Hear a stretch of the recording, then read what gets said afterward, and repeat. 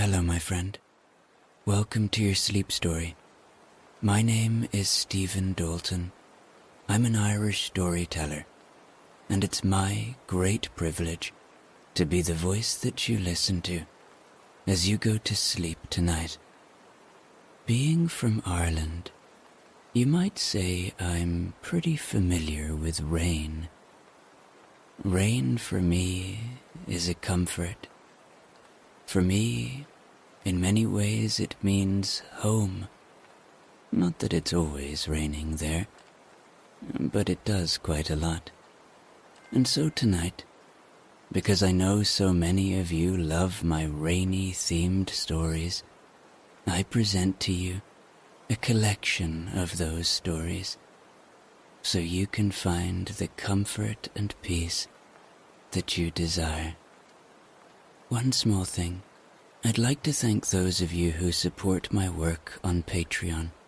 It really means a lot. And if you'd like to support me, you can find the link below this video. Okay, let's do the relaxation session now, which will take a few minutes before tonight's sleep story. I'm going to count down from 10 to 1, and as I do, allow yourself to let go more and more. 10. Feel the support beneath you, the support of your bed or the floor, and the earth beneath that. Feel the constantness of the earth supporting you.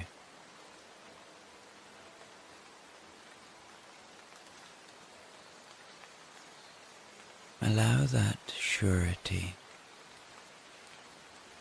that solidity, to allow you to release a little more now, to sink into this moment a bit more.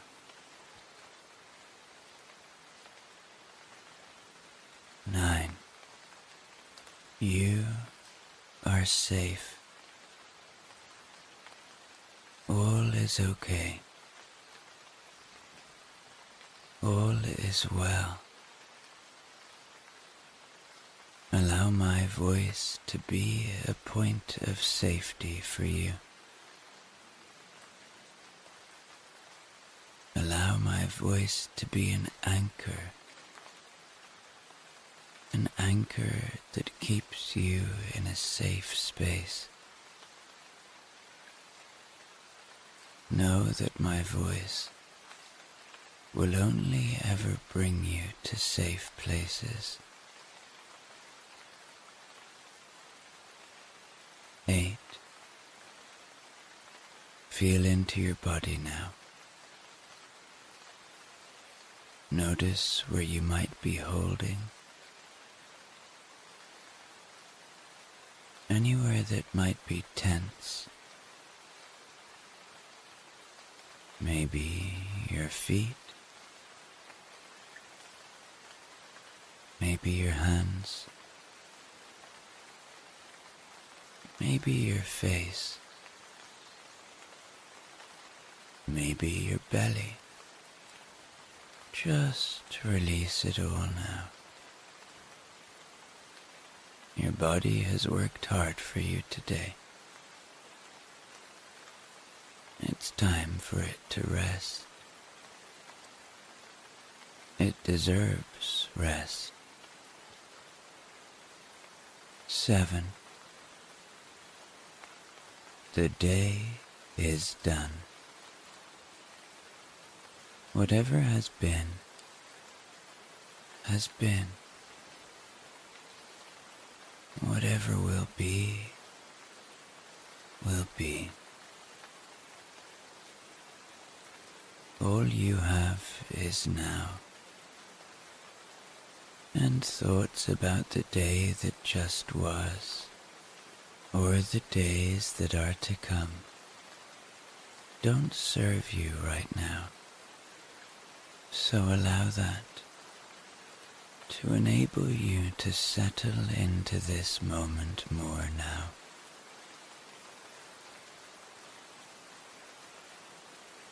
6.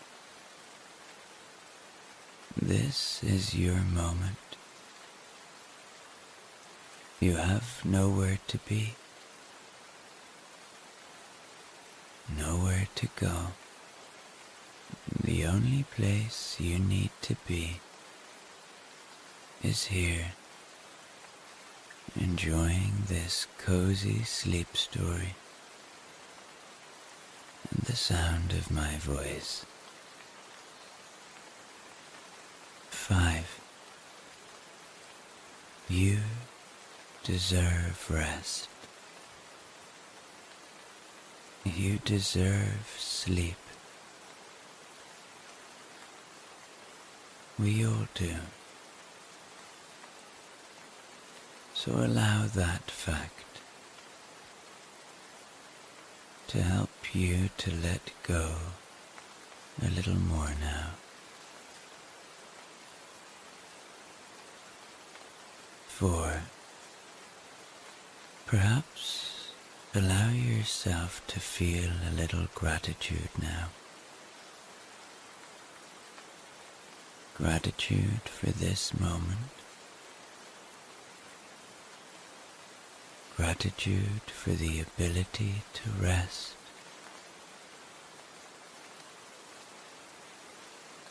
Gratitude for the simple things. Your breath, the shelter that you have tonight, the ability and the opportunity to switch off in a place of safety.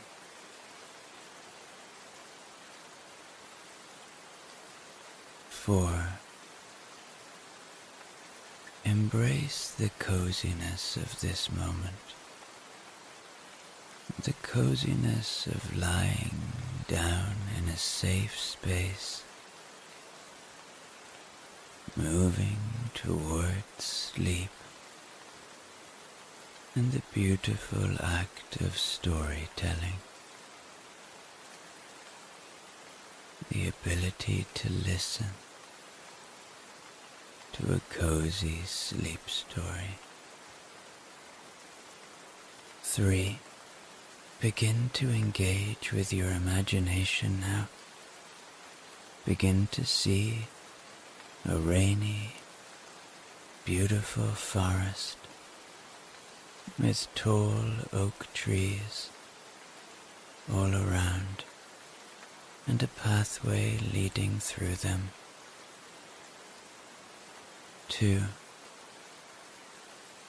Check in with your body again. Make sure you're not holding anywhere. Really release and allow yourself to sink a little deeper. 1. Completely letting go now. As I tell you tonight's sleep story. I love my dog. I love being in his company. I love so much about spending time with him. And really, my favorite thing to do with him is to be in nature and to walk with him. Every single day since he was a little puppy, I have walked Timmy. We have our routine. We have our way of doing things. we have a silent understanding. In the forest where I walk Timmy, I take him there every morning, and we always start the walk the same way. We start by climbing a hill, and at first I enjoy taking some deep breaths, just to remind myself that this is my time as well as Timmy's. But of course, it is Timmy's favorite part of the day. But in this moment, I choose to be very mindful. I turn off technology, and I hear the sounds of the world around me. And today, it is raining. There is something about the rain that I love. There is a cleansing that happens, a freshness that it brings, a lightness even. And there is something so deeply calming about the sound of it as it falls on the leaves around me. Timmy doesn't seem to notice the rain. The only time I become aware that he has even noticed it is when we get home and he shakes his body side to side to get rid of the excess water. But other than that, I think he is happy just to be outside. He has his usual places that he smells. I once read that dogs can tell so much from the smells around them. They can know individual dogs by the smell, and people, of course. But their world is a world of smells. And as I walk with him, I always try and imagine what it is like for him in his little head. I know his eyesight isn't as good as mine, but his hearing and his sense of smell are far beyond mine. I also once read that you shouldn't bring your dog on the same walk every day. So as we move into the forest, I do try to take different routes so that Timmy doesn't get bored. Although he never looks bored here. He loves it. He loves the freedom. It's funny, but when we are at home and sitting in our apartment, he looks happy, content, cozy. But when we are outside, here in the forest, He looks like he is meant to be here, like he is of here. Maybe I do too. We are, after all, nature ourselves. We are of this earth. And as I look around at this earth, as I walk through this beautiful forest, I stop when Timmy stops, and as he sniffs around the base of the trees, I look up at them, these beautiful oak trees that have been here longer than I. And I sometimes imagine what it would be like to arrive on planet Earth from a far-off world and see trees for the first time. We as humans are so used to them. But if you were to see them with fresh eyes, wouldn't they be astonishing? These giant structures emerging from the ground beneath them. And despite their tallness, they seem so humble. They seem like they don't want anything. They are so self-sufficient and so giving, of course. Anyway, I continue my walk with Timmy.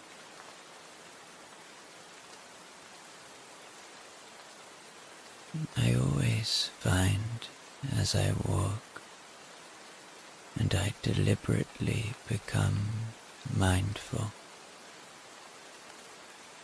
that ideas and thoughts that I need to have arrive. It's like when I choose to allow my mind some clarity, the right thing comes along and fills in a space.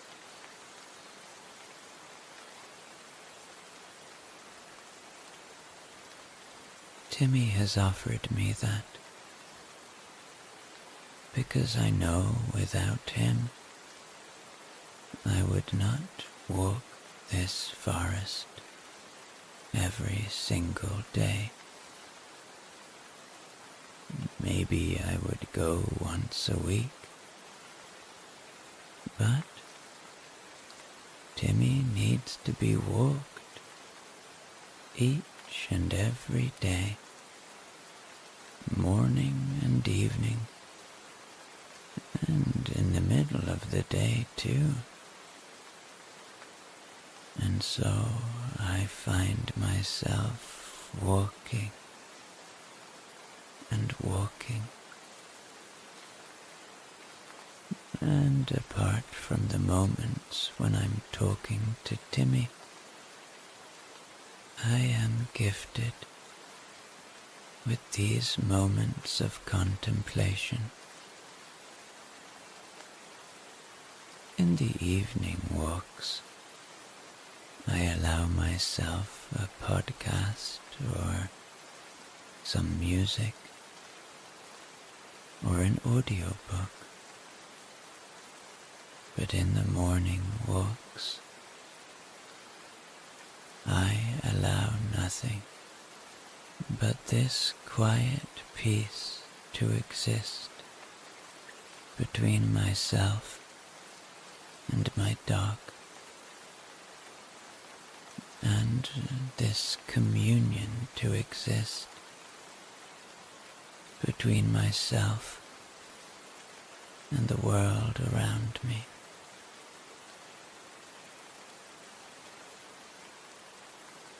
Because I have walked this walk many times, I have seen it in every season.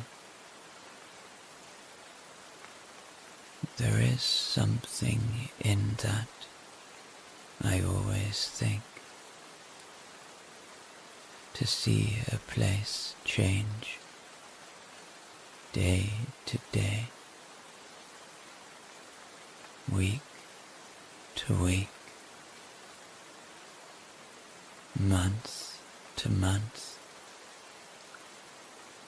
year to year. I have seen this place in the deepest of winter, when the snow falls heavy. I have seen this place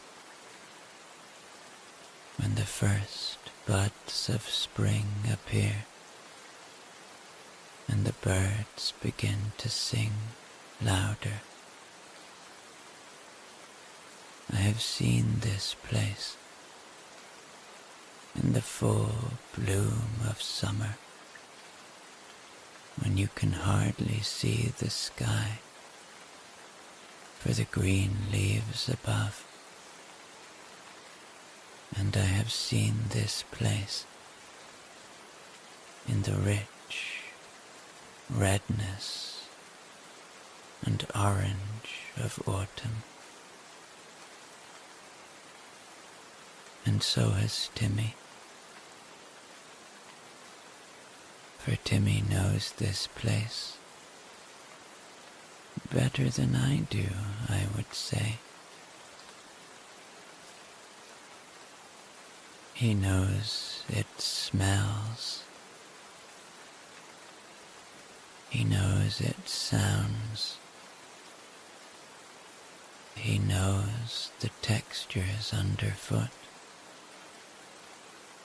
all with more clarity than I could ever imagine.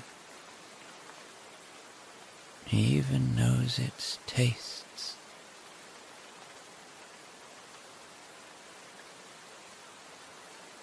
And as I walk with him each day, I dwell on our enduring companionship. It's like he was always there, always a part of my world.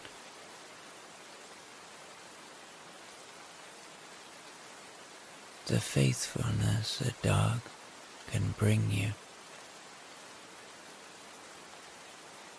is like something I never experienced. Of course, with humans, we have deep trust and faith. But maybe with a dog, it is the innocence that comes with that faithfulness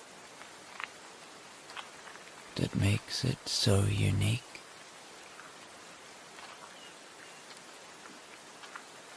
Whatever it is, I have come to know that it is so special.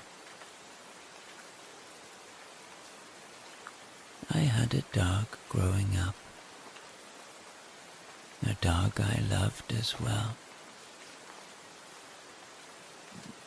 But now that I am a man,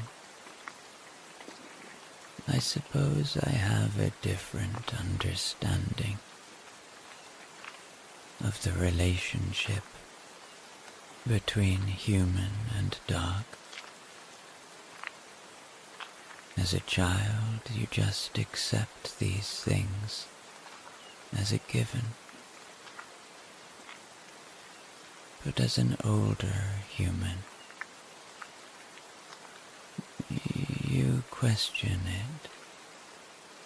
You think about it. You wonder about it. And it isn't a given that these little animals should show us such kindness. It is a relationship that has been forged through millennia. It is deep within us.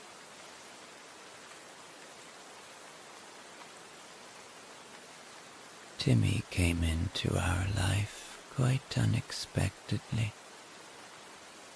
when he was only a little guy. I wasn't sure I wanted a dog at this particular point in my life. But from the moment he arrived, I never wanted to leave him alone. When I have to go away, I find it hard. We are very close.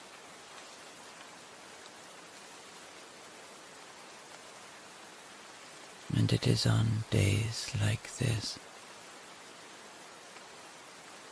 as I walk through the forest, the rain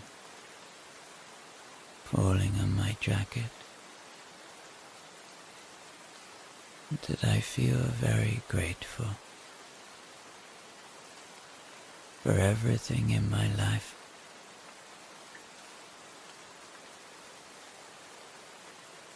Not least of those gifts is Timmy.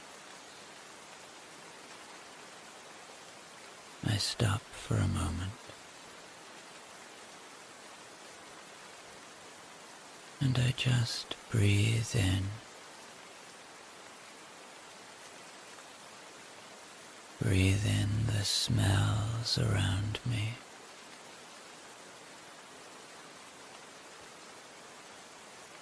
And I breathe out, allowing myself this time, allowing myself to let go of plans and worries.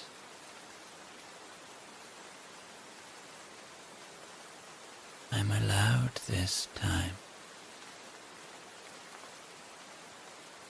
I'm allowed to have this headspace.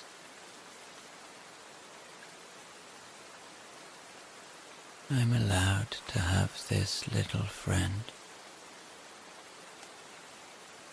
who accompanies me now through life.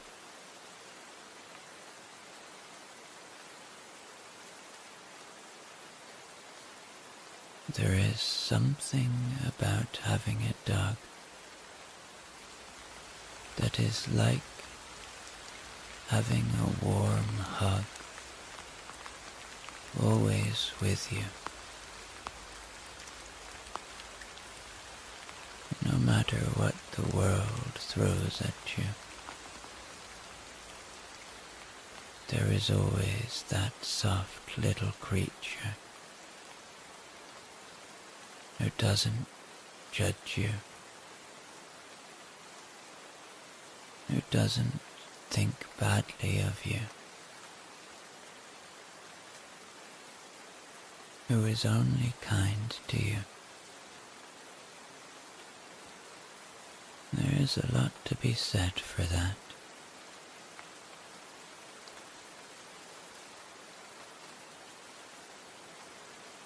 Now I pick up a stick and throw it for Timmy. Oh, how Timmy loves to chase a stick. He will run and run and run. He has so much energy.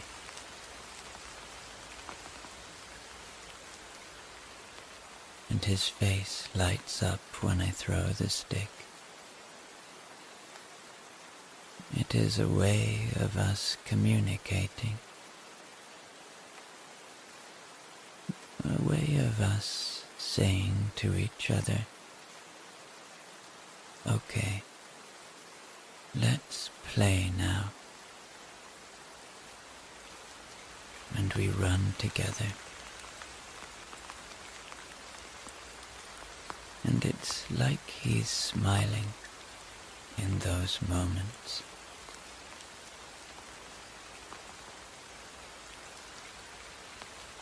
He is faster than me, that's for sure. But he always comes back.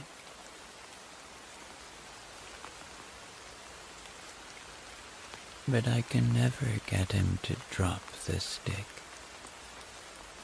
It's always a tug of war. Something I haven't managed to train him to do, among other things. But I try.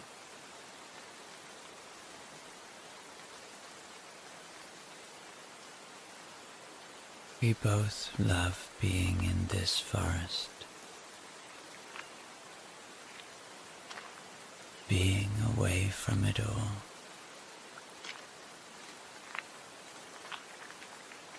Here I have nothing to do but walk.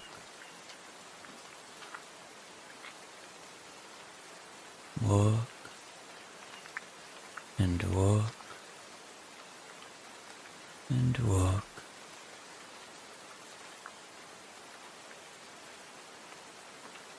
I have no obligations but to be there for Timmy. I have no phone to answer, no people to talk to. I hardly ever see anyone else there, so I don't have to care about how I look. There is a freedom in all of that. A freedom of just letting go and being with my little dog in nature.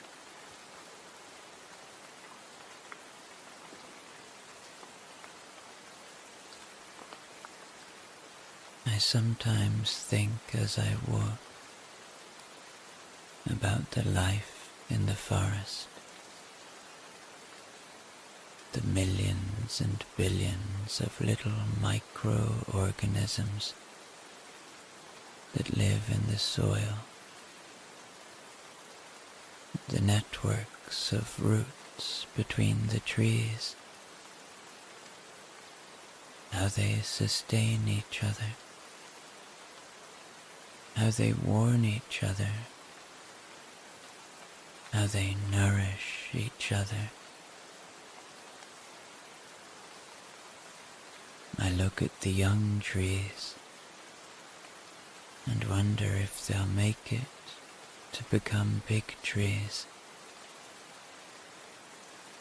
I look at the big trees and wonder how long they have stood there. What have they seen in the history of the earth? What great moments have they been alive for that I wasn't here for?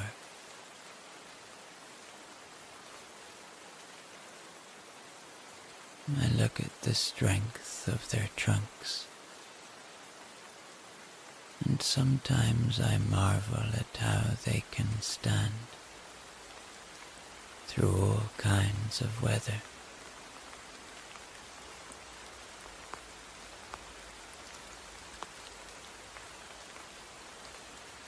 I then get to my favorite bench, and Timmy comes and sits next to me. He knows the drill. He will sit quietly while I do my meditation. This is where I get even more mindful. I feel my body sitting in this space.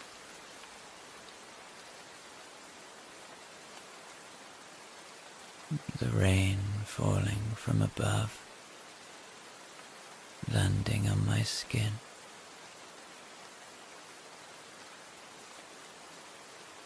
The soft breeze.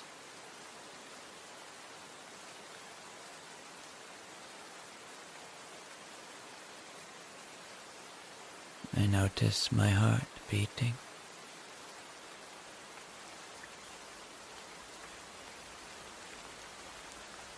I notice my breath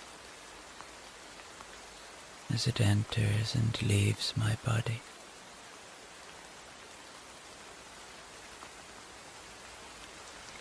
I notice the sounds around me.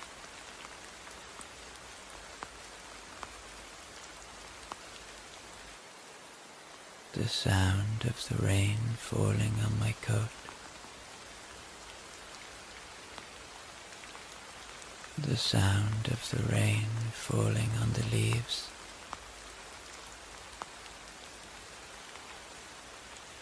The sound of the rain falling on the soft earth.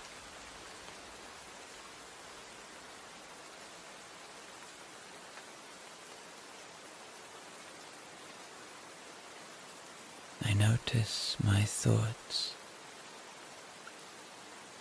that come and go.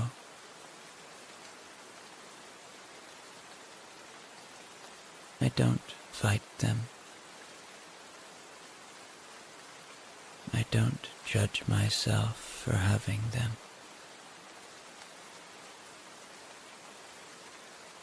They just arrive and then go.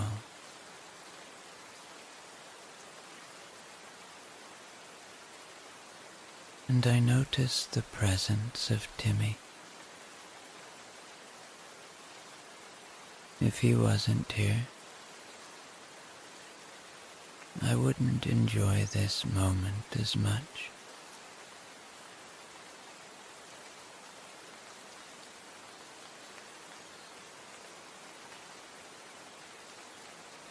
And there is a softening that happens within me. A gentle releasing of lots of tension, both in my mind and my body.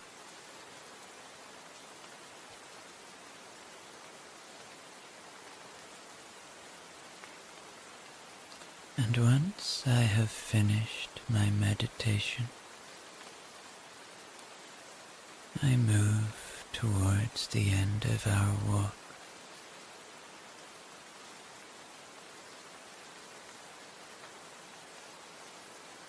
I'm not sure if Timmy knows when we are reaching the end of the walk, because he always seems so happy.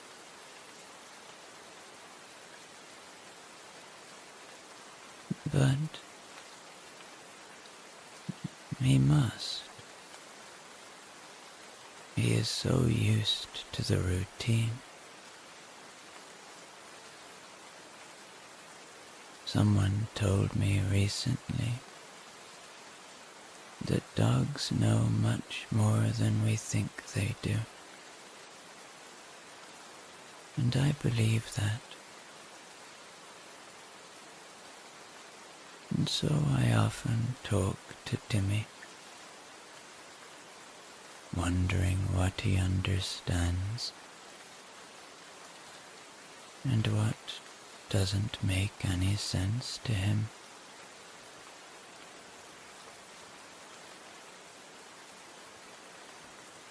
He is a constant source of fascination for me, and I know that we have many, many walks to come, and I know that each and every one of them will be different in their own little way, kind of like Timmy,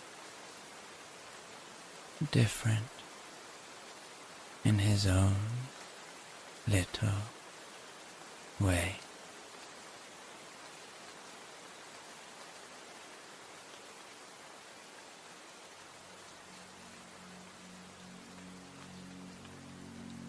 Good evening. Welcome to your sleep story.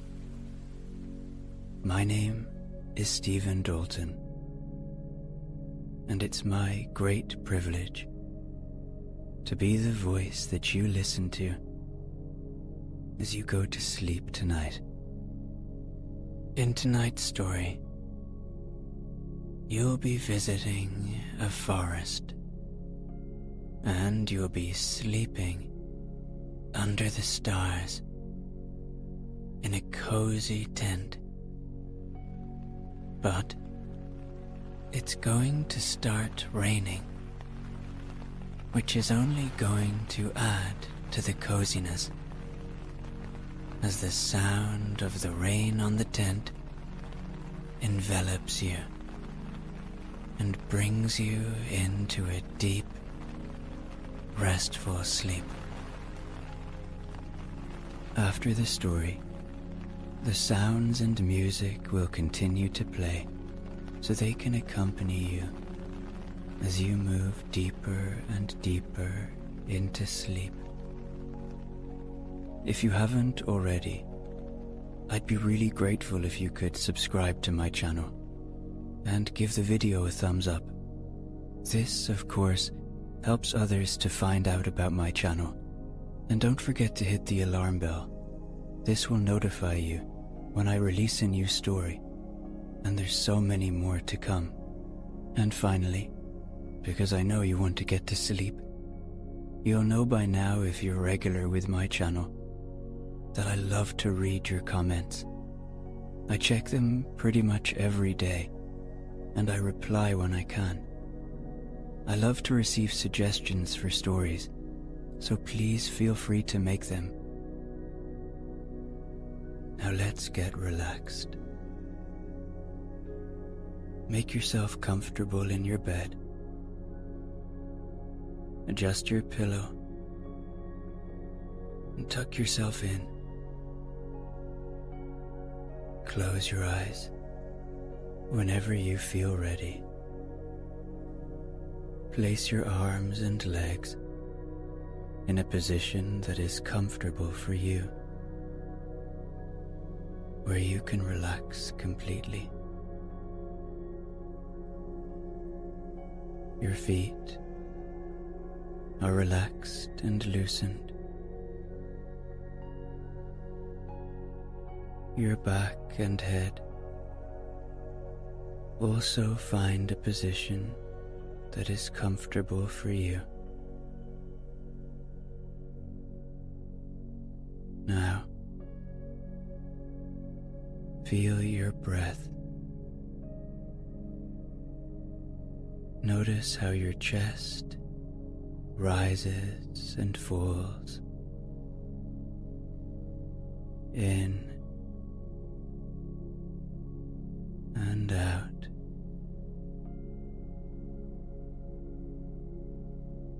Relaxation comes all by itself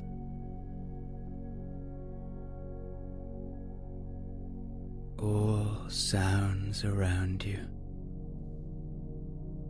flow past you. They help you to relax more and more.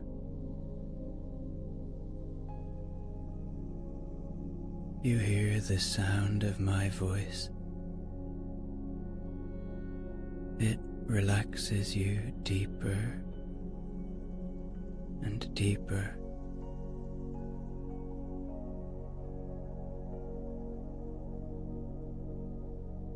Now I'm going to count down from 10 to 1. And as I do, you allow yourself to let go more and more. You sink from 10 down to 9 and let go more and more. 9. You feel a deep calm and serenity bring you to 8. A comforting and relaxed feeling spreads throughout your body with 7. Deep harmony fills you with 6.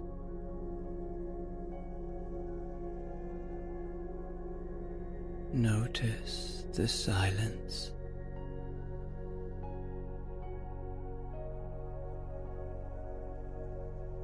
5 lets you sink down further. 4 helps you to let go, and everything around you becomes softer and gentler. Let it happen with number 3. And let it flow. With 2, you are released and free. 2 gives you time. Time for yourself. Time for relaxation.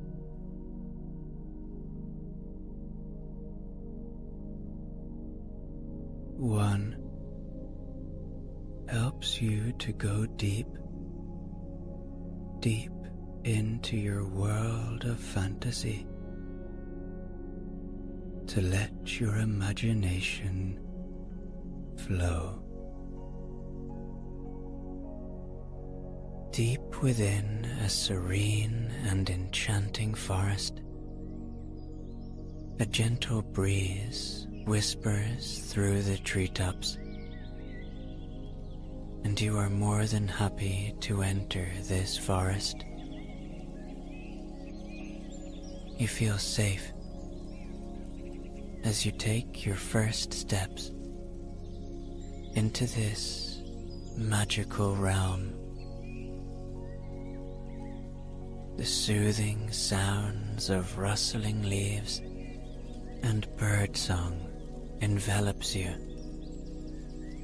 inviting you to let go of your worries and just embrace the present moment. This moment is all you have. Now this forest is a breathtaking place, filled with vibrant greens, dappled sunlight, and the rich, earthy scent of damp soil and moss.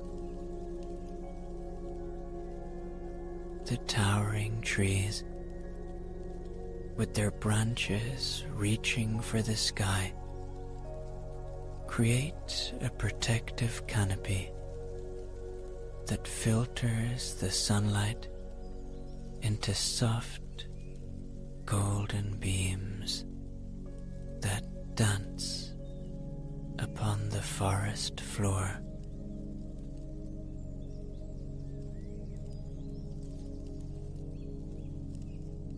As you venture deeper, your senses are awakened by the beauty and tranquility of your surroundings. You notice the delicate patterns of leaves, the velvety softness of the moss-covered rocks, and the intricate dance of sunlight and shadow.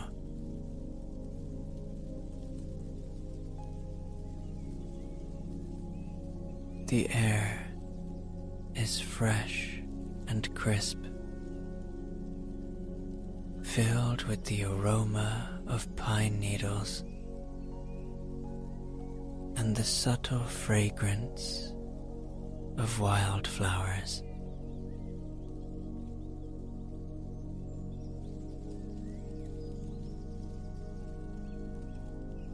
Your attention is drawn to the gentle rustling in the underbrush as a family of deer emerges, their graceful movements captivating and serene. They glance at you with curiosity before continuing their quiet journey through the forest. Their presence a testament to the harmony of this natural sanctuary.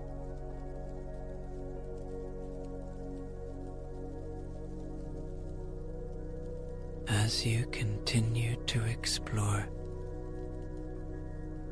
you find the perfect spot to set up your tent. The ground beneath you feels soft and cushioned and supportive, a welcoming embrace from the earth itself. This spot feels welcoming and peaceful, and with a sense of excitement, you begin the process of setting up your tent. You carefully lay out the tent on the ground, ensuring it's positioned just right to catch the gentle breeze and the golden rays of sunlight.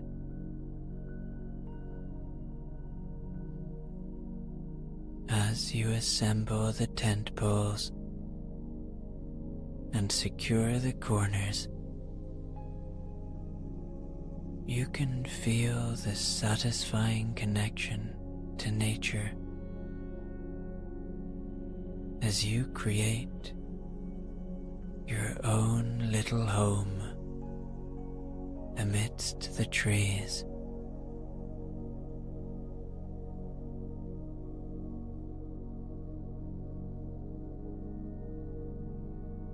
You then proceed to make the interior of the tent inviting and comfortable. Unrolling your sleeping bag and placing it on a soft layer of padding, you create a plush nest in which to rest your weary body.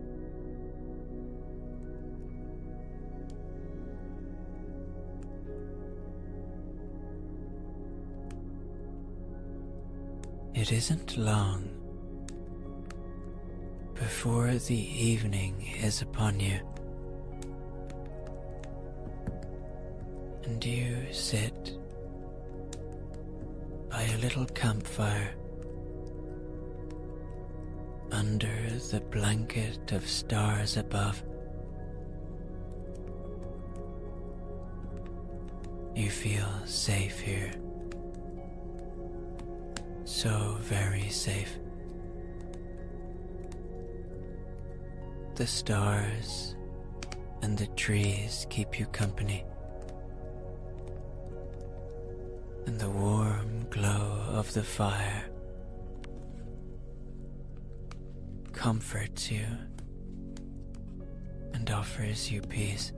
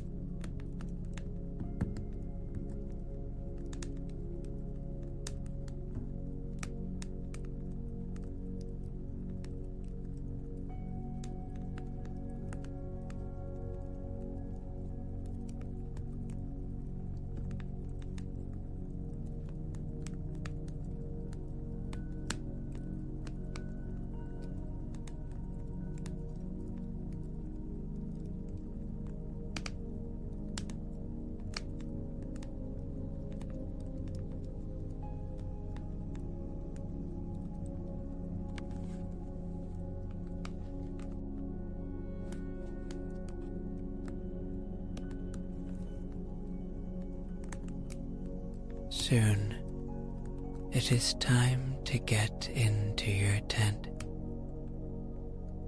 and say good night to the day that was. And as you zip your tent closed, you take one last look through your little door at the nature that surrounds you, and you feel a droplet, one single droplet, land on your nose. It's about to rain, and it's time that you get even more cozy.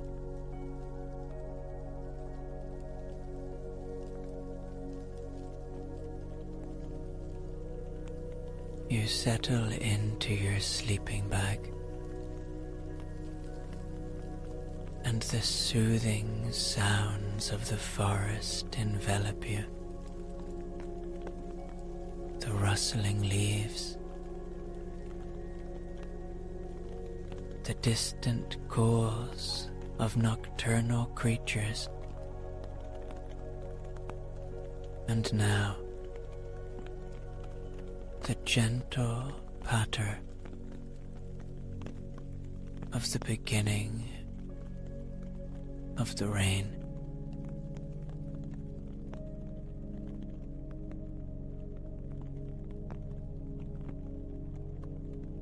It rains softly at first,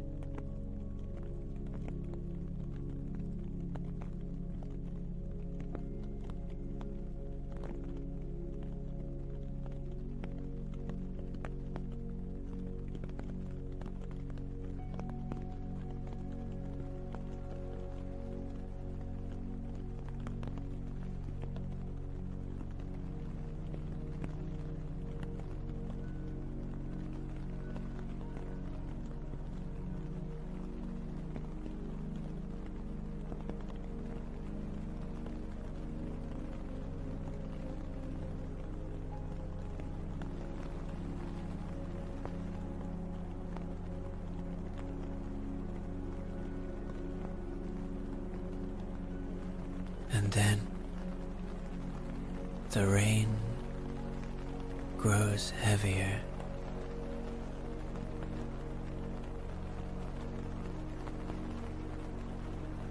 And the sound is so rhythmic and so soothing.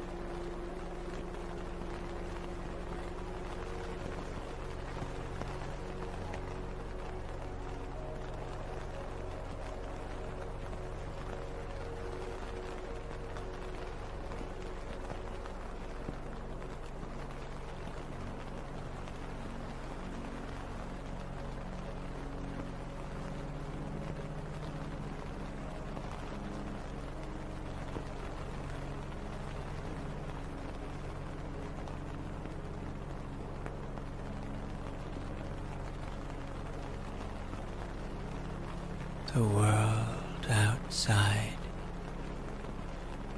seems to fade away, leaving only the comforting sense of solitude and the pitter-patter of the rain falling from above. Its steady rhythm lulling you into a state of deep relaxation, providing a feeling of security.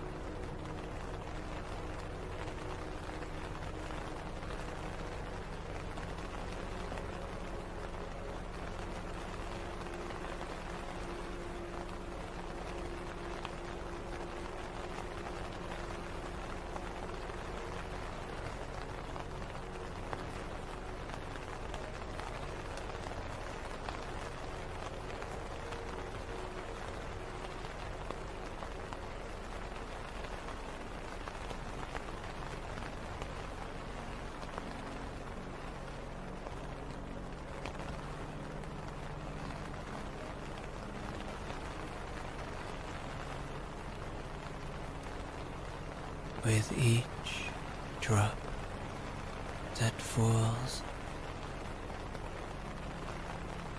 Your body feels more at ease.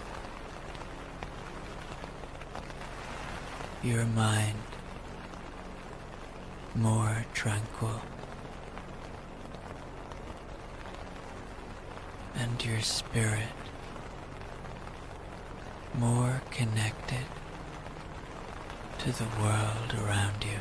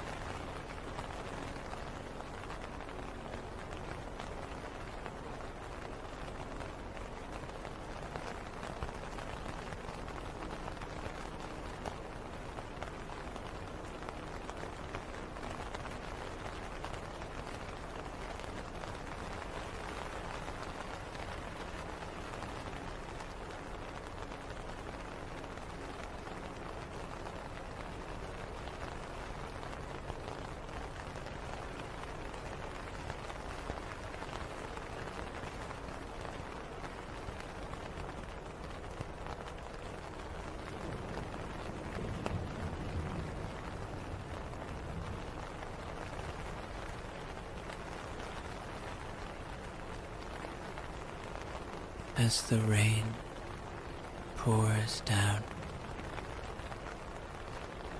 perhaps you are reminded of the simple beauty of nature and the power it holds. The forest, the rain, and your cozy tent all combine to create a haven of peace and serenity, allowing you to fully embrace the restorative magic of the present moment.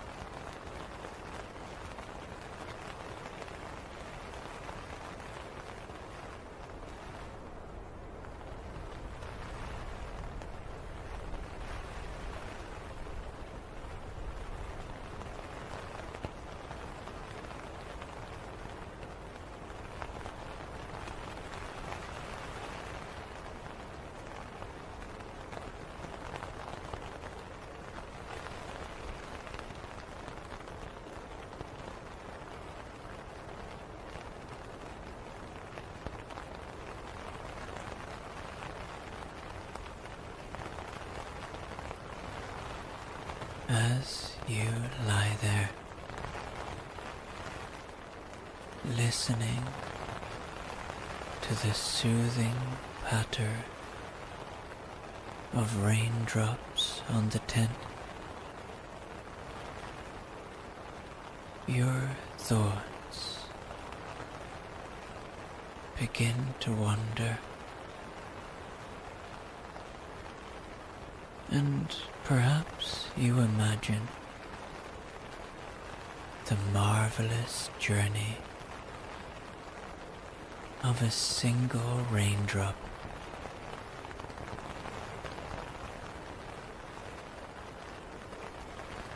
high above the earth, in the vast expanse of the sky. Delicate wisps of clouds gather, swirling and combining, eventually forming a dense grey blanket. Now these clouds are the product of water vapor that has risen from the Earth's surface, carried aloft by the warm air currents.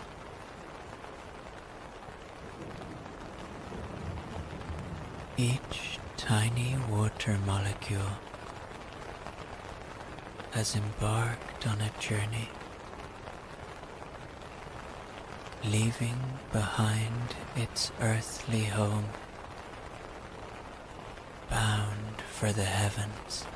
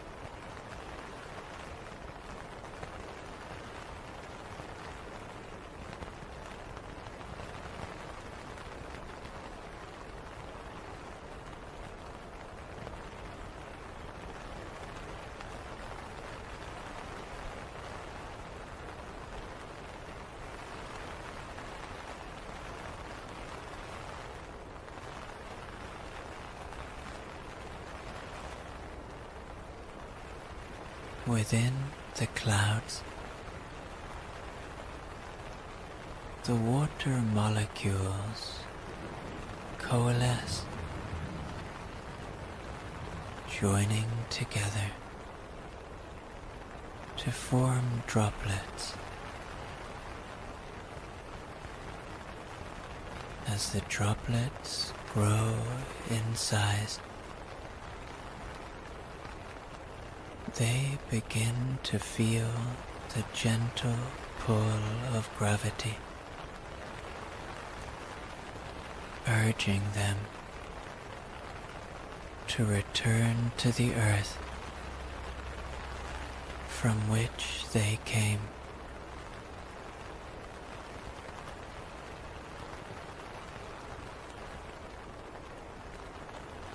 Finally, the moment arrives when the droplets can no longer resist the Earth's call, and they begin their descent.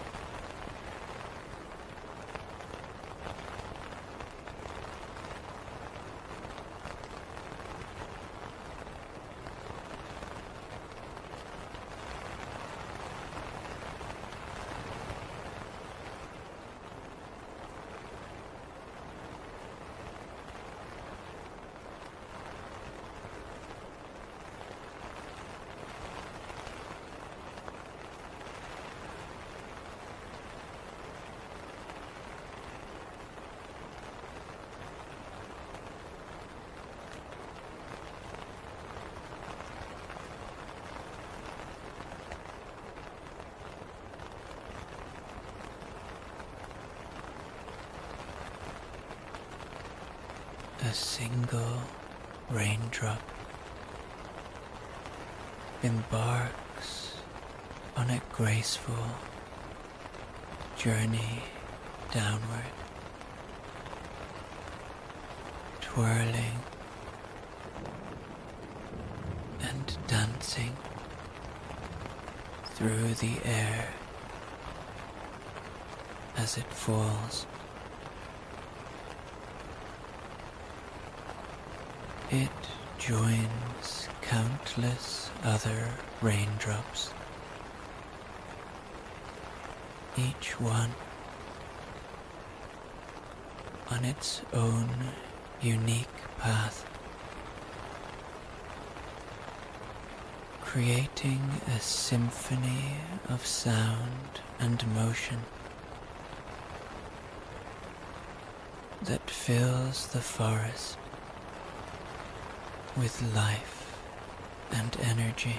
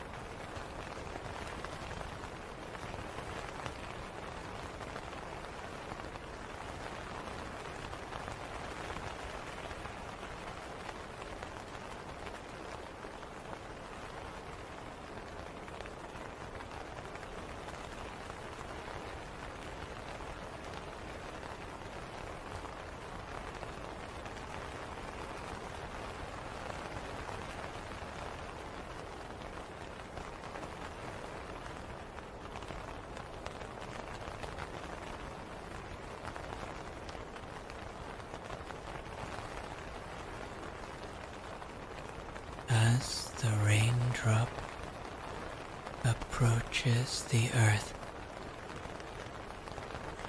It lands softly on a vibrant green leaf, adding its weight to the delicate structure.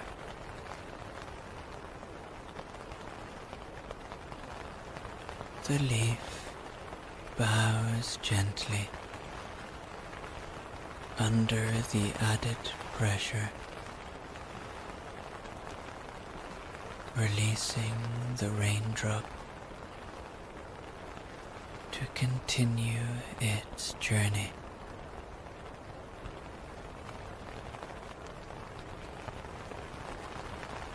It slips from the leaf,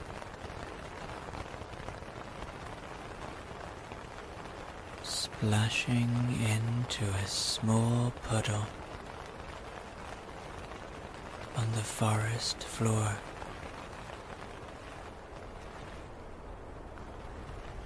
Sending ripples outward in a mesmerizing pattern.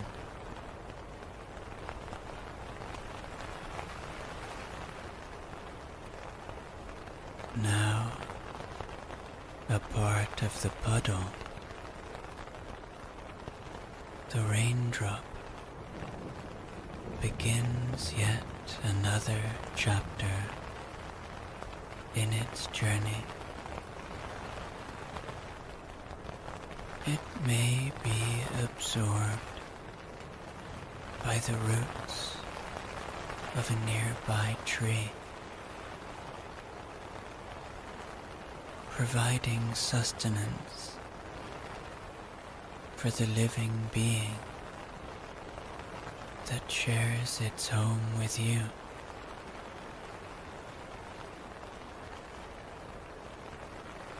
Or perhaps it will find its way to a nearby river and go to the ocean.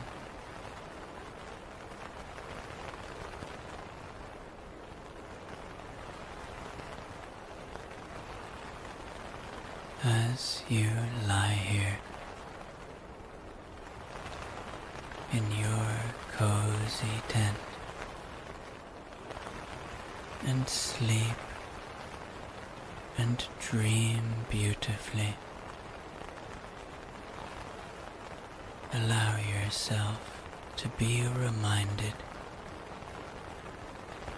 of the interconnectedness of all things, the endless cycles of nature, and the beauty and wonder that is present in even the smallest details of the world around you.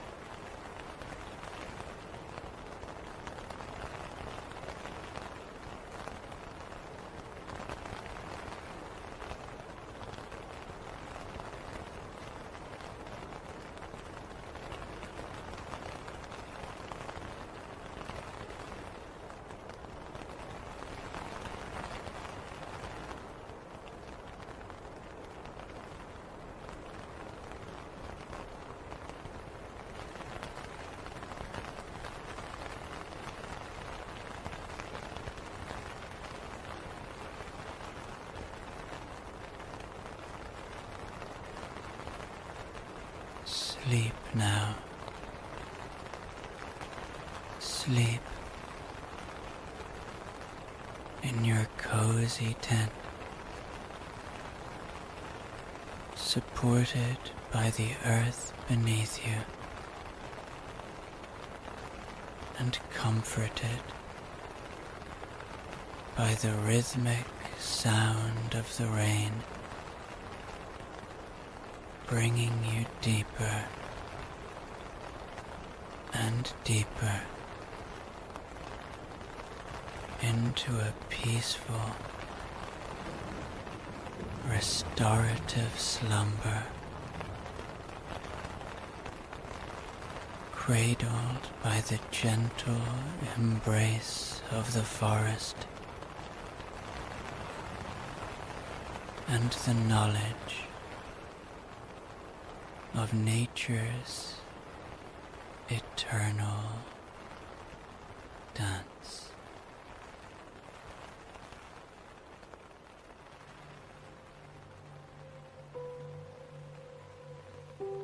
Tonight, you have a very special invitation. You have the opportunity to spend your night in a museum. An old friend of yours works at the museum as a night security guard and has offered you a chance to visit him. You are now standing in front of the museum. Soft rain is pattering on your umbrella. Breathe in the clear, cool evening air. Dusk has already set in, but you can see the museum building clearly in front of you. It is illuminated with bright yellow lights. Your gaze wanders over the impressive building. The two-story facade, with its ornaments, is reminiscent of an old, stately mansion. The high windows are separated from each other by delicate stucco work, and above the entrance there are several statues and figures. A magnificent dome sits on top of the museum, forming a floor all of its own, and 6 great columns flank the large entrance gate. Your lungs fill once again with the fresh, rainy air, and then you slowly ascend the wide staircase to the entrance. The last visitors for the day are just leaving the museum, and a little boy hops exuberantly down the steps beside you, out into the summer rain. You smile and shake out your umbrella before entering the large wooden front door.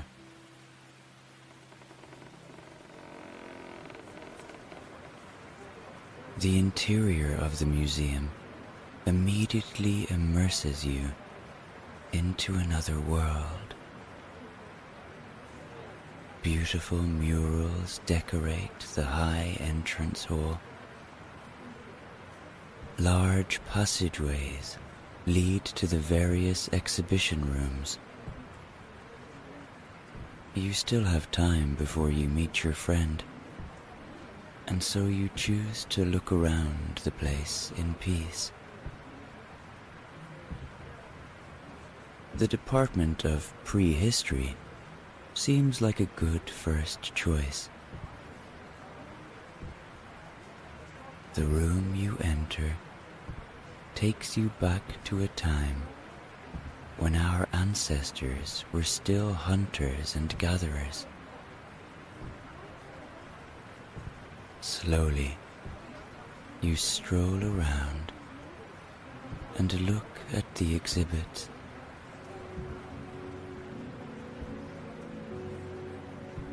Spear points and cave paintings are on display. On one of the walls hangs a variety of stone tools. You admire how finely they are made, and it amazes you that these were made by human hands many thousands of years ago.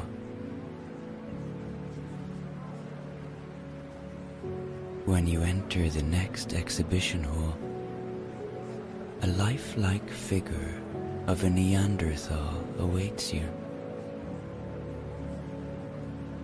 Frozen still, he sits on a stone in the middle of the room. He rests his head on one hand, and he looks as if he is thinking about something. You look back at him, wondering what he is thinking about. It strikes you that this is an amazingly well-made statue. The Neanderthal shows a deep intelligence. In the last exhibition room, you learn that most people lived in simple huts, and they lived together in small groups. You look back to the Neanderthal man. What would he have to tell you about his life? In some ways, he doesn't look much different from us people today.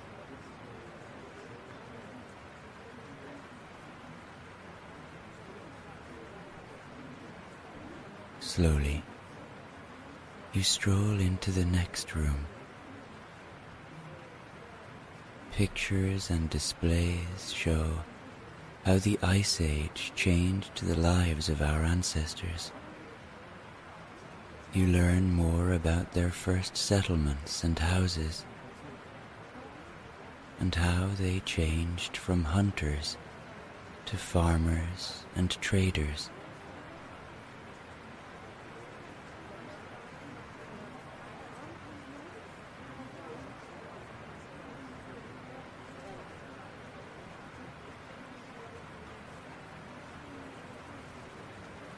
Soon, you move on to the next section of the museum, the aquarium and sea life exhibition. There are many tanks here, and the first one that catches your eye is filled with an array of marine creatures, all illuminated by small hidden lights. There are beautifully colorful corals everywhere, soft sand on the ground, and little bubbles ascending their way up. You see a group of brightly colored clownfish darting around their coral home, their vibrant orange and white stripes standing out against the blue background.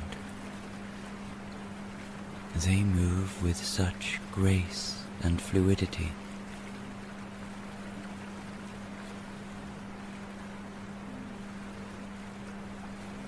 The sea anemones sway gently in the current, creating a mesmerizing display of color and movement.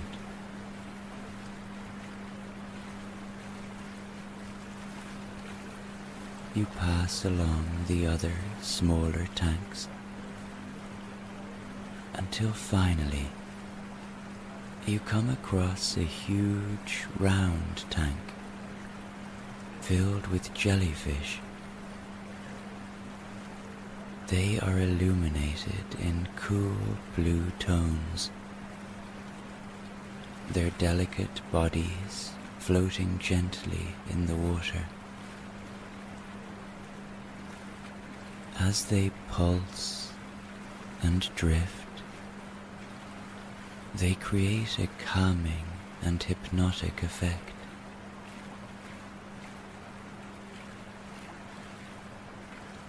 Take a few moments to appreciate the beauty of these creatures. Look at how they move with such ease.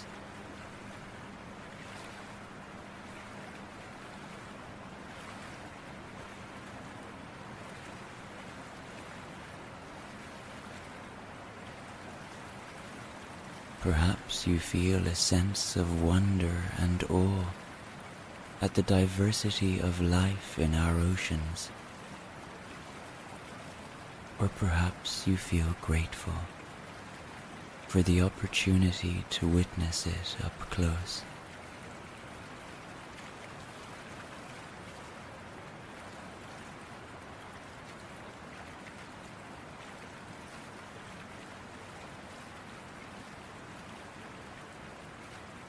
It has become very quiet around you. The last visitors have left the museum. Your time in the world of prehistory and the aquarium is over, and you have looped back into the entrance hall.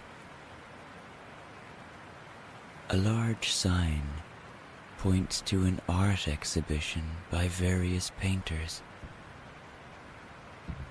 But before you set off, you meet your old friend. He invites you to follow him up to the top floor. A wide staircase with a red carpet takes you up one floor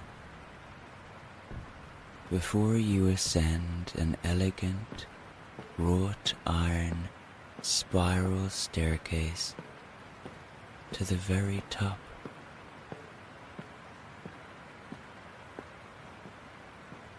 A large circular room opens before you, and you recognize the domed structure you had noticed as you entered the museum. In the center, a huge telescope takes up firmly closed again. You descend back into the halls of the museum.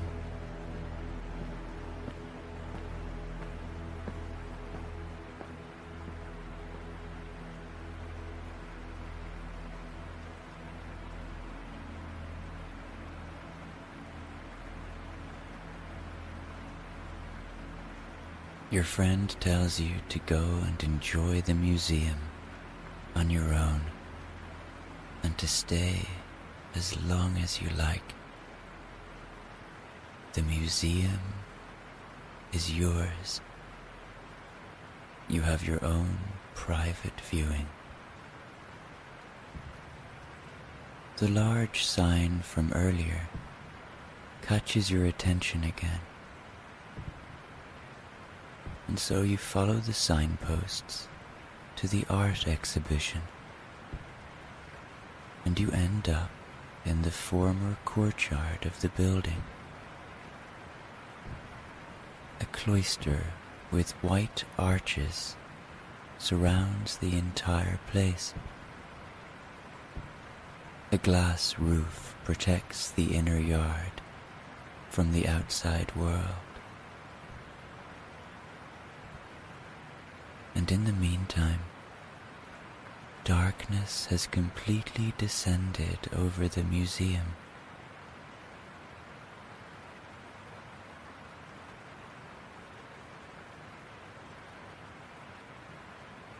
Small, hidden lamps illuminate the individual works of art, and bathe the entire atrium in an extremely pleasant, warm light.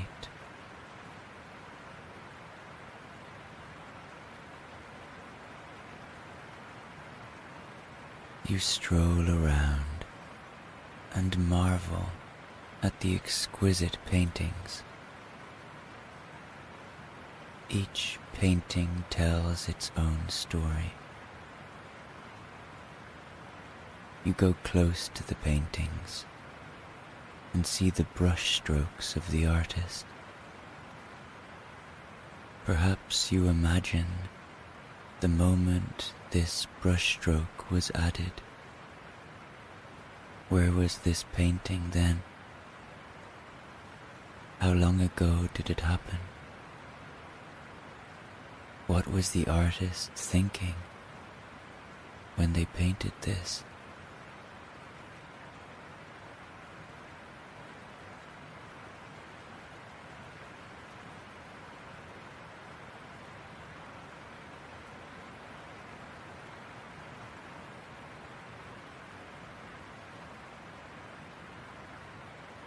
The rain has started again and constantly falls on the glass roof as you wander from one work of art to the next.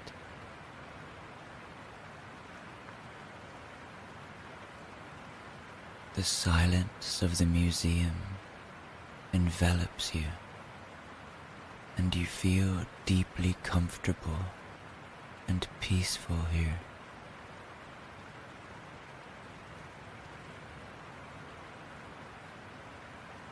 One very special painting captivates you. It's a depiction of simple village life. There are small houses, a river, and a watermill. You take a seat on the small bench that stands under one of the courtyard arches, and you lean against the cool column next to you. The gentle pattering of rain on the roof has a calming effect, and perhaps makes you a little sleepy.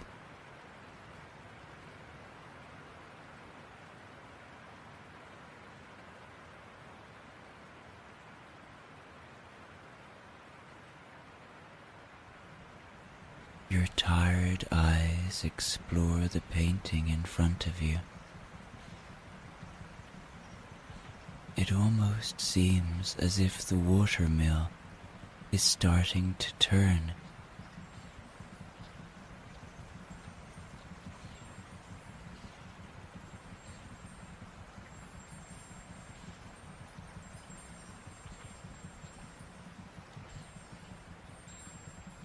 Gradually, you notice more and more details until you are mentally immersed in this tranquil country scene.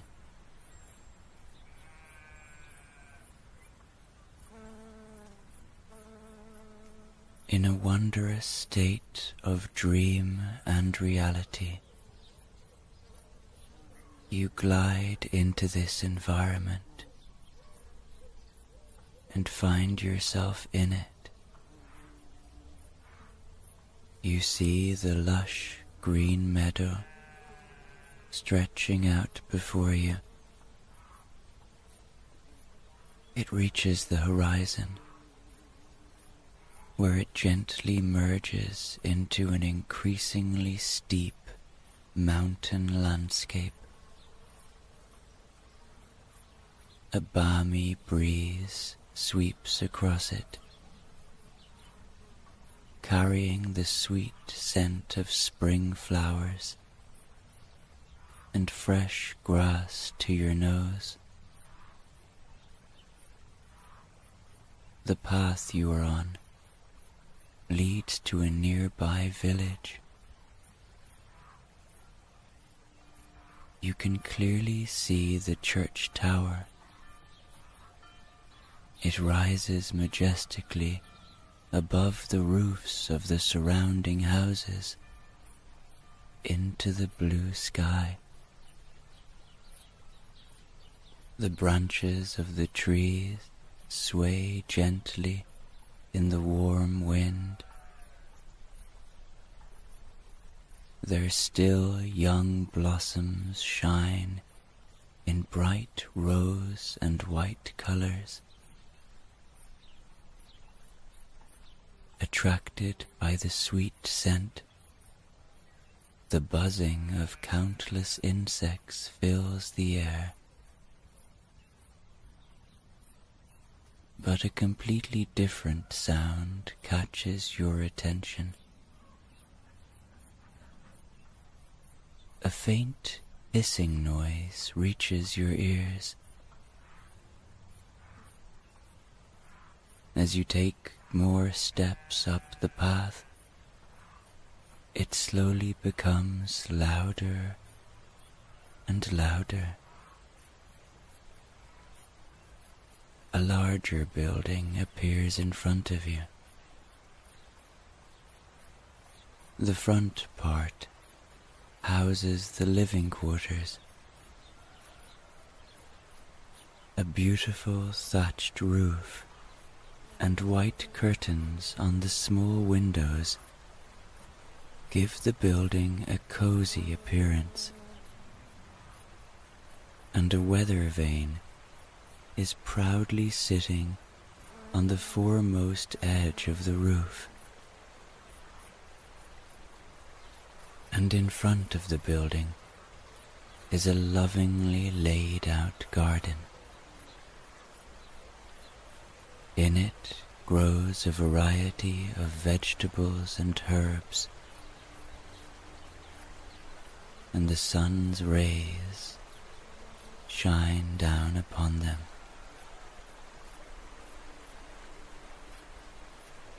You take a few steps around the corner,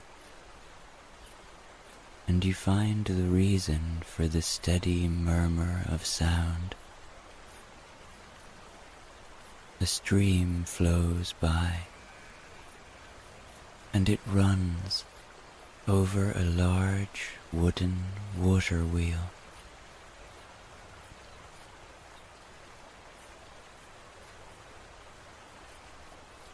You are actually standing in front of a beautiful and very charming watermill, the one you saw in the painting in the museum. You settle down at the edge of the stream, and you watch the water make its way over the groaning wheel.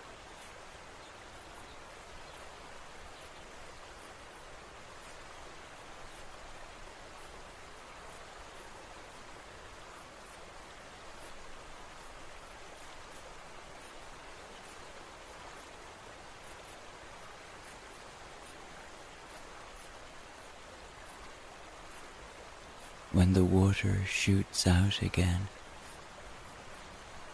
countless water drops shine and spread in the air.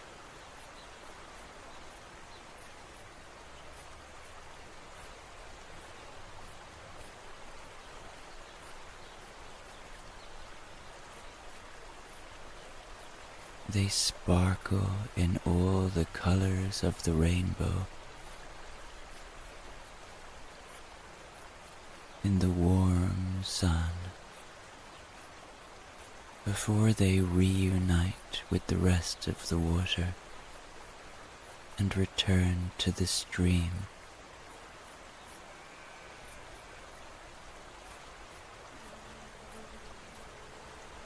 You slowly let yourself lie down in the soft grass and enjoy the spring warmth on your skin.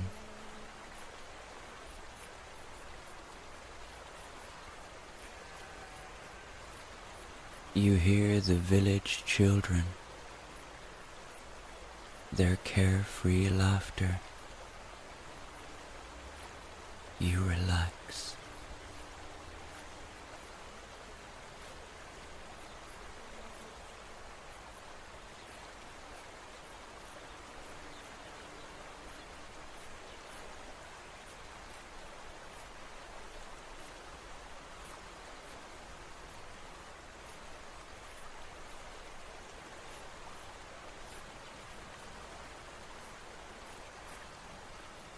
The steady sound of the water wheel puts you into a deep calm.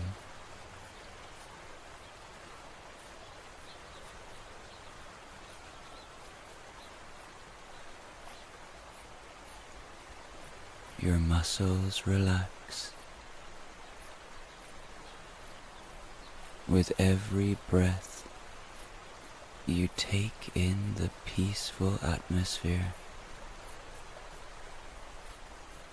and you allow yourself to let go more and more.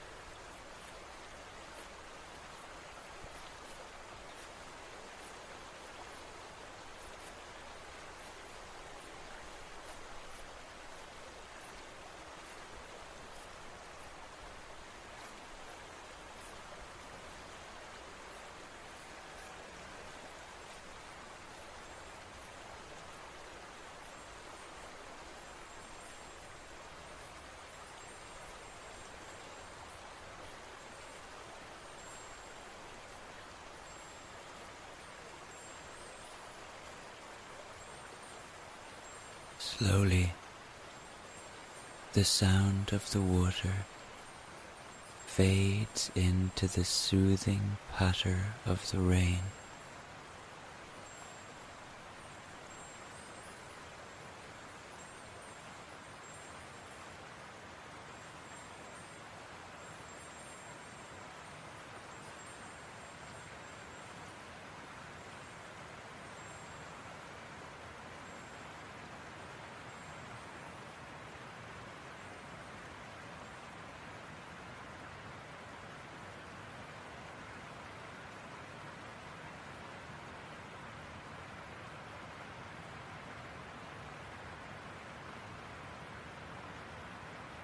Still leaning against the pillar, you sit with your eyes closed and enjoy the pleasant silence in the museum.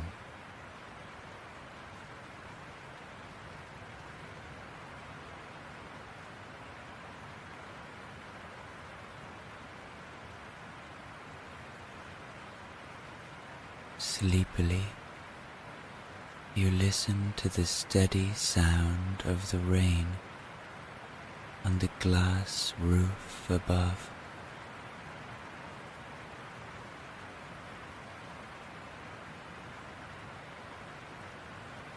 Your mind is so sleepy.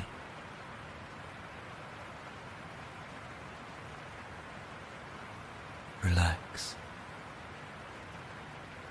Because the more you do, the more everything around you softens.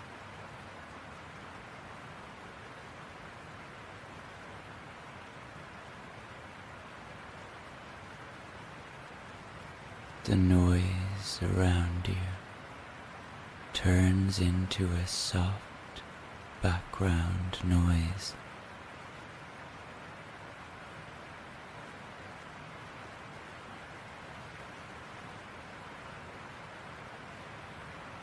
It's no longer important.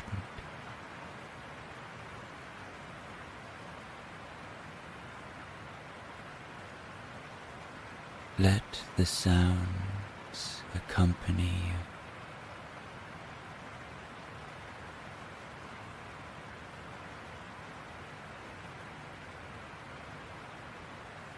as you drift gently and safely.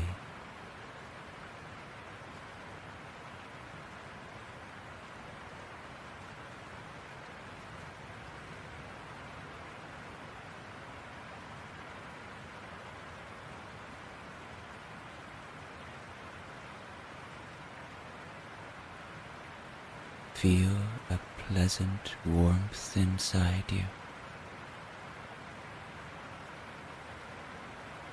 Feel yourself sinking deeper and deeper.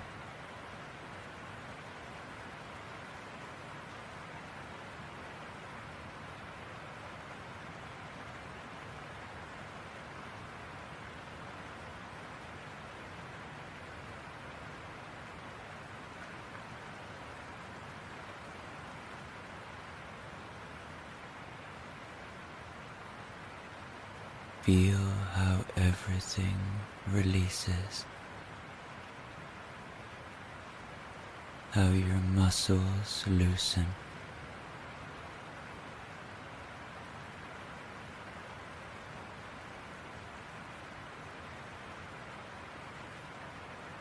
you are light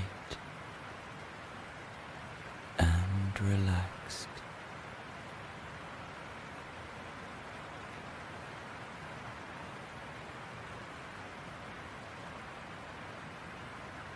Listen to the light wind, the monotonous rain,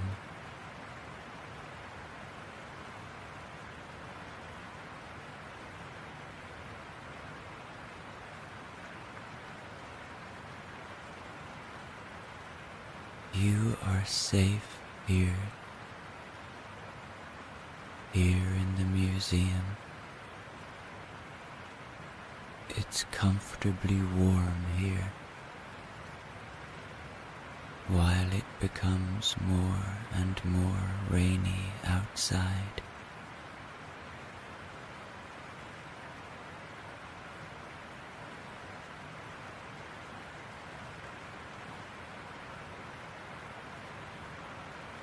You are safe and protected.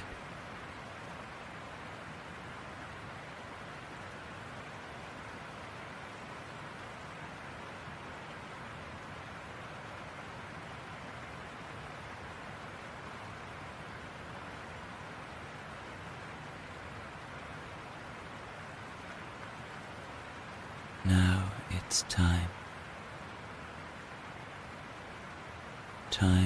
to sleep.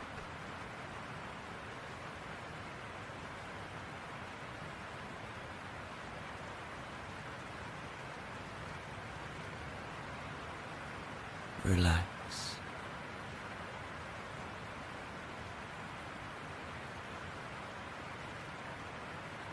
Your body is so tired.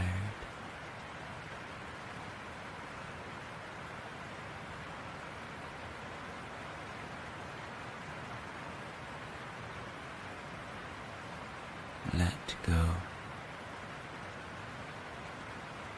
Go to sleep.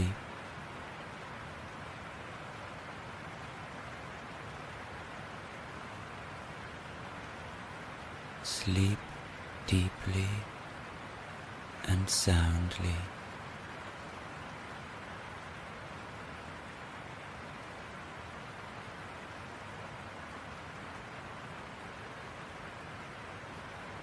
All is well, and you are well.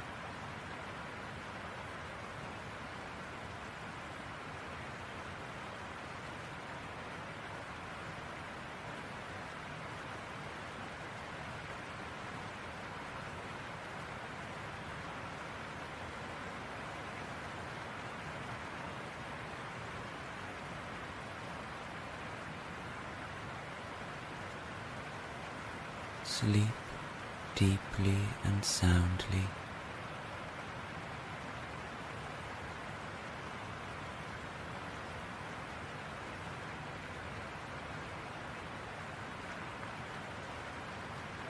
long and restful.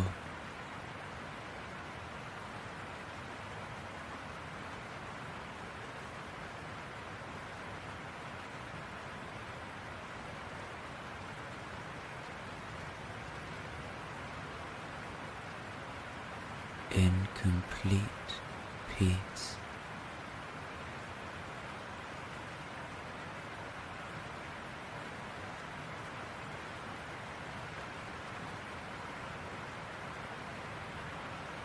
On this beautiful rainy night,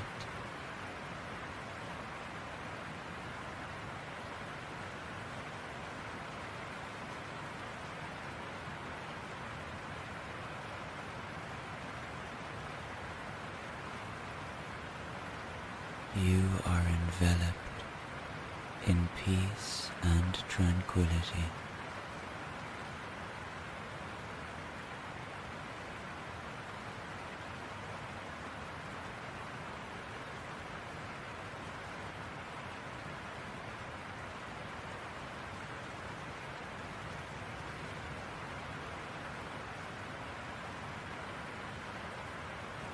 All is well.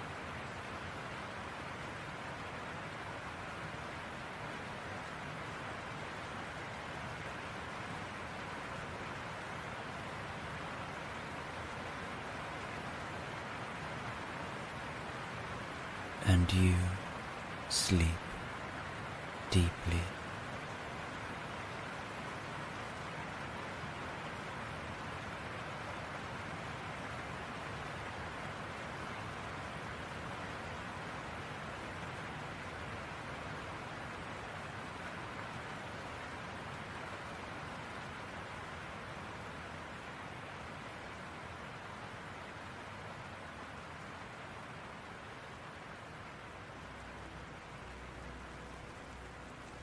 Now, imagine yourself standing on the rainy streets of Tokyo.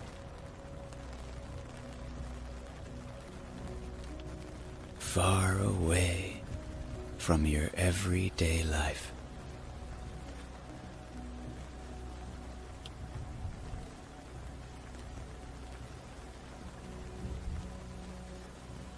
You make your way to the meeting point, where you're due to meet your driver, Mr. Narisaka, who will be taking you on the night taxi bus to Kyoto.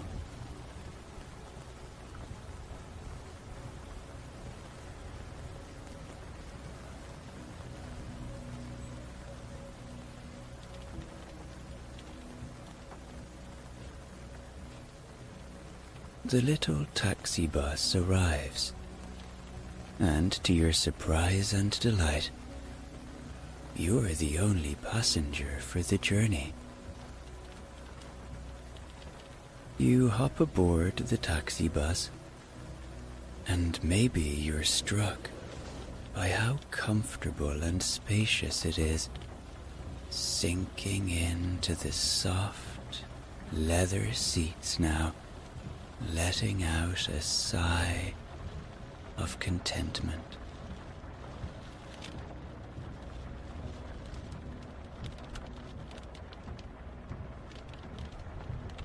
Mr. Narisaka greets you warmly and sets off on the journey.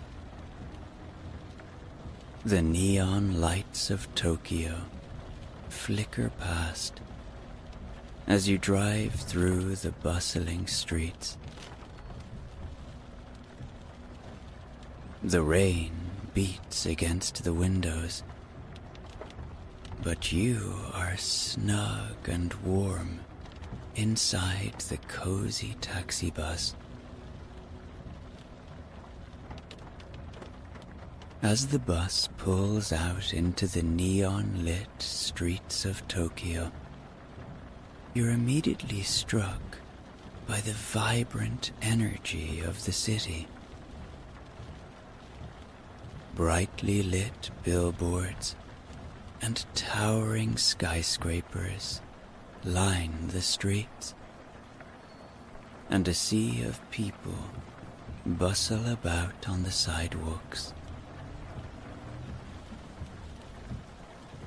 Mr. Narisaka expertly weaves through the busy streets, the glowing cityscape blurring past you as you sit back and take it all in.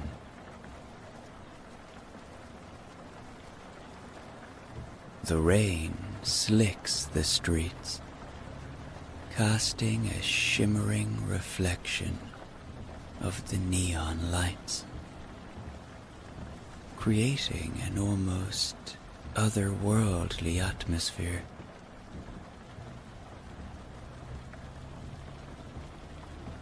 Just allow yourself to watch as a silent observer while being warm and cozy in a safe place as the rain is pouring outside.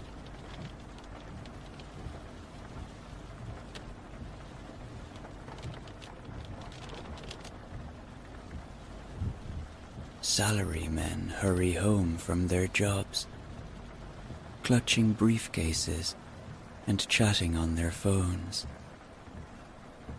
Couples stroll arm in arm, pausing occasionally to take selfies against the backdrop of the glittering city lights.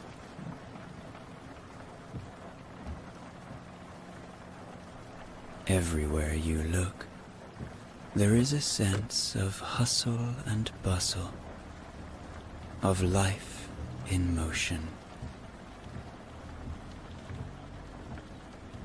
The smells of street food waft into the taxi bus as you pass stalls selling everything from steaming bowls of ramen to crispy gyoza. You may want to make a mental note to come back to Tokyo and explore its culinary delights in more depth.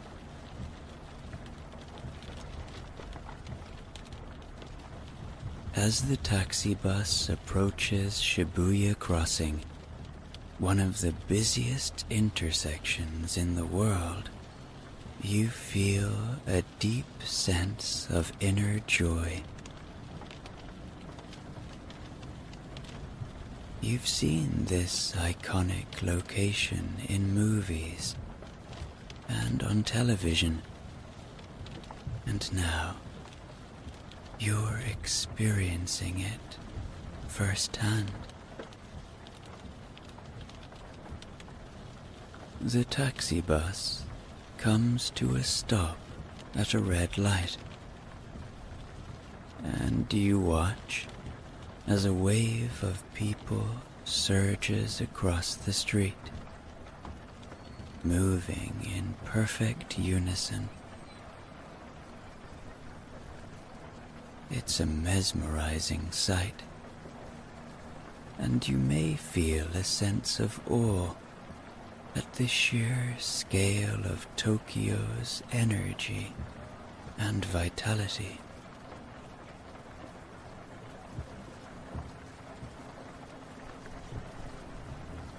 As the taxi bus leaves the neon streets of Tokyo behind, you perhaps feel a sense of both exhilaration and calm. The city's electric energy has left you invigorated, but you're also ready for the quiet, more serene countryside that lies ahead.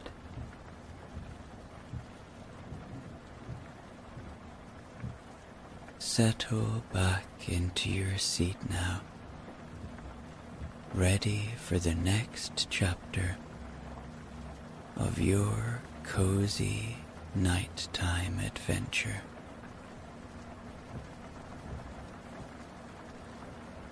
Leaving Tokyo behind, the scenery changes to the countryside, and you're soon fully immersed by the beauty of Japan's landscape.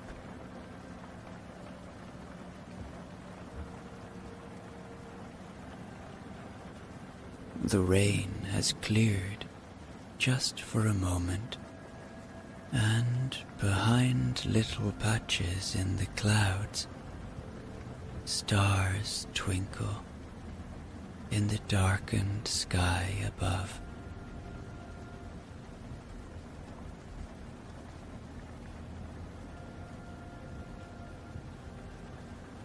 Mr. Narisaka points out the sights along the way,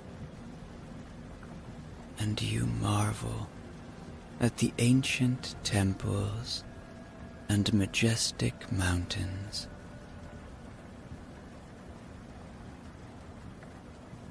Perhaps you are struck by the beauty, but also the differences in culture. Indeed, one thing that might catch the attention of foreign visitors to Japan is the fact that they drive on the left side of the road, which can be quite different from what you may be used to in your home country. Unless, of course, you're from the United Kingdom, or Ireland, or Australia, or India, for example. The reason for this is as a result of Japan's historical ties with the United Kingdom, where left-hand traffic was first introduced in the 18th century. Driving on the left side of the road is just one example of the cultural differences that one can observe in Japan. For instance, the Japanese have a strong sense of social etiquette, which can be seen in the way they interact with one another, particularly in public spaces. Bowing is a common form of greeting and showing respect, and it can vary in depth and duration depending on the situation. Japanese cuisine is another aspect of the country's culture that is distinct and often intriguing to visitors. From sushi and ramen to tempura and yakitori, Japan boasts a rich and diverse culinary tradition that reflects its geography, climate, and history. Another aspect of Japanese culture that visitors might notice is the attention to detail and craftsmanship that is evident in many aspects of daily life. From the intricate woodwork of traditional temples to the precision and care taken in the preparation of food. These cultural differences, and many more, contribute to the unique and fascinating experience of traveling in Japan. and they offer visitors the opportunity to learn and appreciate the country's rich heritage and way of life.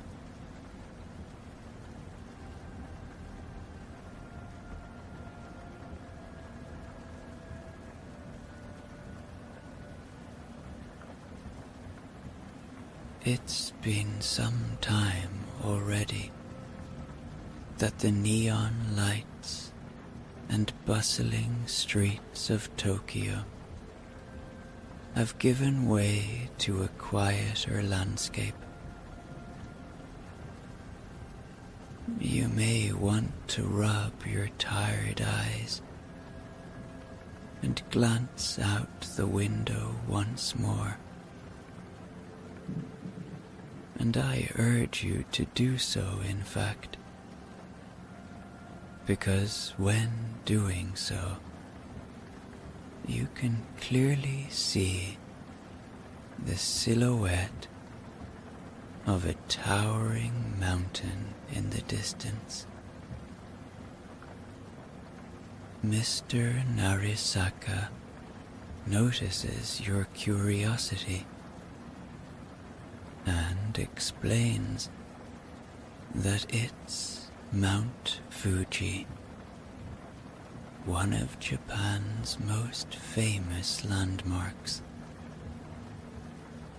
Maybe you are impressed or marvel at the sight of the mountain,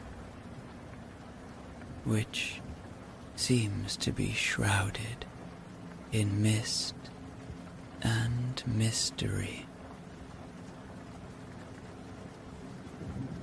Maybe you'd like to imagine what it must be like to climb to the top and take in the panoramic views that so many have described.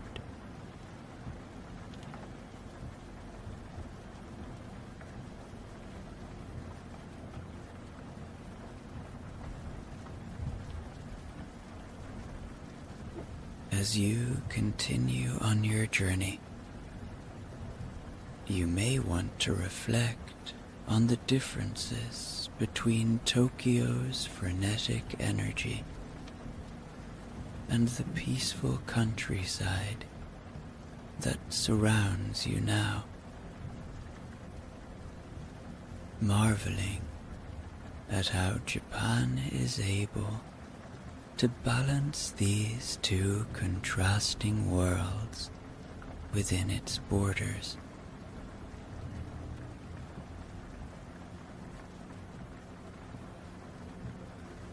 Mr. Narisaka shares lots of stories on this journey about his life and his work. You laugh together, and soon you feel like you've known each other for years.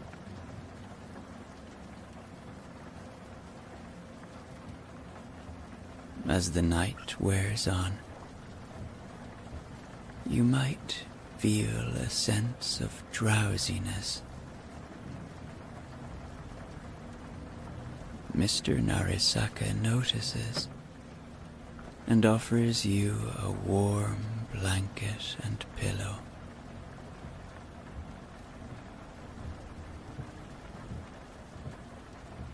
The road stretches out ahead of you,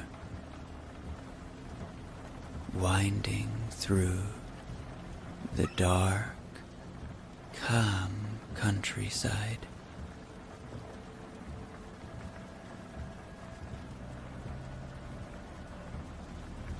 The rain has started picking up again, tapping gently against the windows.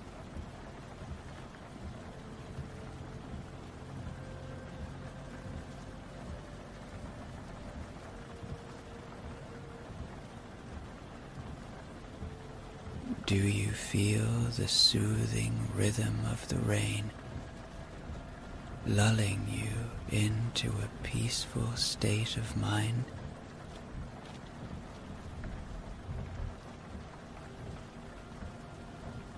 The sound of the raindrops merges with the hum of the engine, creating a soothing symphony that fills the taxi bus.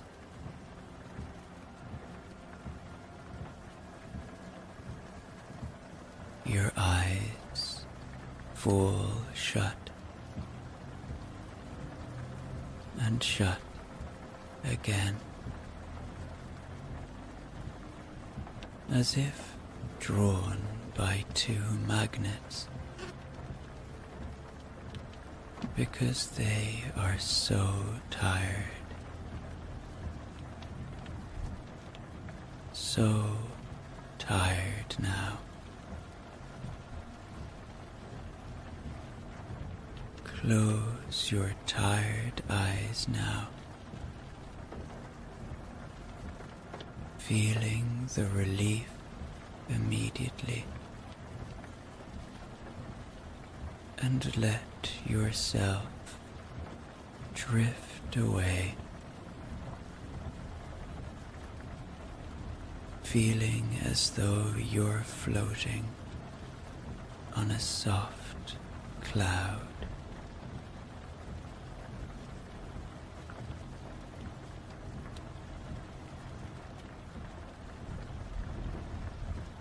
Mr. Narisaka's voice reaches you from a distance, and you realize that he's asking if you're okay. You nod, feeling warm and safe in the cocoon of the taxi bus,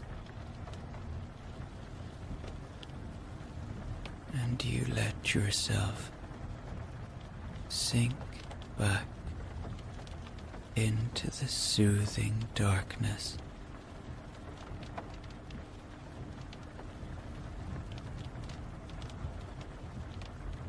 The taxi bus glides through the countryside, passing through small towns and villages, their lights twinkling in the distance like fireflies.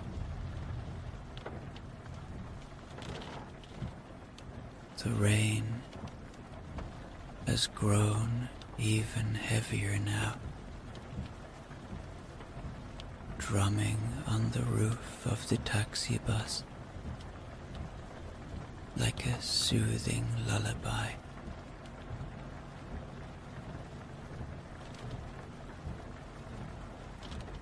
The motion of the taxi bus and the peaceful surroundings of the countryside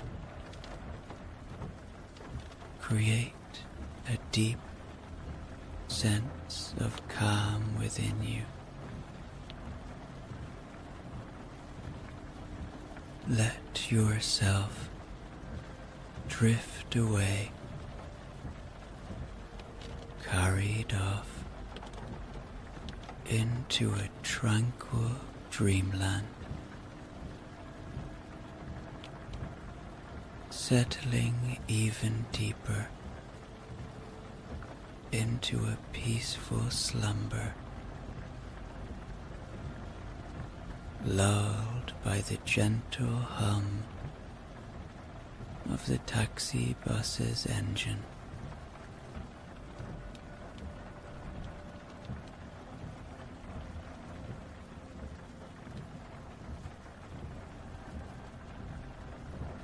Perhaps you will dream of the adventures that await you in Kyoto, and the memories you'll treasure from this magical night journey.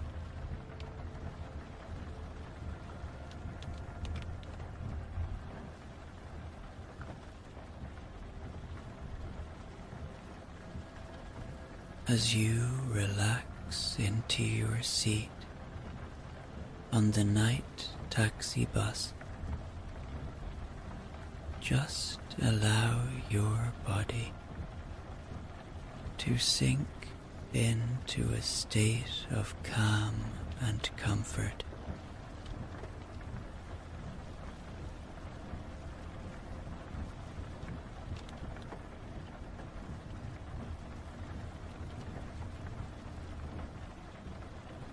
Letting go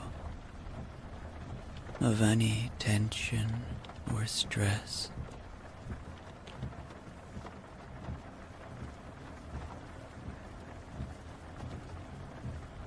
And instead,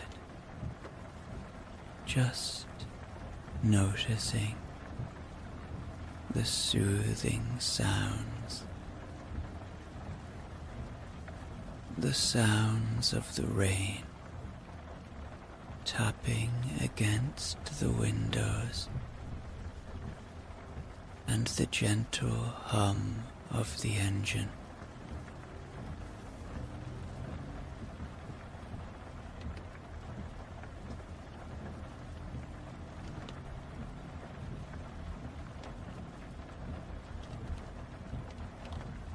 Your muscles relax.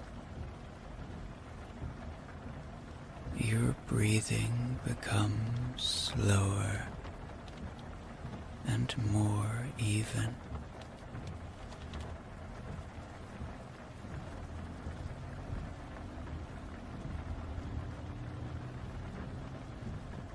Now is your time of complete rest.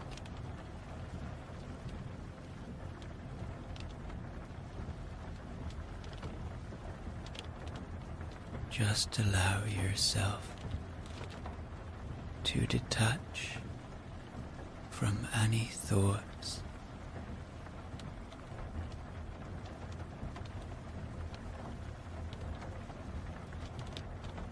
and instead simply exist in the present moment.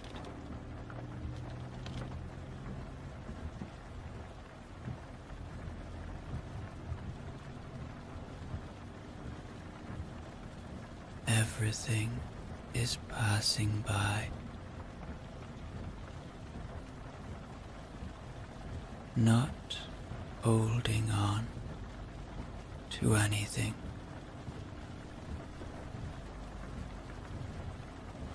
Just letting it go.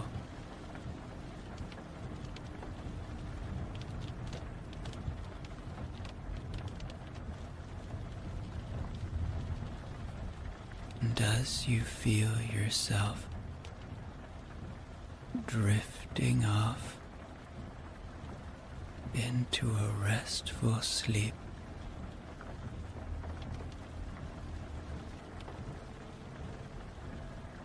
you can rest assured that you are safe and protected.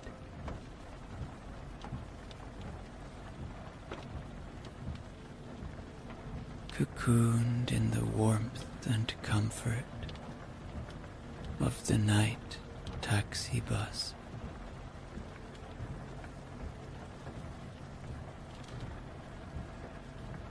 Surrender fully to the experience.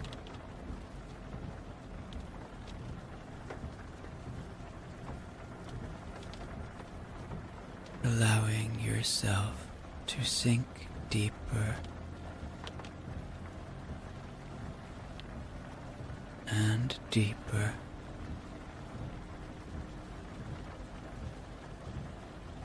into a state of profound relaxation.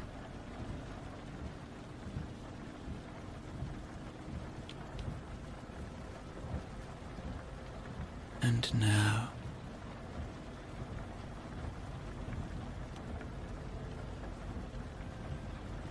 sleep. Just allow yourself to sleep.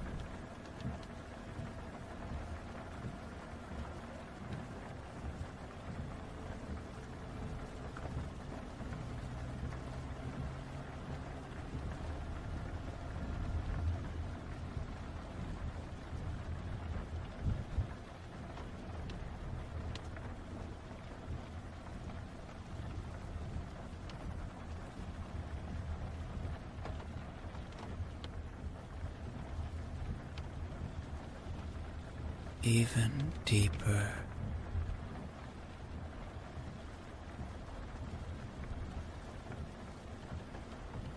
And deeper.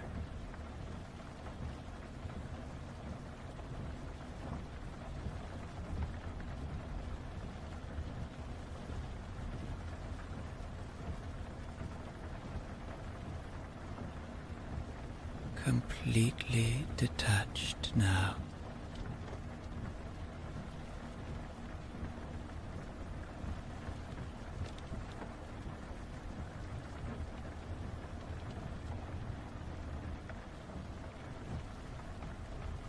Allow yourself to fully let go.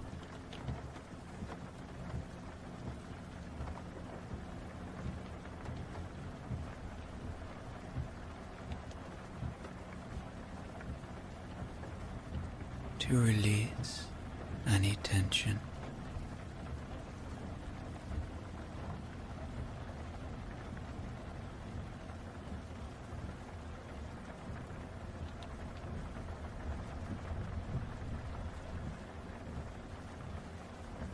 As you are just sinking deeper and deeper.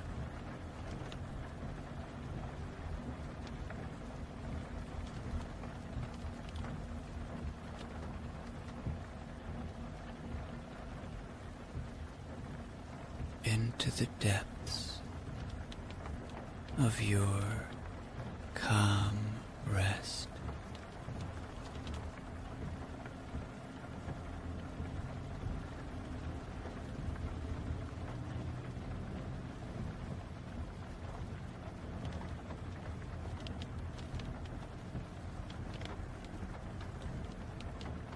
With a sense of peace and contentment washing over you.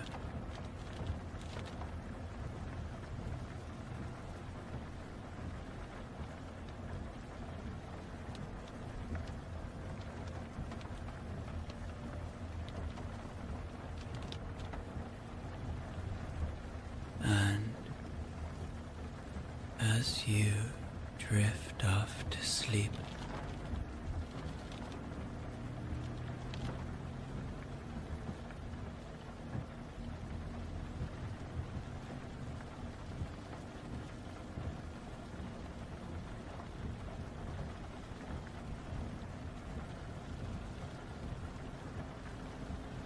you are exactly where you need to be.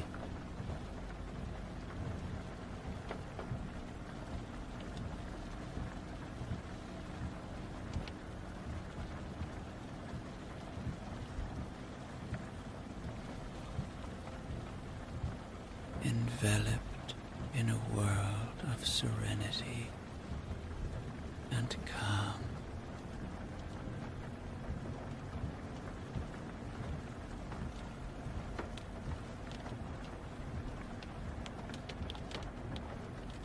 All is good.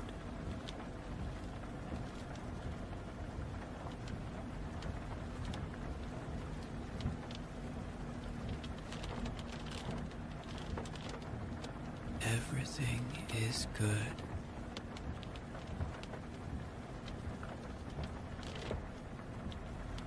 The way it is.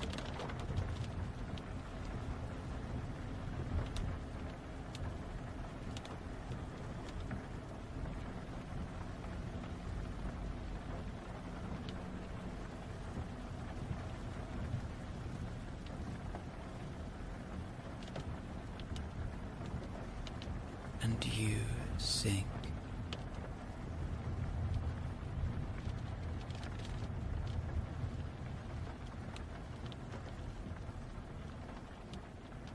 Into your most restful sleep.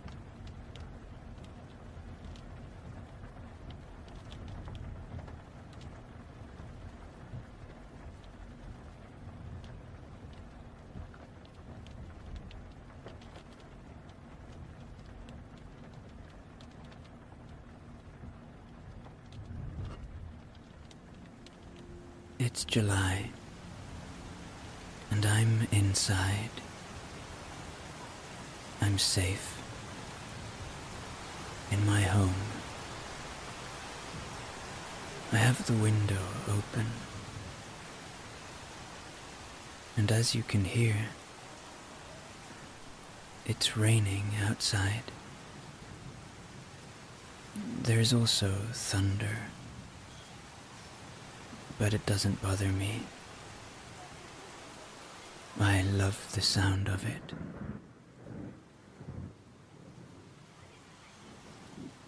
There it is. I feel very safe. At the moment, I am standing by the window. I look down upon the street below. People who were only a few moments ago enjoying a sunny lunchtime are now running to take shelter from the storm.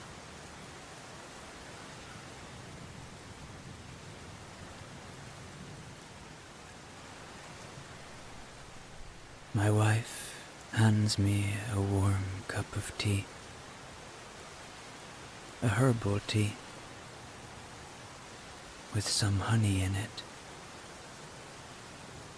Honey that comes from her father's beehives.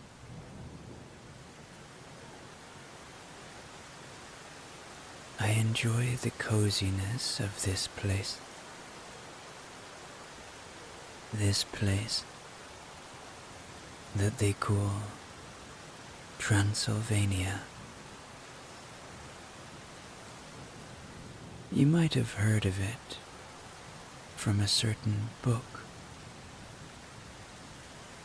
People sometimes don't believe it's true that I live here. They say it doesn't exist. But it does. It's a beautiful region in northern Romania. A lot of people don't know much about it. It has beautiful, high mountains, not unlike the Alps. It has some of the oldest forest in all of Europe.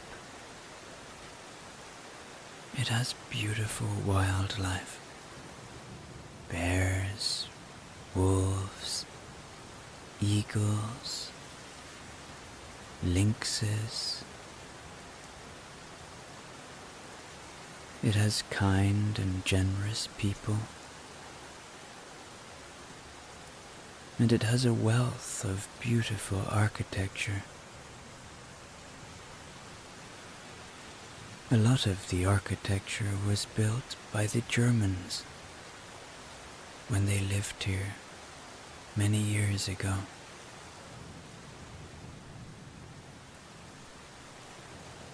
The building I stand in today, as I look out upon the storm, is an old Saxon building, built by people more than 200 years ago. I love being in this building. It has very high ceilings and beautiful, ornate features. It always strikes me that people took more time over things back then. Things weren't made in a hurry. Things weren't necessarily made for profit. They were made for the sake of being made, to serve a function.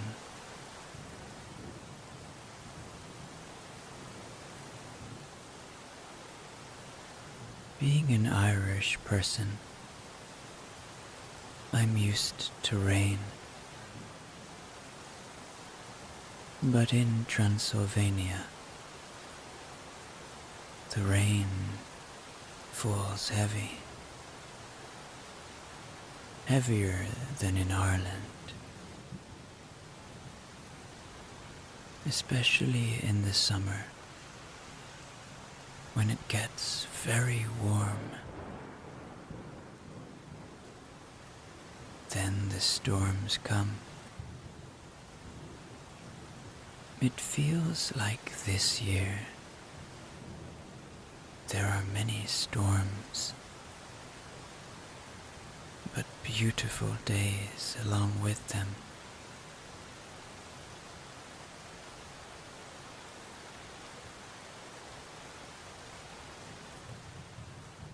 I sit and watch the rain fall.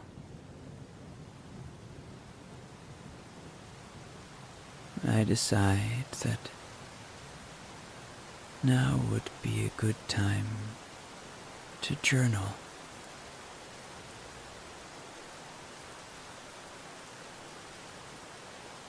I write that I feel somewhat cleansed when the rain comes. I feel a rejuvenation of spirit. I feel a peace in my heart.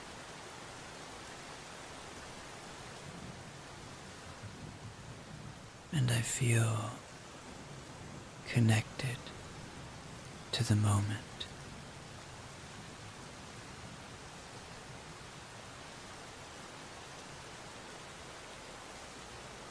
I take some deep breaths in and out, in and out, in and out.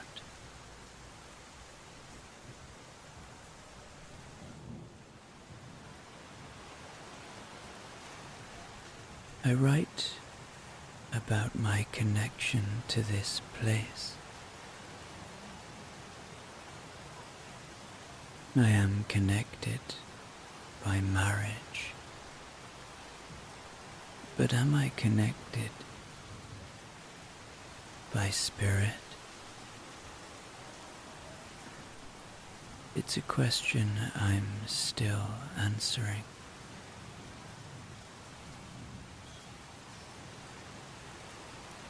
I listen to the sounds of people outside.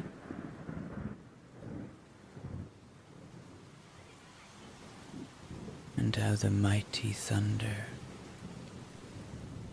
drowns out their voices.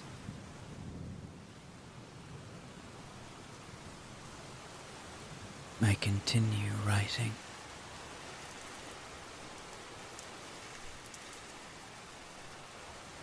I find there are similarities between my people and the Romanian people. We are friendly people, welcoming people, generous people. Although I think the Irish say sorry more. Something to do with our history, I suppose.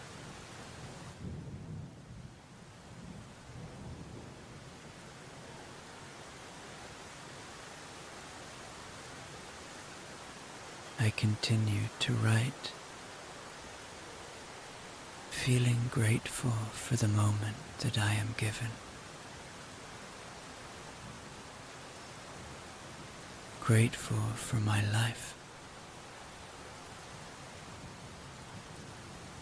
Grateful that I can live and work where I want to.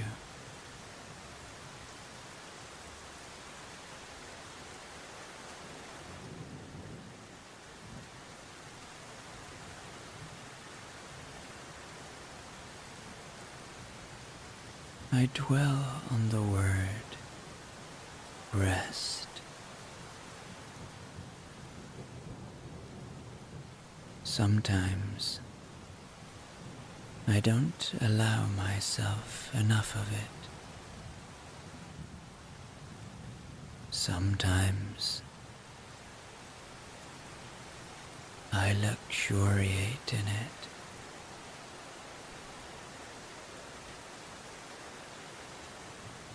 As I move through life, I am learning that rest is not a bad thing. It is an essential thing and should be embraced with every fiber of our beings.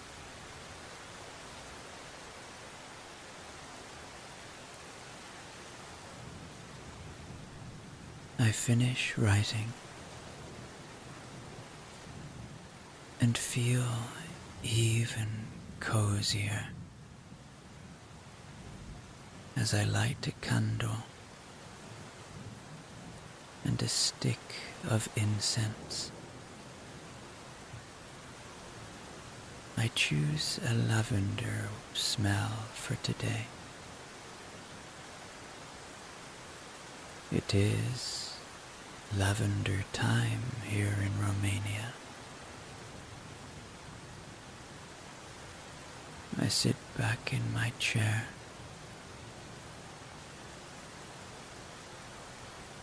and watch the darkening clouds outside.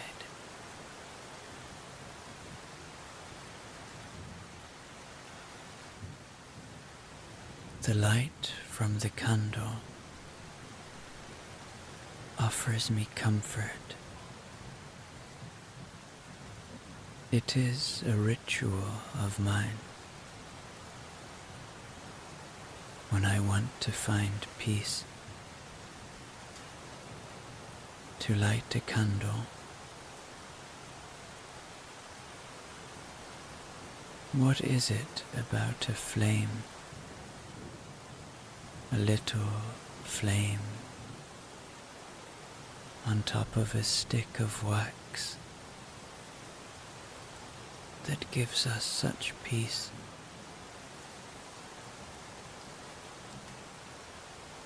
It is a very natural thing.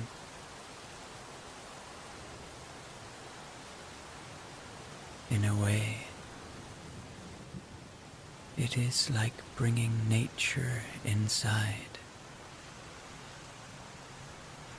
Maybe that's what it is.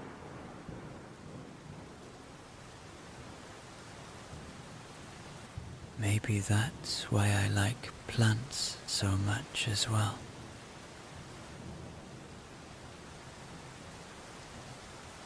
I decide that now is a good time to meditate. I close my eyes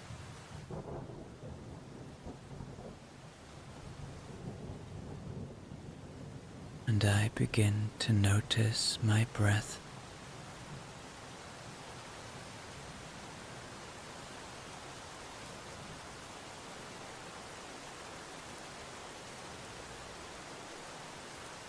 Whenever I notice my breath,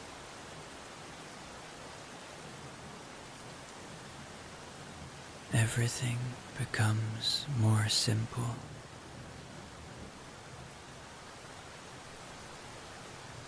I let go of all of my worries.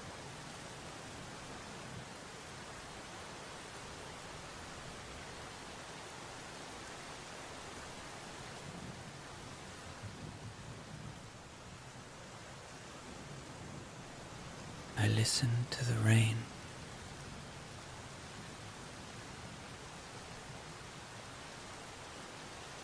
I am happy it rains today.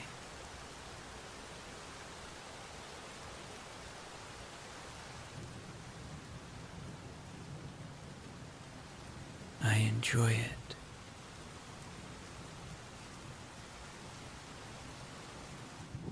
I feel present.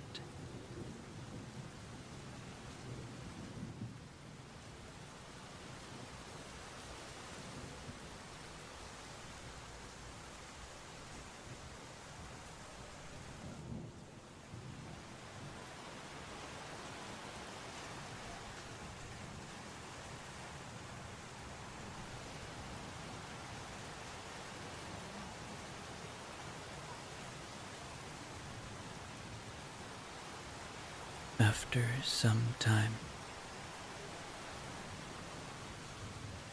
I finish my meditation.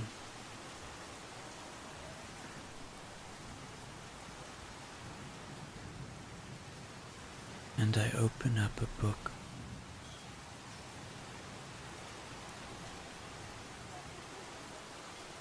It is a book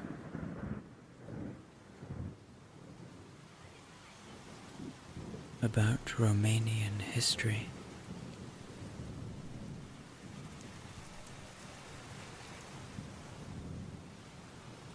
This fascinating and complex place has such a rich and deep history.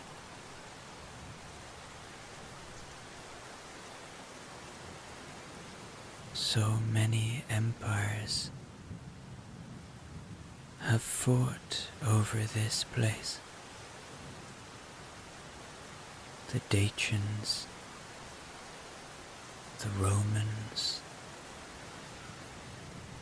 all have come here for its beauty and for its rich variety of food.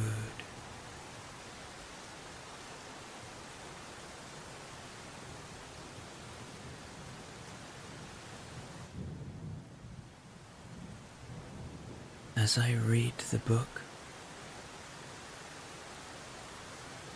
I look at the faces of the people in the photographs. Very old photographs. Some well over 100 years old.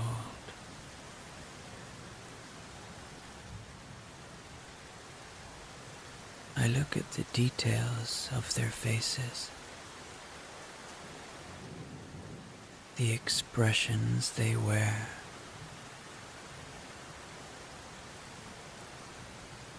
and in a funny sort of way,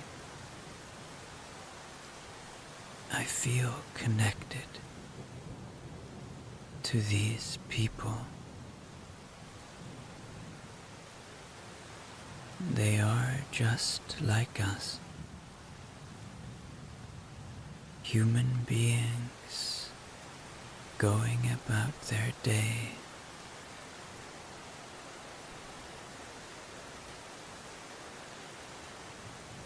What were they thinking when this photograph was taken? With this strange looking contraption. Where were they going?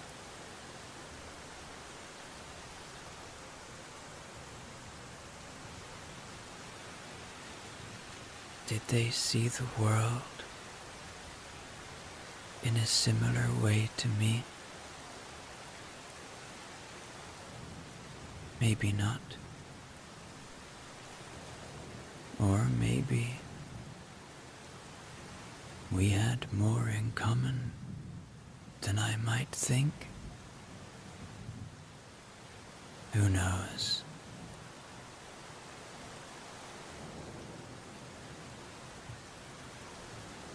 I turn the page and see a photograph of people growing vegetables.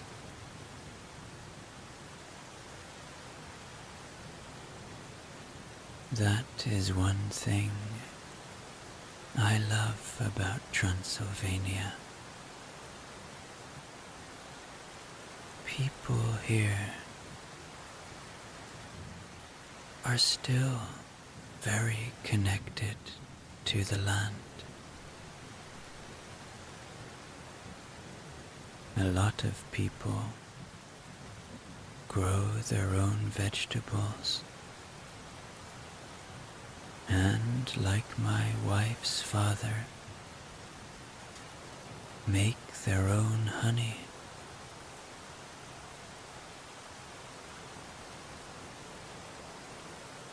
I recently tried my hand at beekeeping.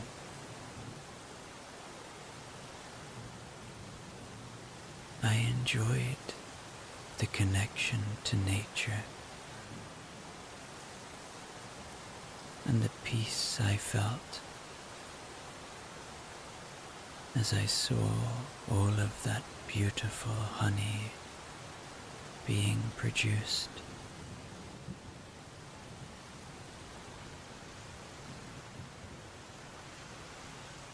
There is a wildness to this place. But I also feel very safe in this place.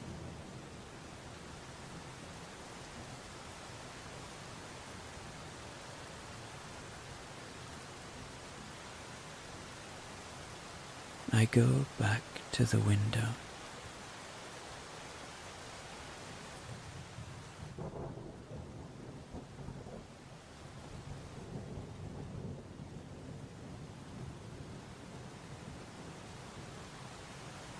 The thunder continues to rumble. The rain continues to fall. And the street is nearly empty.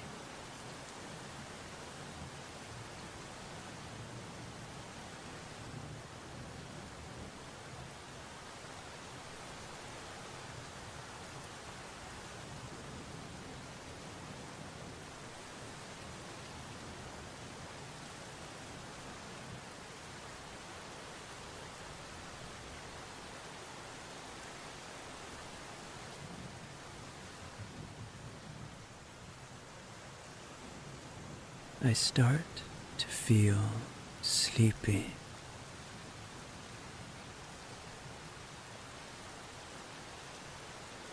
And so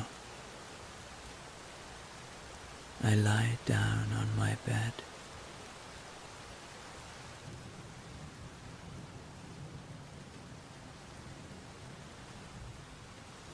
The sound of the rain continues to comfort me.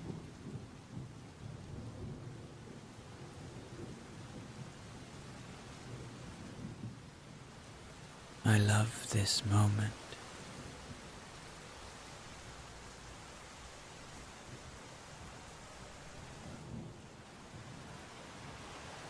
And as I lie here, feeling very sleepy, I think about the idea of being away from my home country.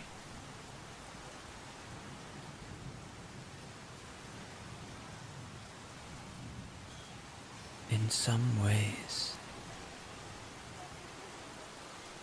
it's very exciting.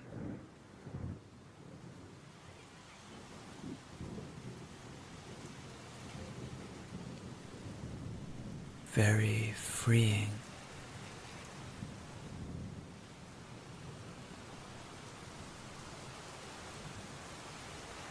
And in other ways, it feels a million miles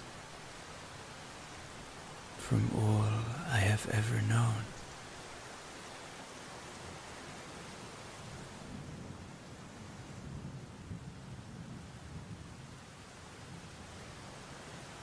Of course, the reality is that I can fly to Ireland in a matter of a few hours.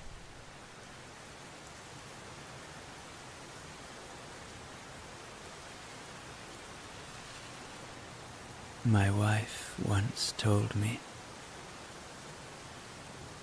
about the Romanian sculptor Constantin Brancuș,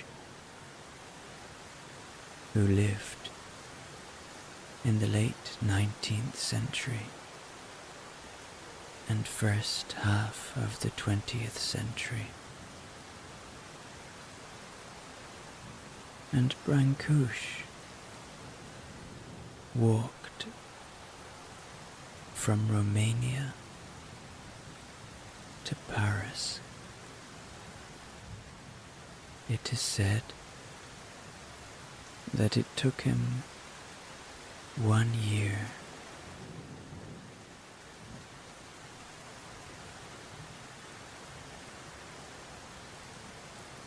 So,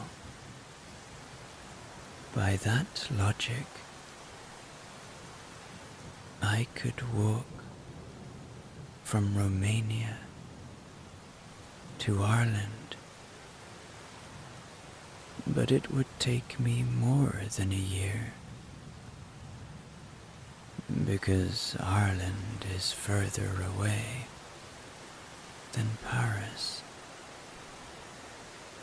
and I'd need a boat.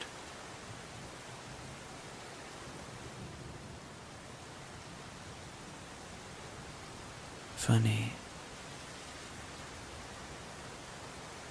how things have become so fast,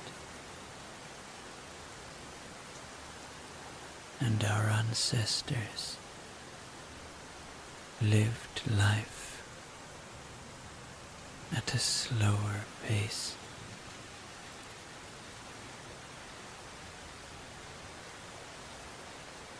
In this moment, I feel so relaxed,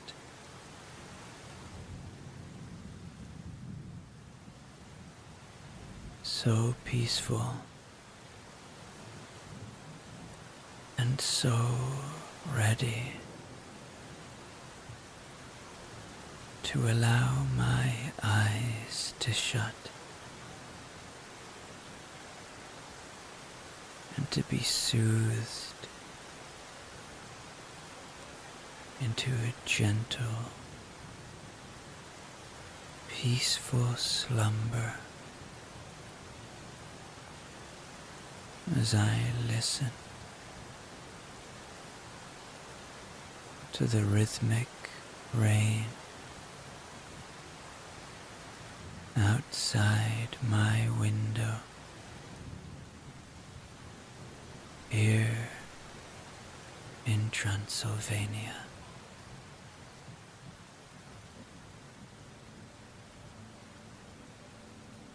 The year is 1910. The place is Sleepy Abbey, a grand estate situated in the English countryside. It is autumn time, and the leaves are falling to the ground, and a rich red and orange color dominates the landscape on this cozy October afternoon. In fact, it is extra cozy today because there is a storm brewing outside, and so the members of the Duvet family are starting to congregate in the great drawing room.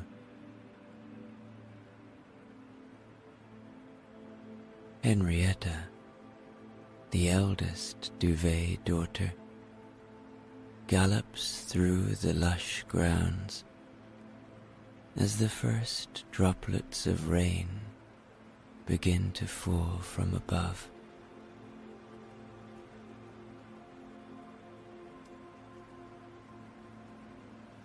Lady Duvet is having her hair brushed by her lady-in-waiting in her bedroom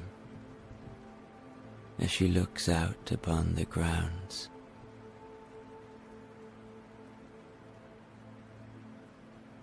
She loves this place, this vast, beautiful place, with its ancient trees and wild animals. It is a place deeply close to her heart, and as she looks through the window, she takes a deep breath in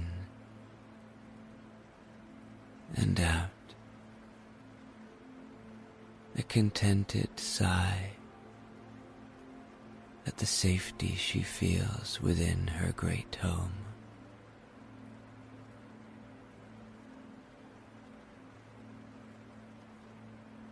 Lord Duvet's head footman serves a warm and rejuvenating cup of tea to the Lord.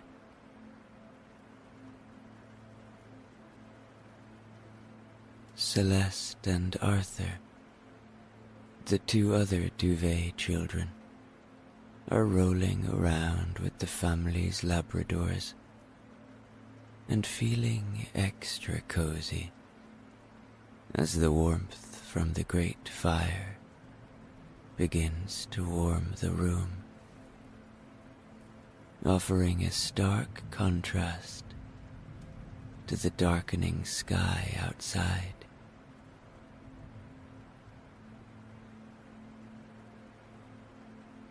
As the rain patters against the windows, the comforting aroma of Earl Grey tea fills the air. Lord Duvet takes a slow sip, his eyes meeting Harrison's in a nod of approval. Ah, Harrison, you really do know how to make the perfect cup, he says, the warmth from the tea spreading through him as effortlessly as the heat from the great fire.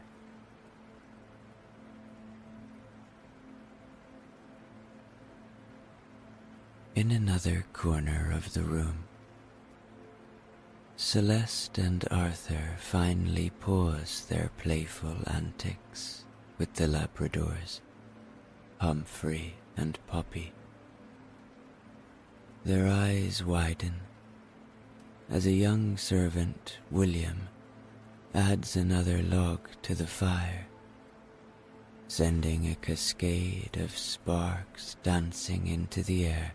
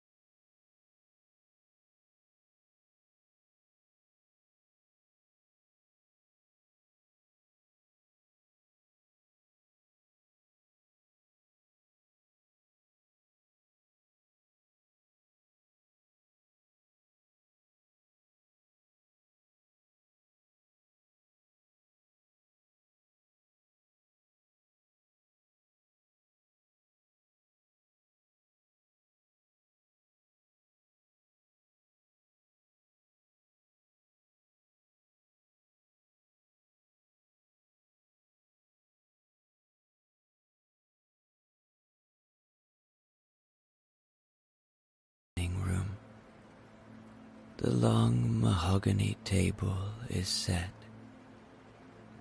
with an array of delicate china and gleaming silverware. Harrison and a few other footmen make the final adjustments, ensuring each setting is flawless. They share a sense of pride in their work, knowing that their attention to detail contributes to the harmony that reigns within Sleepy Abbey.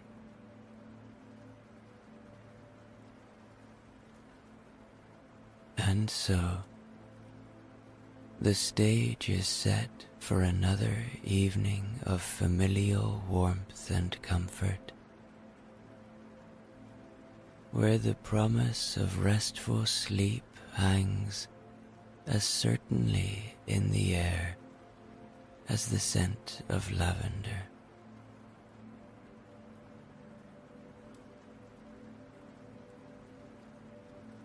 The Lord Duvet decides to ask the family to gather around him, for he would like to tell his wife and children the story of their ancestor, a brave knight from France who came to England in the Middle Ages and built the place they call home today.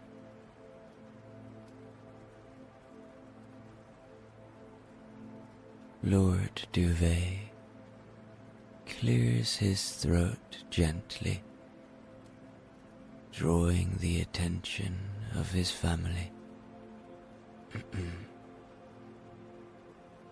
Gather around, everyone, he says with a tender smile. I think tonight is the perfect occasion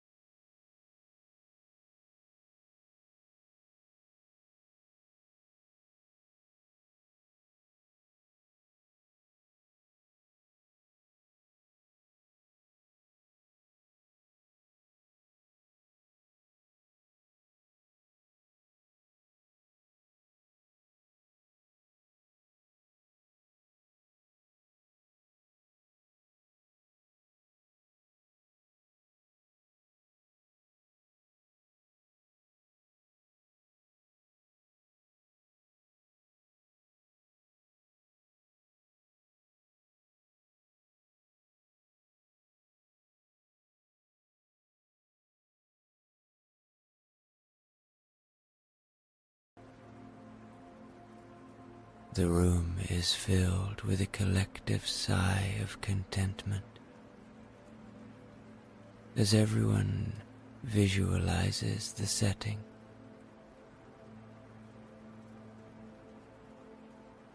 With a sense of purpose, Laurent laid the first stone right here, where this very fireplace stands today.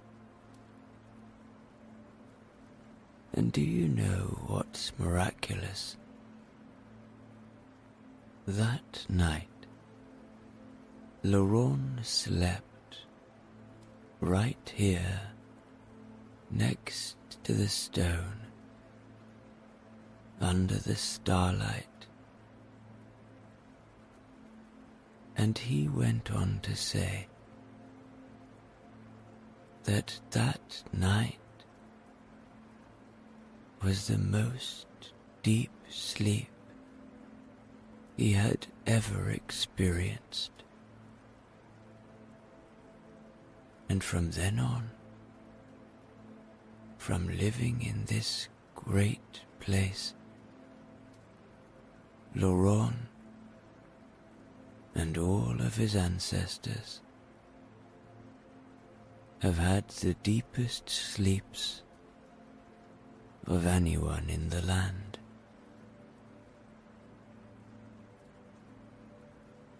Lord Duvet pauses, his eyes meeting each of his loved ones in turn, as if imparting a family secret. And that's how Sleepy Abbey was born.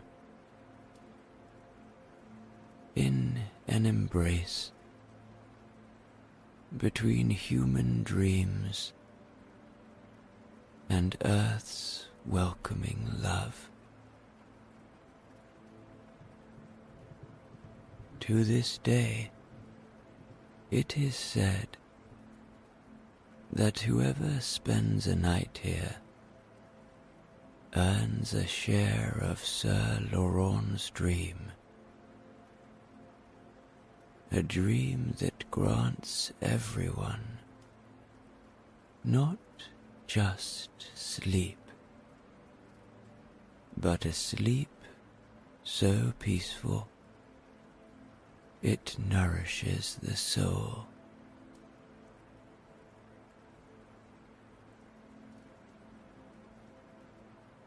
The room falls into a meditative silence, the story acting as a lullaby that prepares each member of the family for the restorative sleep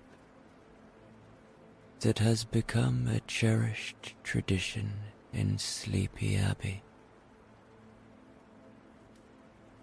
The crackling fire, the scent of lavender, and the presence of family converge to create a sanctuary of peace, just as Laurent had dreamt so long ago.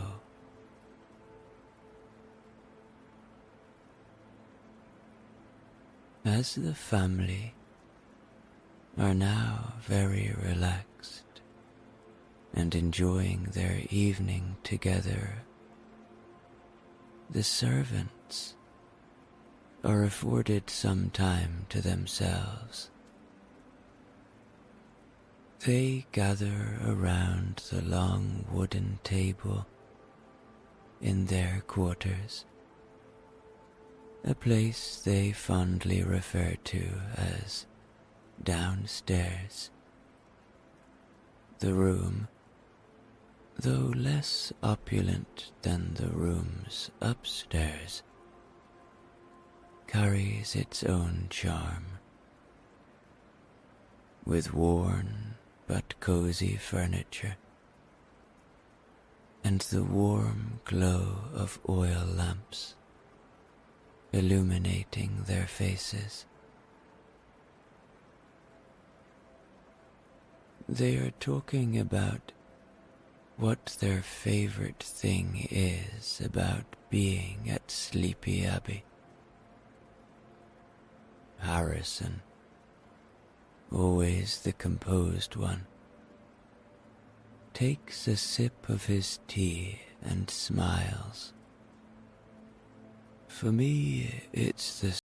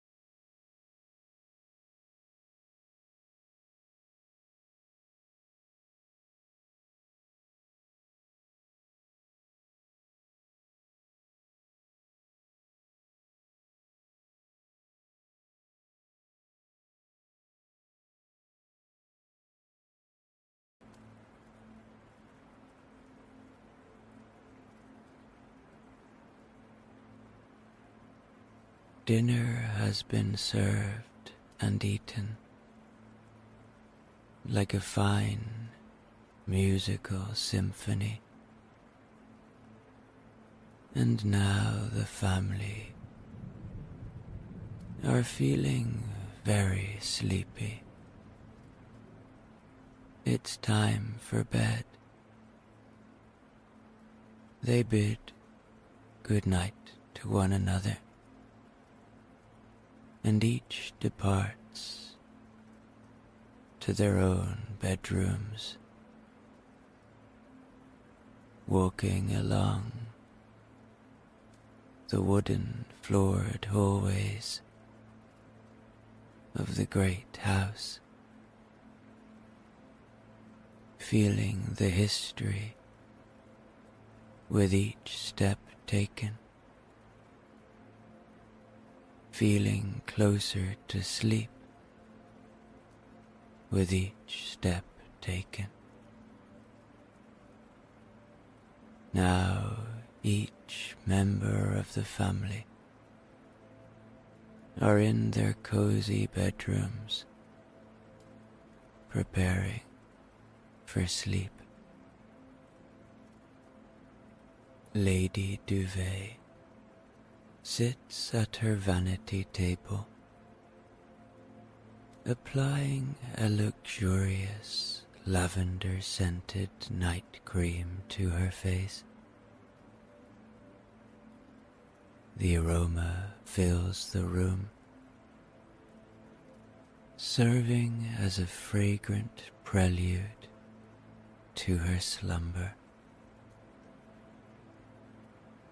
After carefully pinning her hair atop her head and securing it with a silk scarf, she moves to her four-poster bed. She takes a moment to feel the softness of the sheets, newly washed and ironed to perfection by her dedicated staff, before snuggling under the down comforter. Lord Duvet, in his room, first sets aside his pocket watch, winding it in the way his father taught him. The delicate ticking of the clock seems to sync with his heartbeat, a reliable comfort that marks the passage of peaceful nights.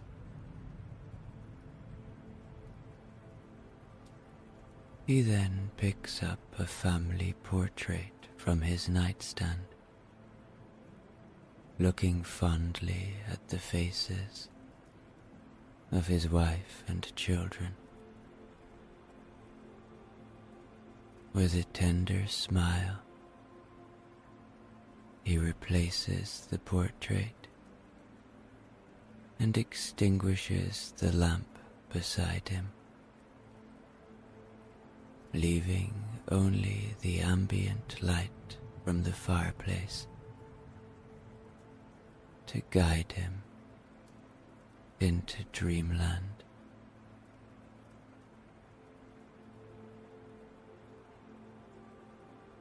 Henrietta lovingly picks up her journal, flipping to a fresh page. With her favorite ink pen, she captures her thoughts and emotions, finding a kind of mental cleansing in the activity.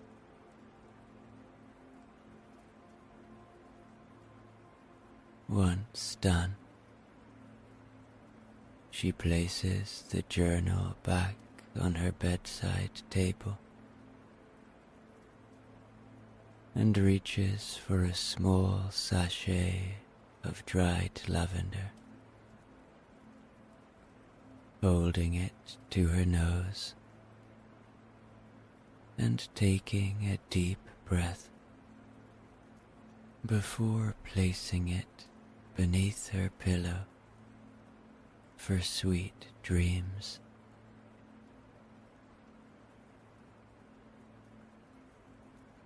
Celeste loves to doodle and sketch before bed, finding that it quiets her busy mind. She opens her sketchbook and pencils in some gentle nature scenes, trees, clouds, and her favorite, crescent moons. Satisfied with her drawings, she sets her sketchbook aside and pulls her soft knit blanket up to her chin, its texture akin to a gentle hug that lulls her toward sleep. Arthur, the youngest, has a keen interest in astronomy. Before bed, he often looks through a telescope that sits by his window. Tonight, though, the storm obscures the sky, so he settles for leafing through an astronomy book, imagining the constellations and planets that lie beyond the clouds. Setting the book aside, he turns down his bed and hops in, taking a moment to fluff his pillow to perfection before lying down.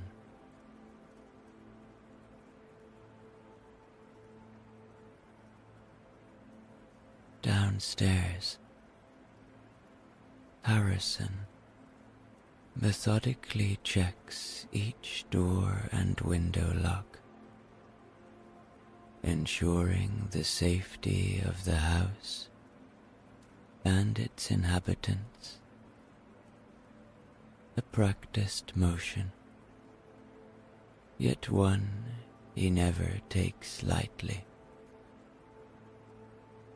After confirming all is safe and secure, he retreats to his room. Before lying down, he takes a moment to massage his temples, a simple ritual that helps him transition from the responsibilities of the day to the rest of the night.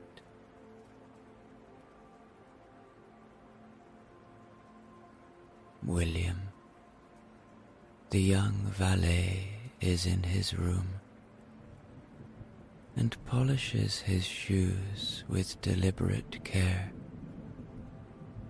appreciating the satisfaction of transforming scuffed leather into a mirror-like sheen.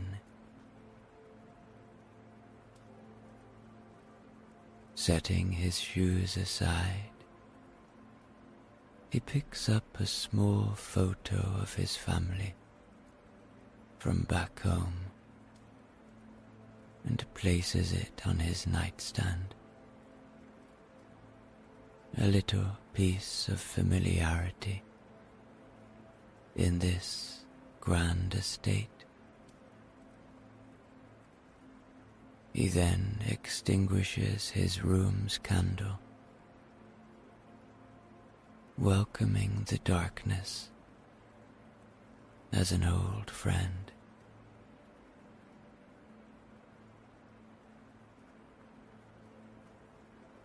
Mrs. Montgomery enjoys a cup of tea in the solitude of the kitchen, an end-of-day tradition that she cherishes. The steam from the herbal tea rises in spirals as she takes slow sips. The herbs seem to whisper promises of restful sleep.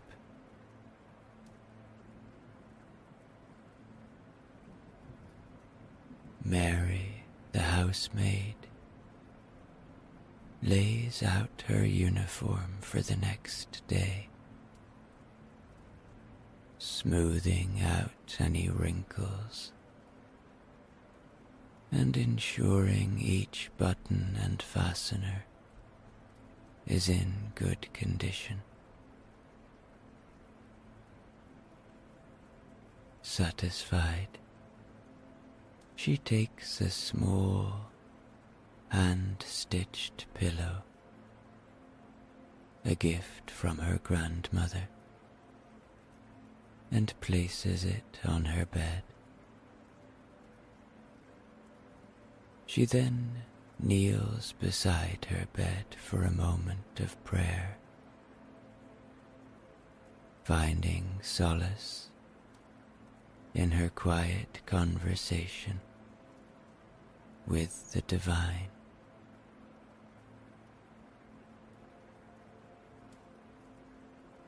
And Emily, Lady Duvet's lady-in-waiting, carefully brushes her own hair, counting each stroke as her grandmother taught her. The rhythmic motion serves as a sort of meditation, allowing her thoughts to drift away. After setting down her brush, she unfurls an embroidered handkerchief and lays it over her pillow. The scent of rose water, a smell she associates with comfort and home, emanates from the fabric, adding a final touch to her sanctuary of rest.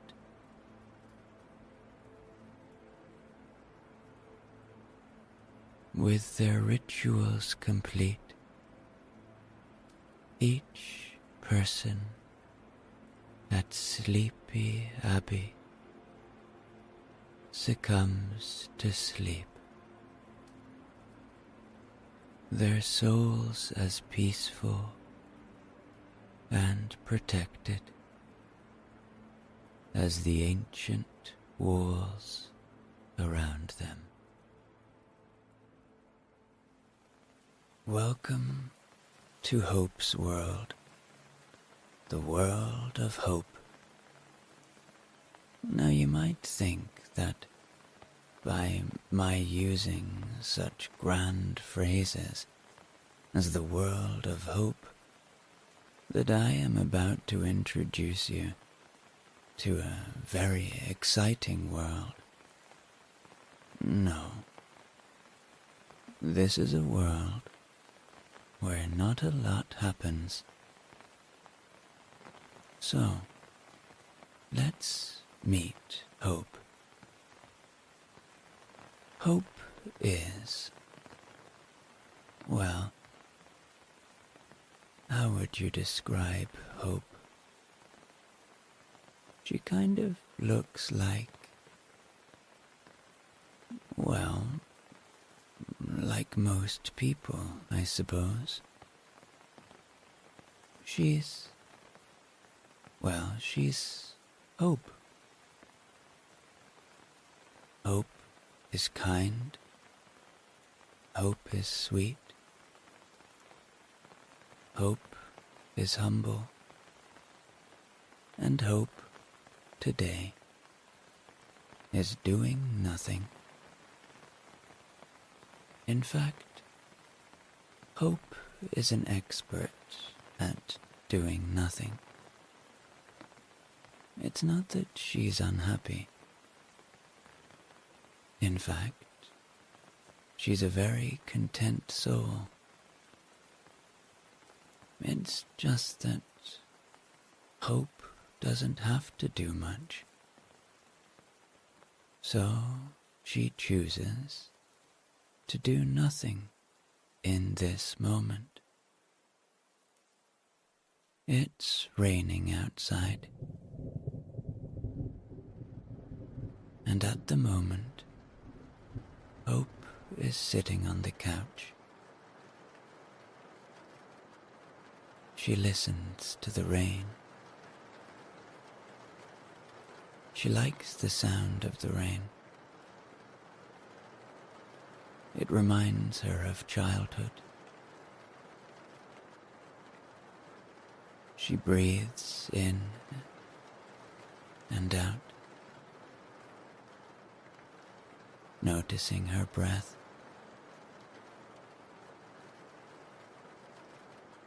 She feels very grateful for all she has.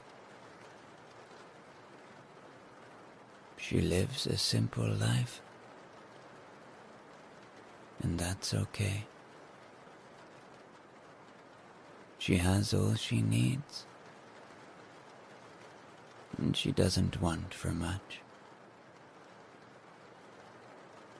She lives in a beautiful log cabin,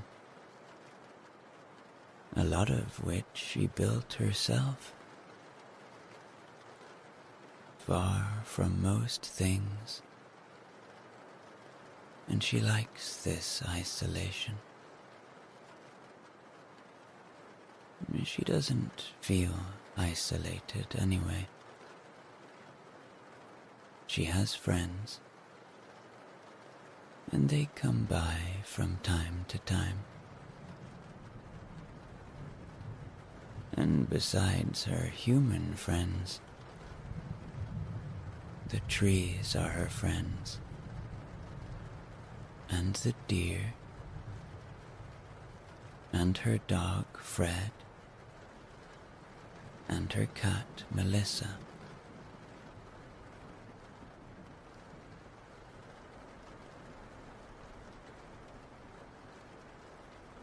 Then, Hope decides to take a walk in the rain.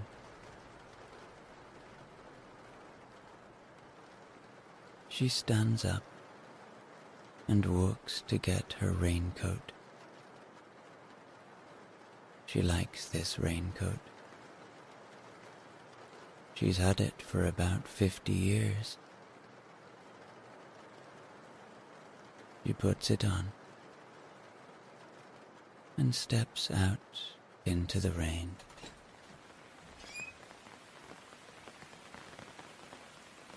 She breathes in the smells. It's beautiful here, she thinks to herself.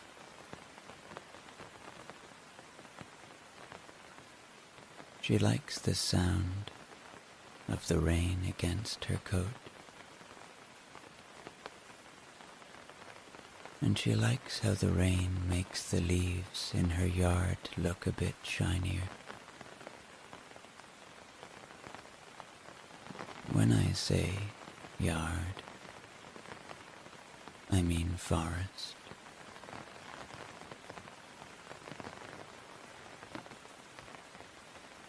She starts to walk, Fred by her side. and he seems to like the rain too. He follows behind her, his tail wagging happily. Melissa the cat, on the other hand, watches them from the window, preferring to stay dry.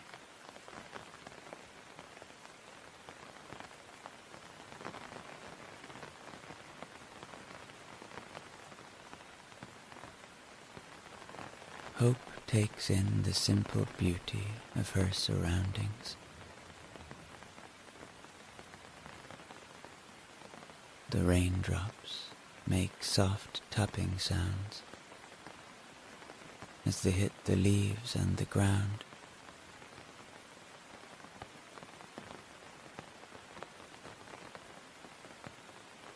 She walks down a familiar path through the trees, feeling her feet moving through the wet ground. There's no rush, no place she needs to be.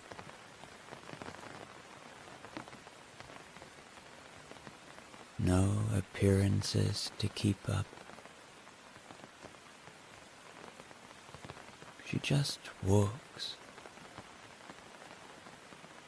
with Fred the dog occasionally running ahead, and then waiting for her to catch up.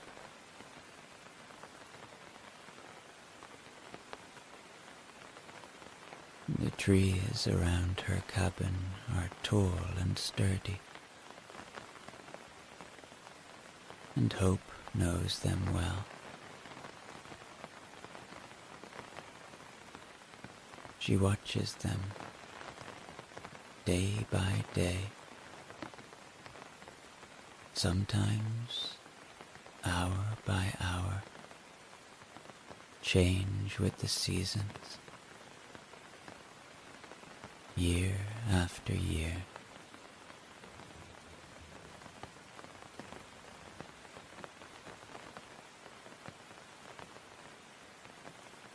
She loves how she knows this place so well.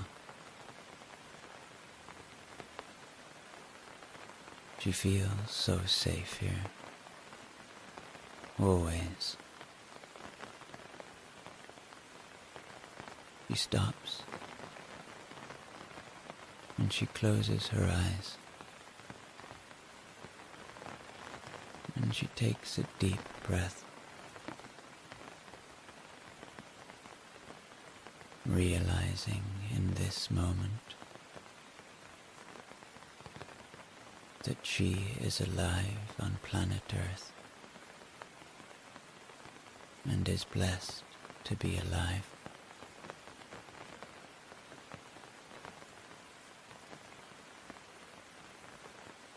And then she continues walking with her good friend Fred.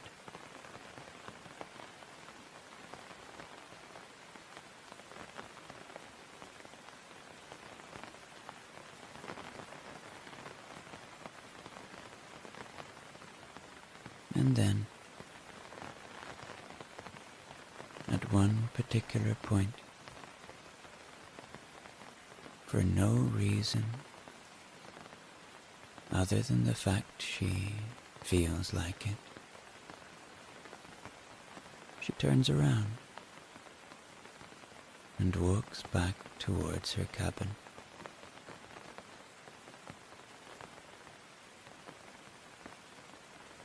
And as she walks, she feels content. Her life might seem uneventful to others, but for Hope, it's just right. She has her cabin, her pets, and the quiet beauty of nature around her. That's all she really needs.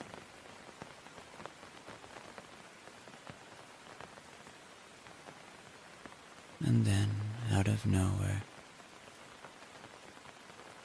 a big smile appears on her face. Just because.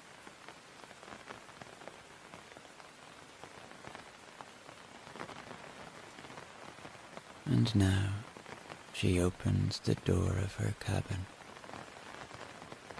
and heads back inside, ready to enjoy the rest of her day, doing whatever she feels like, or perhaps doing nothing at all.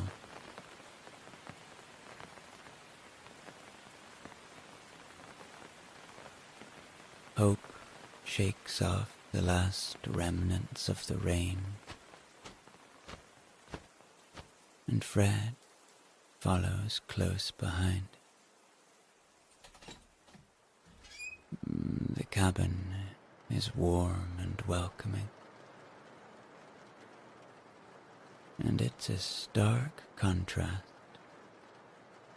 to the cool, moist air outside.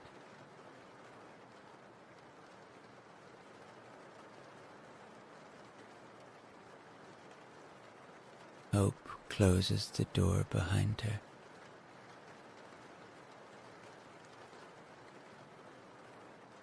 And she takes a moment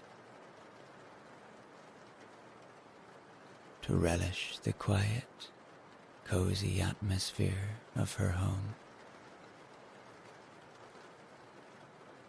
She hangs her raincoat on a wooden peg by the door, a peg she installed herself some years back. It's nothing fancy, just a simple piece of wood, but it does the job. She then grabs a towel from the rack and gives her hair a quick rub, drying off the droplets of rain.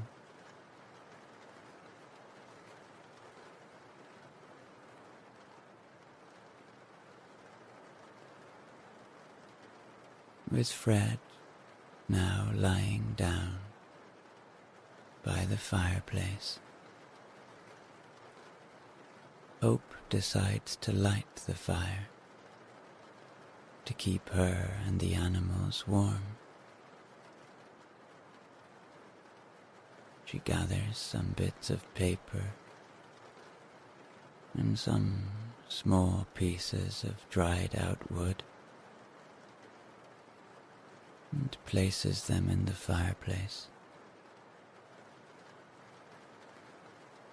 and then places some larger pieces of wood above the small dried out pieces of wood,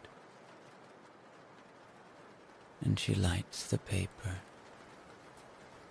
and the fire starts to crackle, and she starts to feel the warmth, and so does Fred, and so does Melissa the cat, and they, all three, are happy and at peace.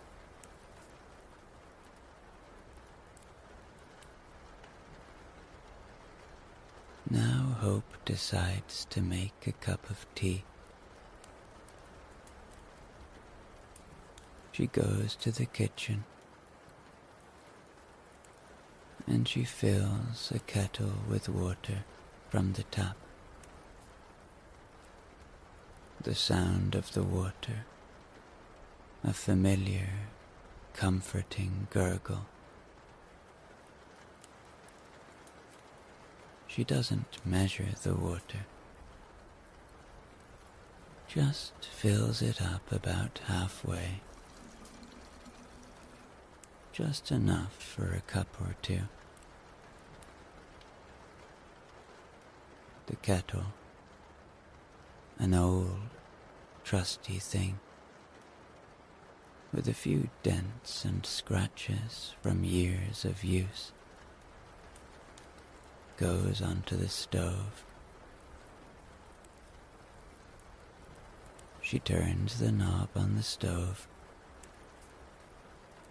and with a small whoosh, the flame comes to life, blue and steady. Hope picks out her favorite mug, a plain white one, with no decorations or fancy designs, and places a tea bag in it. Just a regular black tea, nothing exotic. She's not much for flavored teas. She likes to keep things simple.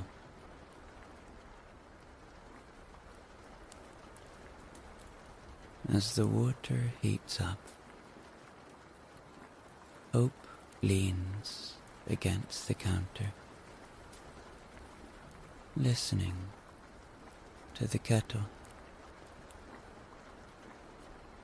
It starts with a low hum, gradually building up to a soft, whistling sound.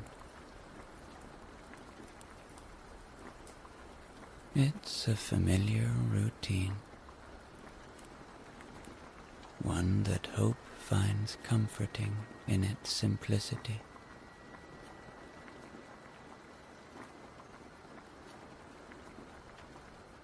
Then she lifts the kettle off the stove and pours the steaming water into the mug, watching as the tea begins to steep, turning the water a rich, dark color. The steam rises in gentle swirls,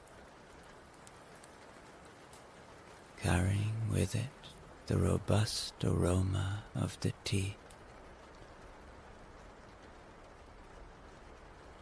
Hope waits a moment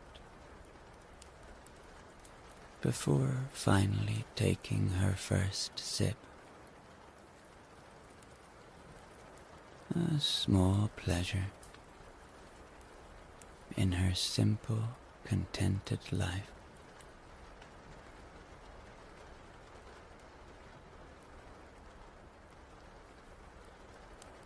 As she stands there drinking her tea,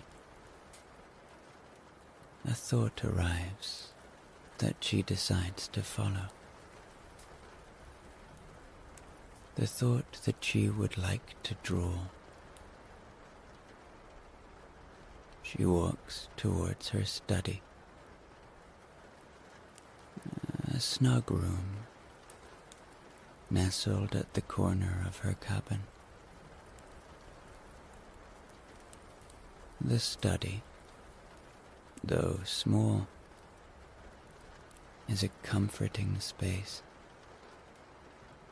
filled with items that reflect Hope's simple life.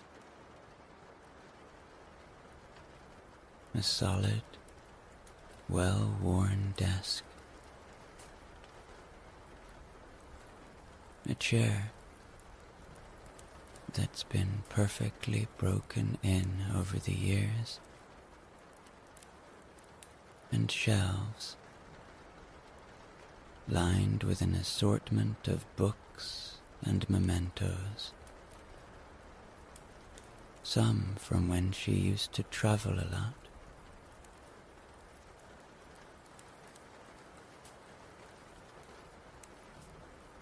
She rummages through a drawer, retrieving her basic but beloved drawing set, a collection of graphite pencils of varying hardness, a reliable sharpener, a well-used eraser, and her cherished sketch pad.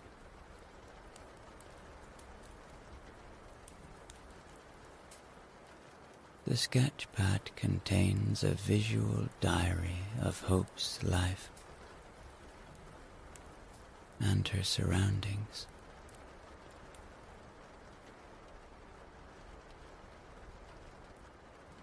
Settling into her chair, Hope flips open the sketch pad to a blank page. For a moment, she gazes out of the window, watching the rain still gently cascading down, creating a rhythmic patter against the glass. A natural lullaby for her artistic endeavor. The scene outside, though familiar, holds a unique charm under the veil of rain. The way droplets cling to the leaves, the subtle dance of branches under the weight of the water, and the soft, muted colors of the forest.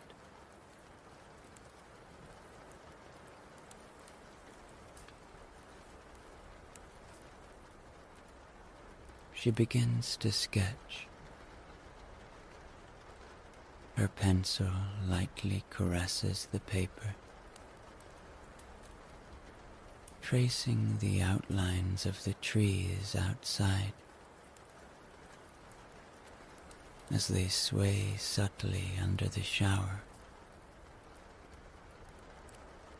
She loves drawing what she sees through the window. It's meditative for her. The soft scratching of the pencil on the paper harmonizes with the rain's patter.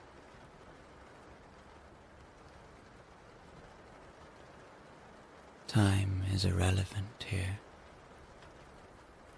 Time doesn't exist.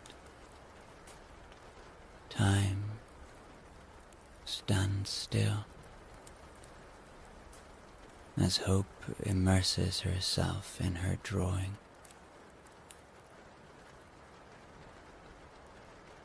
She is deeply focused now, and at the same time deeply relaxed. She breathes in and out,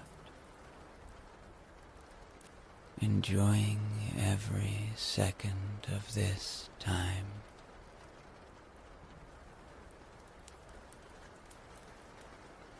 Gradually, the shape of the sketch begins to become clear, an ode to the rainy day,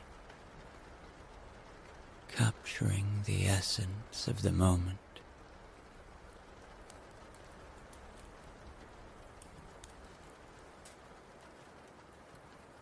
And when Hope finally sets her pencil down, the room has dimmed. The evening rain, casting a soft grey light. She leans back, her eyes lingering on her creation, a serene depiction of the view that has given her so much peace.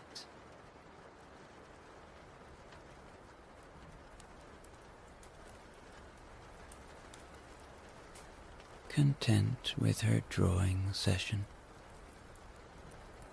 Hope decides to return to her beloved sofa. The centerpiece of her simple, cozy living room. The sofa, well worn and comfortable, is Hope's favorite spot in the cabin. It's where she does her best thinking,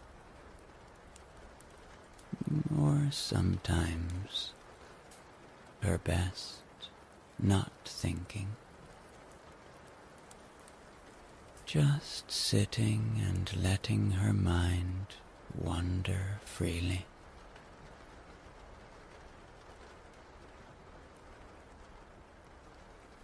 She settles into the sofa,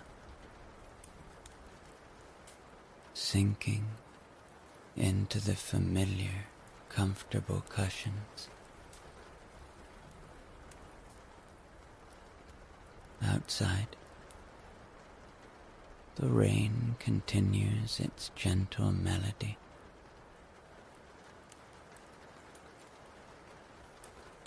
Hope closes her eyes for a moment, listening to the rain, feeling the peace of her cabin,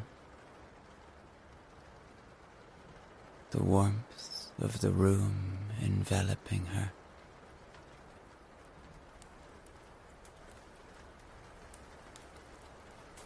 In these moments of stillness,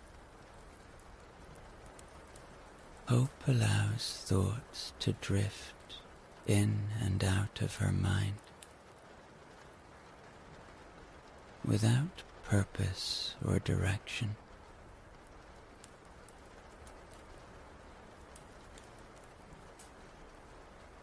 Sometimes she thinks about small projects she might undertake around the cabin.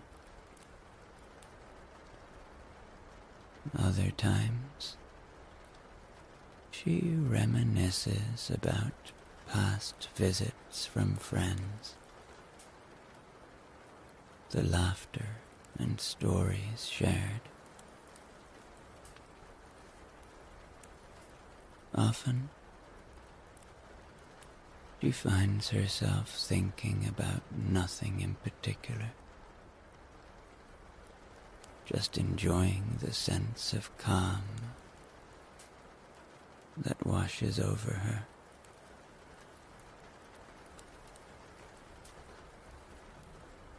As she sits there, she feels a profound sense of gratitude. Hope's life, though uneventful by most standards, is rich in ways that matter to her. She appreciates the solitude, the connection to nature, the joy of simple pleasures like a cup of tea, a walk in the rain, or the act of creating something with her hands. Her life is uncomplicated, yes, but it's also deeply fulfilling.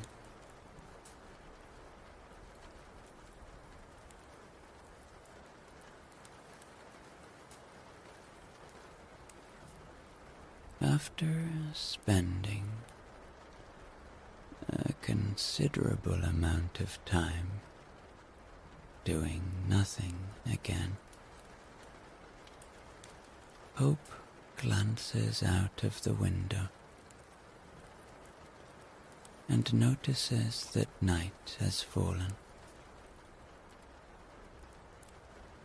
The world outside her cozy cabin is shrouded in darkness, but she, as always, feels so safe. She decides to call it a day, and Hope begins her nightly routine. She starts by tidying up the living room, a habit ingrained in her over the years. She fluffs the cushions on the sofa,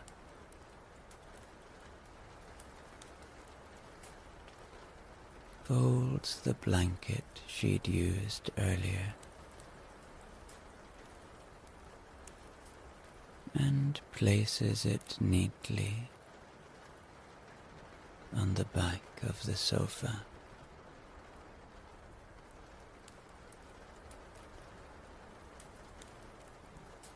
Satisfied with the orderliness, she makes her way to the bathroom. Inside, the bathroom is as unpretentious as the rest of the cabin.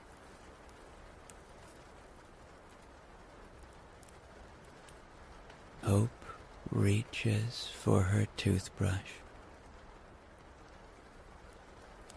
an old but well-maintained one, and squeezes a pea-sized amount of toothpaste onto it.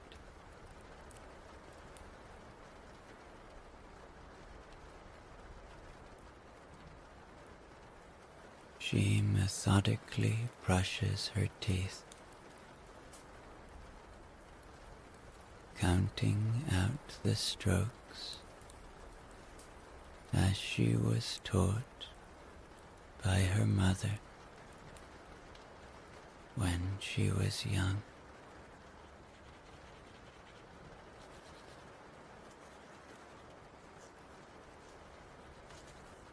After rinsing her mouth, she splashes her face with cold water, a refreshing end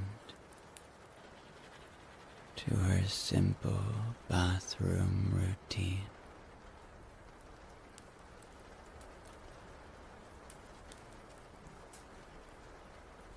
Next, Hope changes into her sleepwear, a cozy old nightie and a dressing gown, and slippers, of course. Then she makes her way back to the living room, turning off lights as she goes.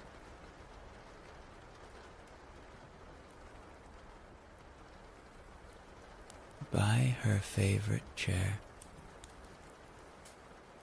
a small bookshelf holds a collection of well-read books. She picks one out, a novel she's been reading little by little each night. It's a simple story, much like her own life, but it's engaging and comforting in its familiarity.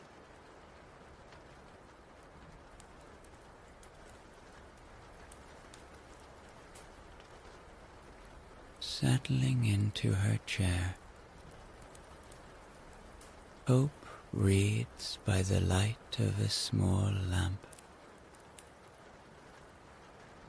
The words on the page capture her attention,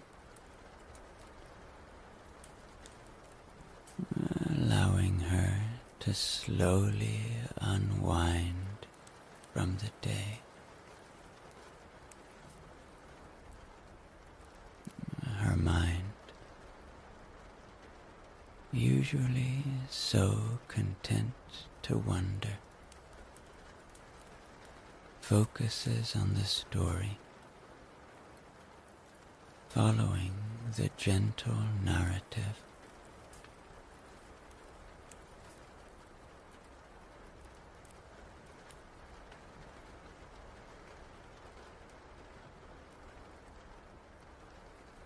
After about half an hour of reading, her eyes begin to feel heavy. A sure sign that sleep is not far away.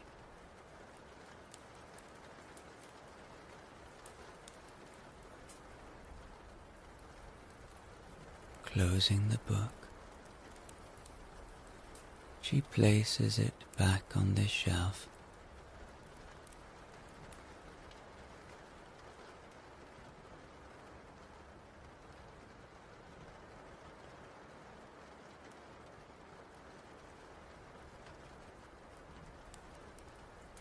And stands up to turn off the lamp.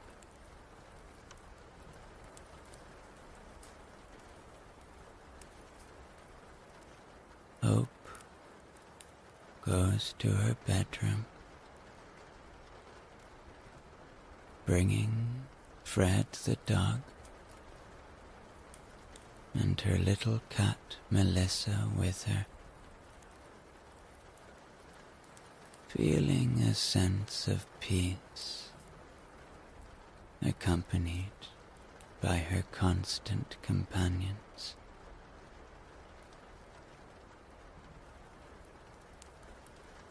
Once in bed, she takes a moment to listen to the remnants of the rain. It's a peaceful end to a simple day, and with a contented sigh, Hope closes her eyes and drifts off to sleep. The quiet of her world, a perfect lullaby.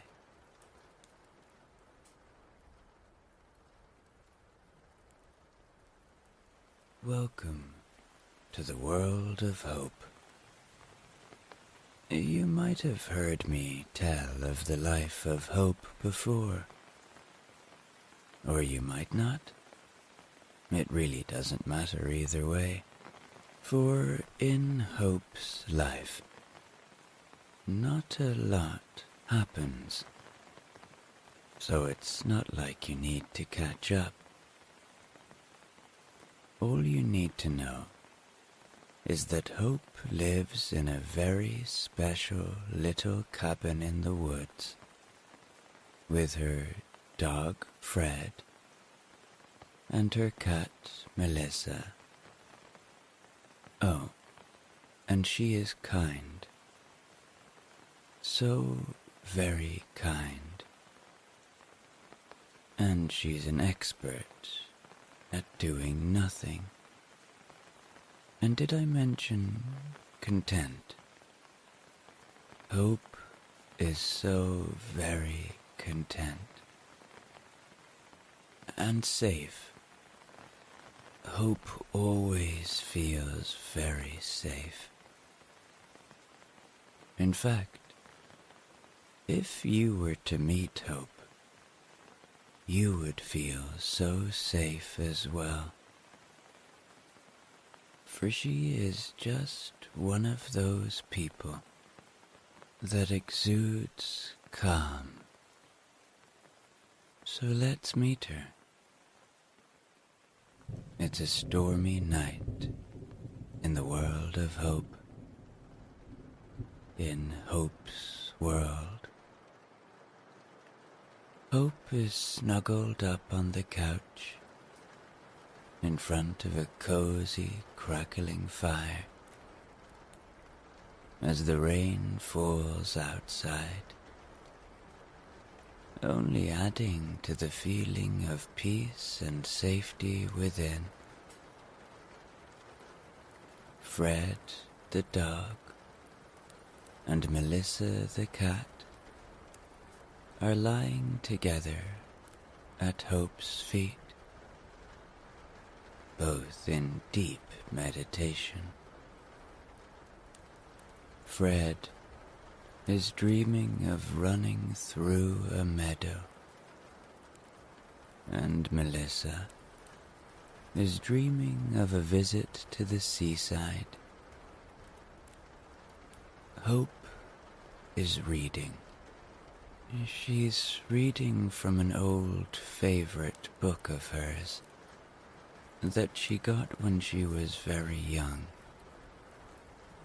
And it's a book that she has kind of led her life by. It's called The Simple Beauty of Doing Nothing.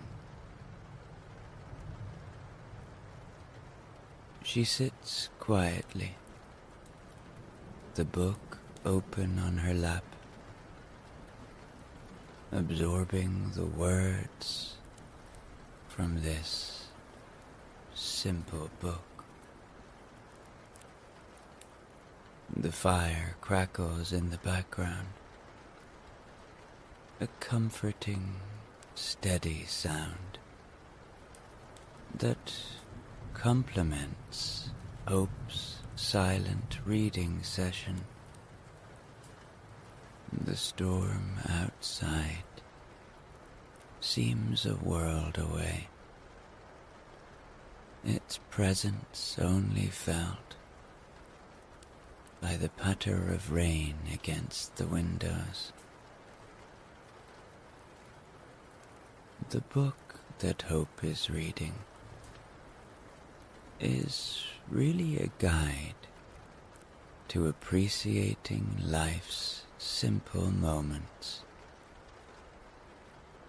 It reads, "In a world that prizes busyness and productivity, there lies a quiet rebellion in choosing to do nothing." Now, this isn't about neglecting responsibilities,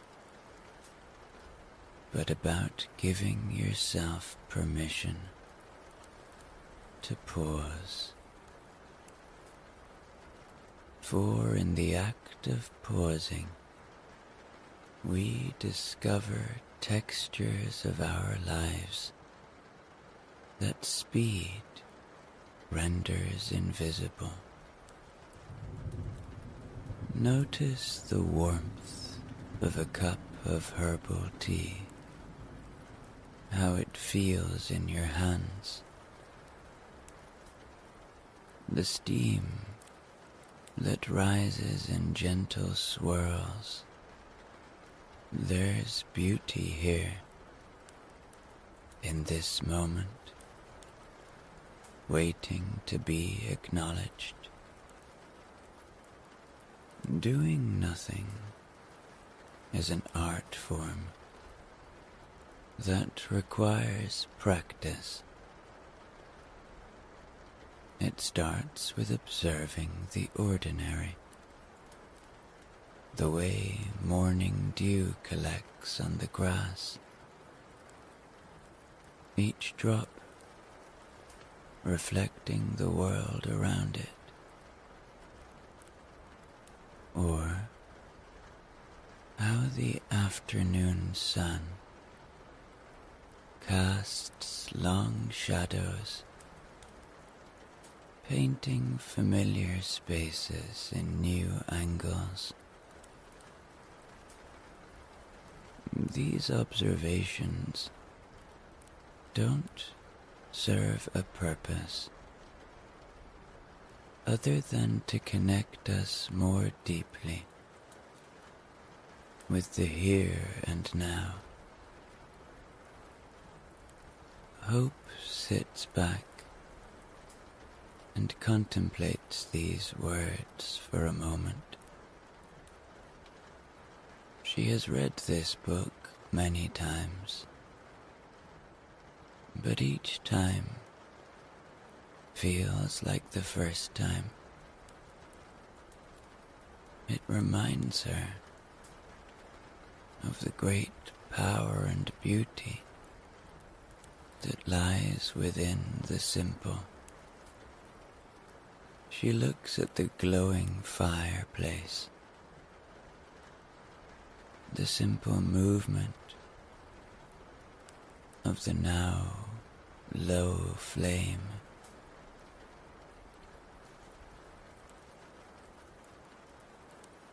She looks at her sleeping animals. How beautiful they are.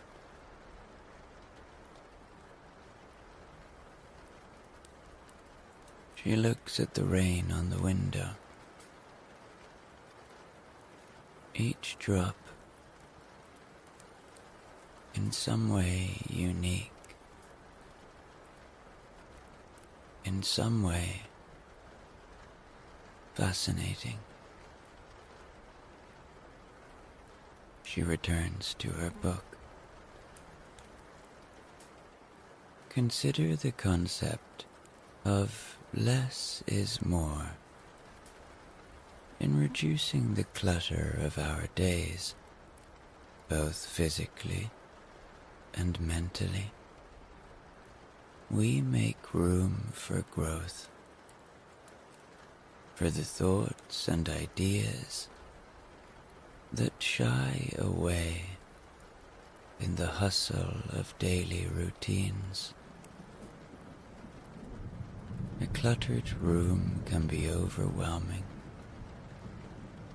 It's disorder, a constant call for attention. But a clear space, it breathes. It invites calmness and fosters clarity. The beauty of doing nothing lies in its ability to transform the mundane into moments of mindfulness. Washing dishes becomes a meditation. Each plate rinsed, a motion of care. Walking becomes a dance. Each step a grounding connection to the earth. These acts, done without the pressure of haste, remind us that we are alive, that we are part of a larger cycle of life that doesn't hurry, yet accomplishes everything in its own time. And so, to embrace doing nothing is to embrace being. It is to understand that you are enough, that in your stillness you are moving mountains within. Let this knowledge settle in your bones, that by simply being, you are a very important part of existence. Your stillness is not empty. It is rich with potential. Hope absorbs the passage, finding in it a reflection of her own life's philosophy. The simplicity of the message,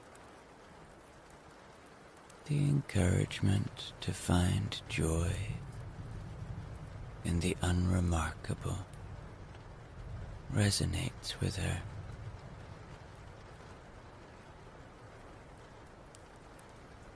In this moment, there is nothing but the book, the quiet, and the understanding that in doing nothing, she is embracing a fullness of life that many never find.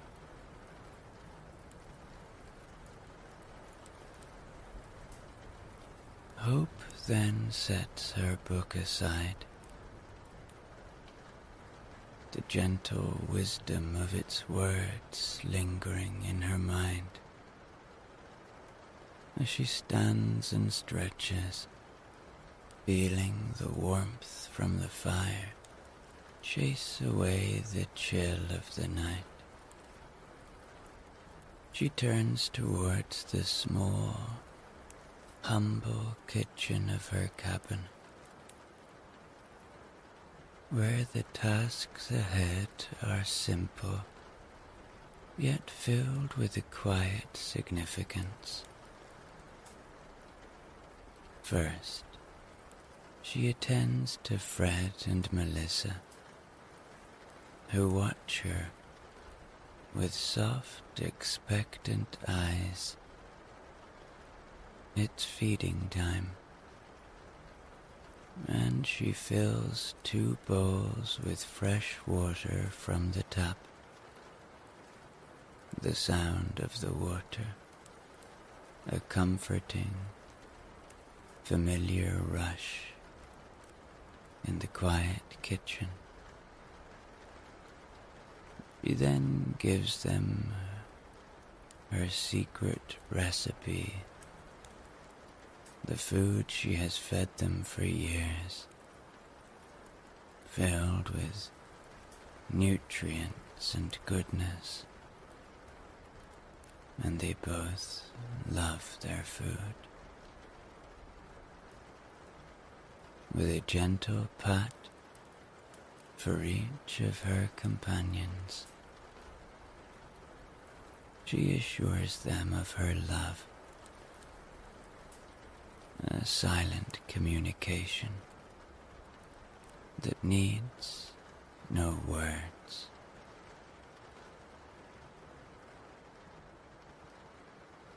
Turning her attention to her own meal, Hope retrieves a basket of vegetables from a cool, dark corner of the kitchen. These vegetables, a colorful bounty from her own garden, carry the story of seasons past, of sunny days, and gentle rains of her hands in the earth, nurturing life from the soil. Each vegetable she planted, she watched growing, and now she will eat. She selects a few vegetables for her meal, handling them with a respect that shows how connected she is to the land. There's the smooth curve of a carrot, the roundness of a potato, and the vibrant green of a handful of beans. As she washes them under cold water, her hands move with a practiced ease, peeling and chopping with a rhythm that is almost meditative.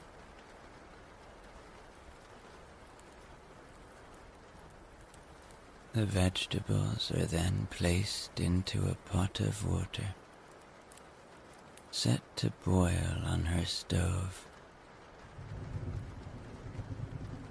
A simple act of cooking that transforms these gifts from her garden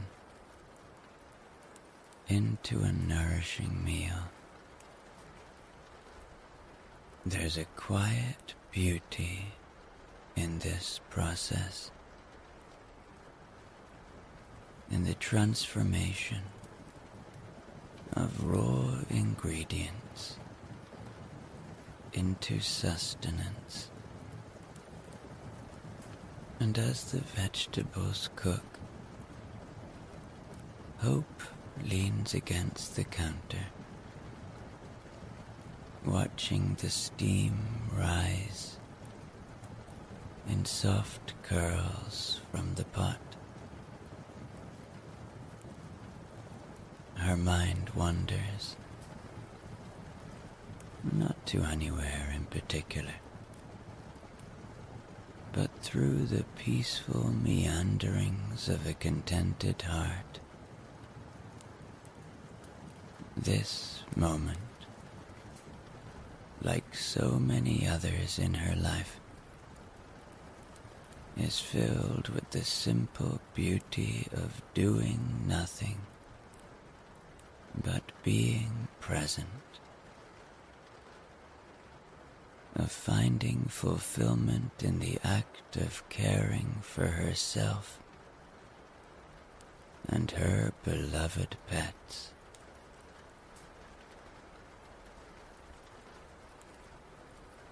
With the meal prepared, Hope serves herself, taking her plate back to the warmth of the fire. Fred and Melissa have settled once more at her feet. The cabin is a cocoon of warmth and safety against the stormy night outside. In these simple acts of preparation and care, Hope finds a deep, sustaining joy. And after finishing her meal, she clears away the dish and settles back into her cozy nook by the fire. And in this moment,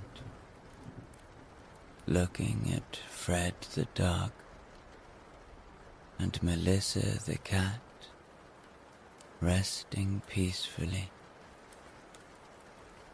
Hope begins to write a poem, a tribute to her loving dog and cat. She calls it Companions in the Quiet. In the stillness of the forest deep, two hearts beat where the shadows sleep. Fred, with eyes like the autumn dusk, Melissa, in her fur a whisper of musk. Fred, a guardian bold and true, his spirit a light that ever renews. Through meadows' joy his laughter rings.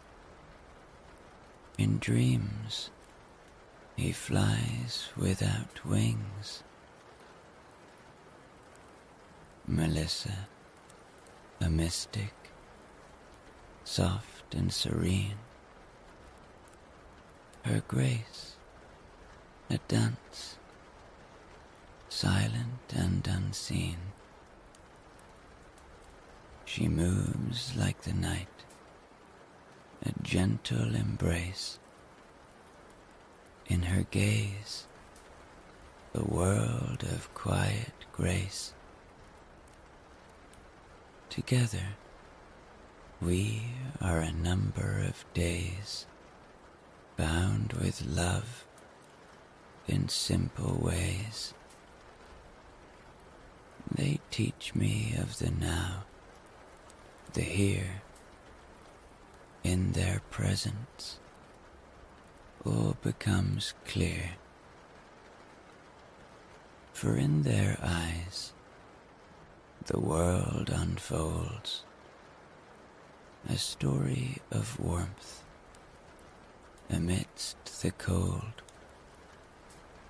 They remind me, in their silent creed, of the beauty in each moment, the simplicity we need.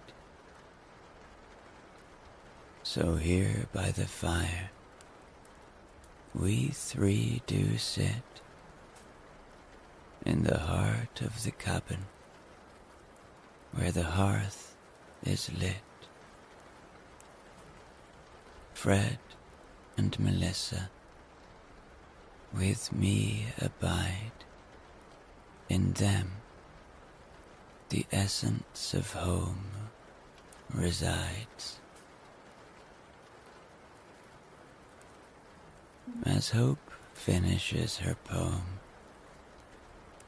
she reads it once more, a smile touching her lips. The words on the page are more than just ink. They are a reflection of the bond they share,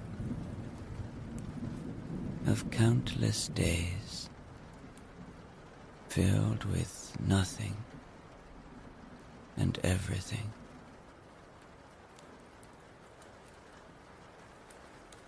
Fred stirs in his sleep, perhaps chasing dreams in meadows unknown. And Melissa purrs softly, content in the circle of Hope's love.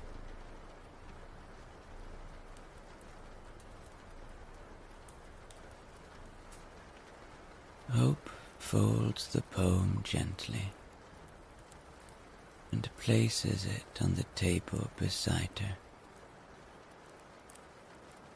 She then stands up and decides that it's time to move towards bed. As she walks out of the room, She pauses at the window, captivated by the movement of the storm. The clouds, backlit by the moon, glide swiftly across the sky. The wind moves the trees in a beautiful, mesmeric fashion, and Hope loves to watch it. Then, turning from the window, Hope begins her nighttime routine with a comforting predictability. She brushes her teeth, the bristles softly scrubbing in a steady, rhythmic motion, splashing her face with cold water leaves a refreshing coolness on her skin, and then drying off, she feels refreshed, serene, and ready for rest. Slipping into the bed, the crisp sheets welcome her tired body. She turns on her bedside lamp and picks up her bedtime book, The Simple Beauty of Dreams. The book reads, "Dreams are the mind's playground, a place where the imagination is unfettered by the day's logic. They are not mere echoes of the day,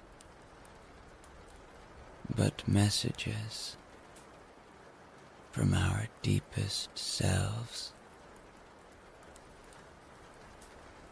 Hope finds comfort in these words, thinking about how her dreams often feel like distant, yet familiar lands she has yet to explore. She looks down at Fred and Melissa, nestled at the foot of her bed,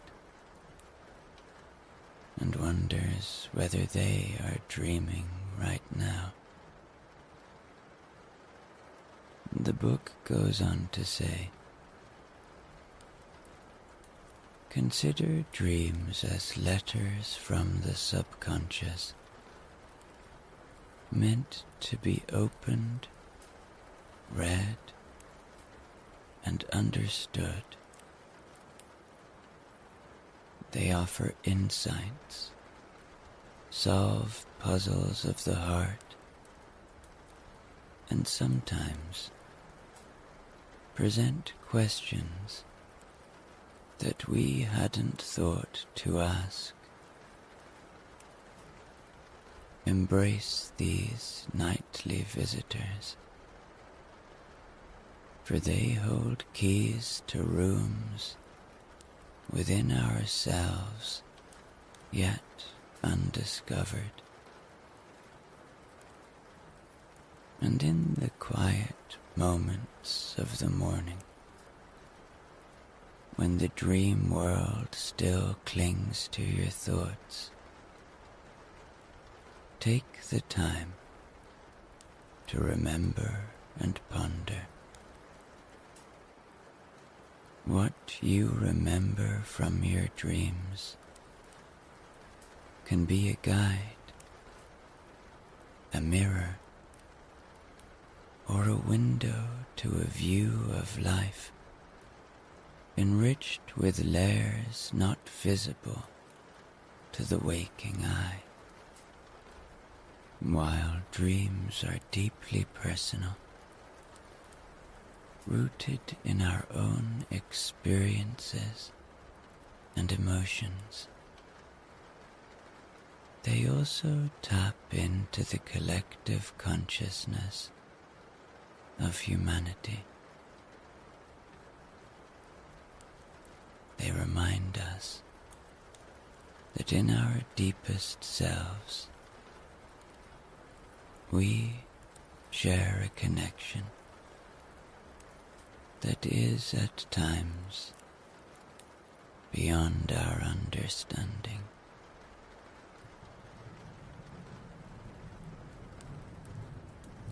As hope absorbs these passages, a calm envelops her. She continues reading until sleepiness claims her, and eventually sets the book aside and turns off the lamp. And soon she is dreaming herself. Hope's dream transports her back to a day that seems both distant and familiar. It's a rainy day, the sky a blanket of grey, as she finds herself wandering down a path, a muddy path, through the woods. The rain falls steadily, a constant patter, and there's a purpose in her step, a curiosity that draws her deeper into the forest. The trees around her stand tall against the weather, their branches heavy with rain. The air is cool, filled with the fresh, clean scent that follows a downpour.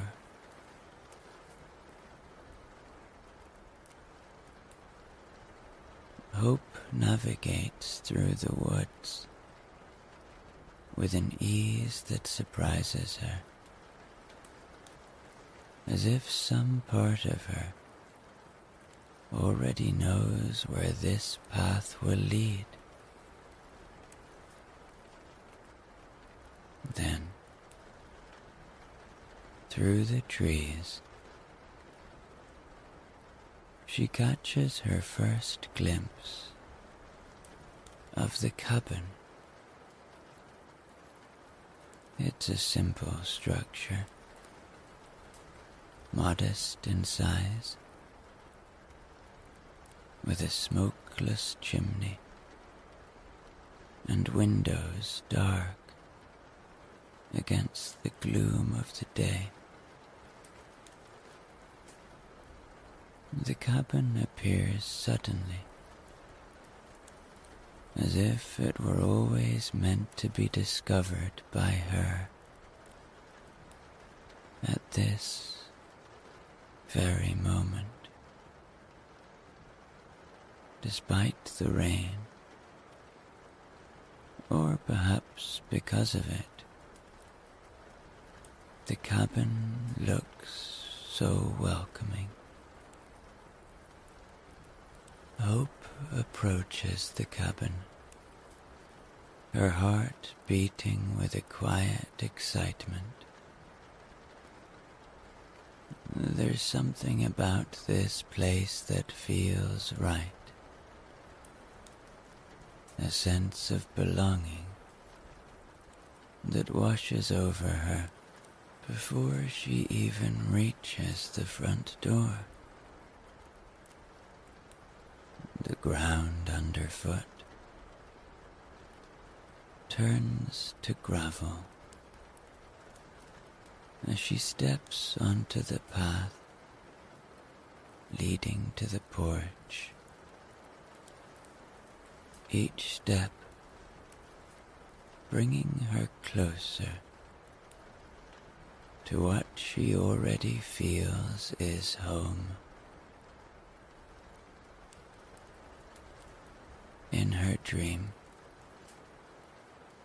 she sees herself stepping inside the cabin for the first time.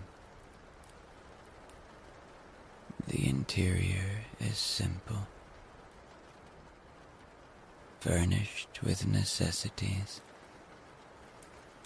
each piece telling its own story of practicality and warmth. The air inside smells of wood and age, a comforting scent that makes her feel as if she's stepping into a long-forgotten world that has been waiting just for her. Hope feels peace here. The cabin, with its sturdy walls and quiet strength, offers shelter not just from the rain, but from the noise of the world. It promises a life of simple joys, of quiet days spent in the company of Fred and Melissa, who will soon fill this space with their presence. As the dream of the day she discovered her cabin gently recedes, Hope finds herself drifting further into deep sleep. The troubles and complexities of the world exist somewhere far beyond the walls of her cabin, irrelevant to the simple, profound sleep she now enjoys.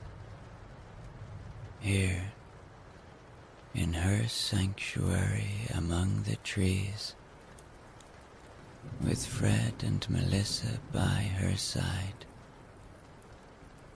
Hope is safe, content, and sleeps a deep, simple sleep.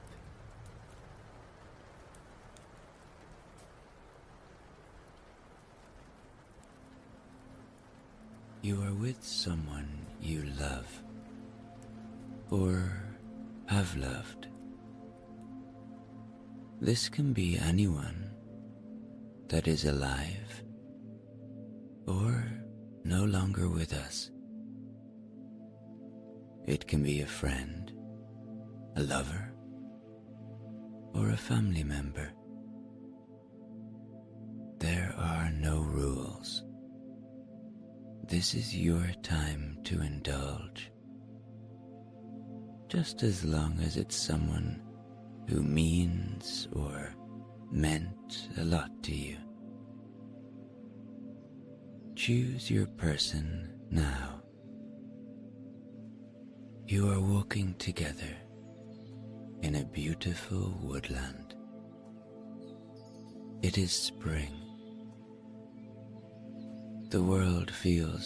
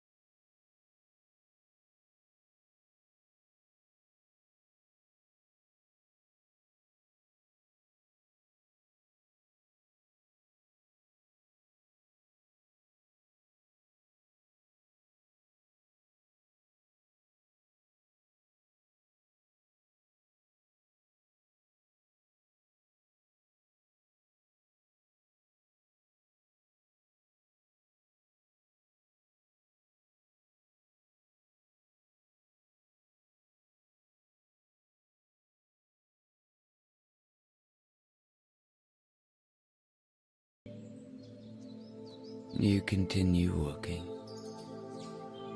enjoying this time with your loved one. You talk about whatever you want to talk about with them. Maybe you are asking them questions. Maybe they are asking you questions. Maybe you are remembering times past. Maybe you are just simply enjoying their presence and being around them again in silence. Whatever you are doing is just right. You continue walking. Each step, a step closer to peace. Enjoying the tranquility and beauty of the springtime forest.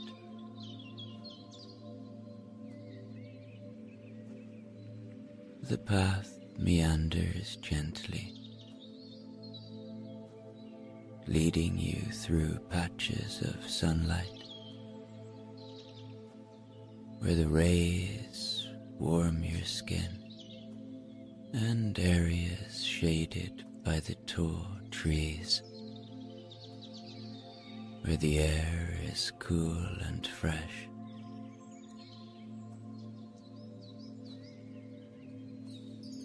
As you walk, the gentle sounds of the forest surround you. The soft rustling of leaves, the distant call of a woodpecker, and the occasional scamper of a squirrel or rabbit through the underbrush. The vibrant green of the new leaves is soothing to the eyes, and every so often a gentle breeze brings the scent of blossoms and earth. you find yourself talking about the little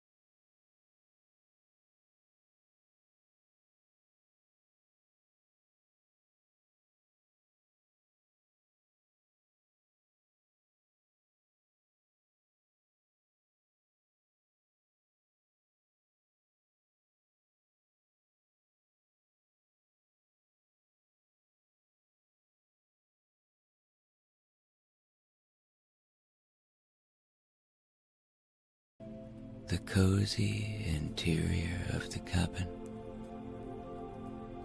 greets you like an old friend. The warmth from the crackling fire in the stone fireplace fills the room,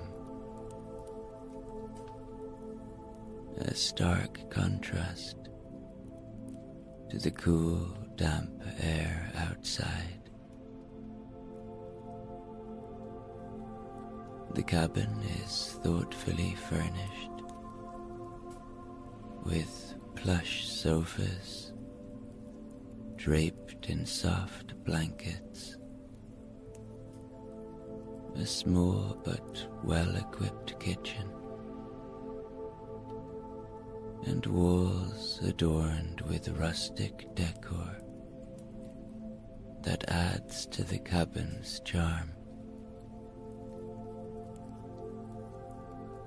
The sound of the rain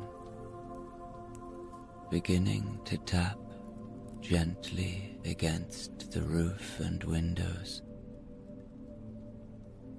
adds to the coziness of the cabin. It's a comforting sound, one that speaks of warmth and safety within, while the elements rage quietly outside.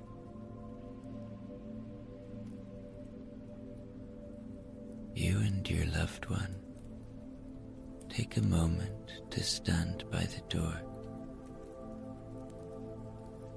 listening to the rain, feeling grateful for the shelter and the peace it brings, feeling grateful to be with each other, to be connected in this moment, to be far away from all other voices, just the two of you, in a place of perfect peace, ready to share a very special evening together. You help your loved one off with their coat, hanging it alongside yours to dry. The fire beckons you both to come and sit by its warmth. You settle on the sofa, tucking a blanket around you. The warmth from the fire gently caressing your face.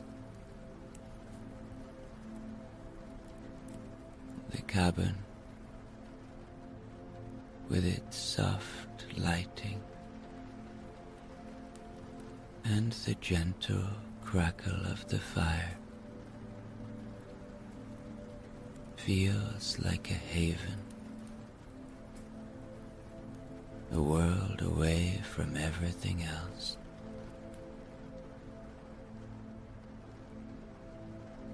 The evening stretches before you, an empty canvas waiting to be painted. There's a sense of timelessness here, as if the hours and minutes don't matter. You might spend some time talking, reminiscing, or simply enjoying the silence and the comfort of each other's presence. the cabin, with the storm quietly playing its symphony outside.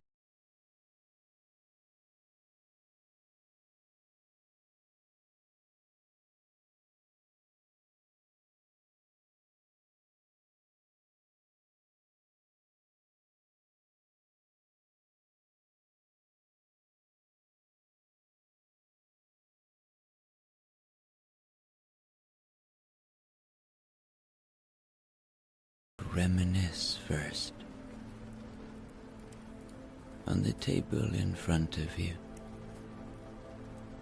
is an old photo album. You pick it up and open it. It is filled with photos of you and your loved one in different moments in life together. You smile at each other with great joy in your eyes at the prospect of going down memory lane. You sit back in the comfy couch and start looking. As you open the album, a sense of nostalgia washes over you. It is a treasure trove of your shared history. Each image holds a special place in your heart.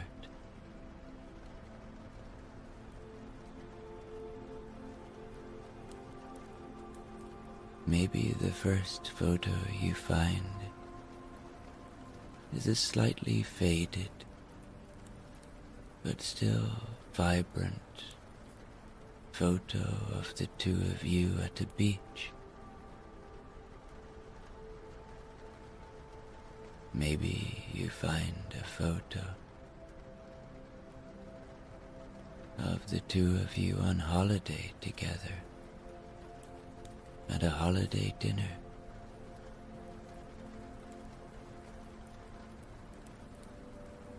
Or maybe you find a photo of the two of you on a hiking trail.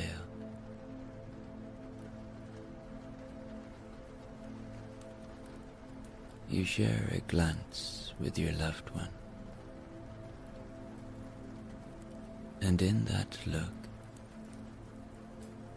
there's an unspoken understanding of the value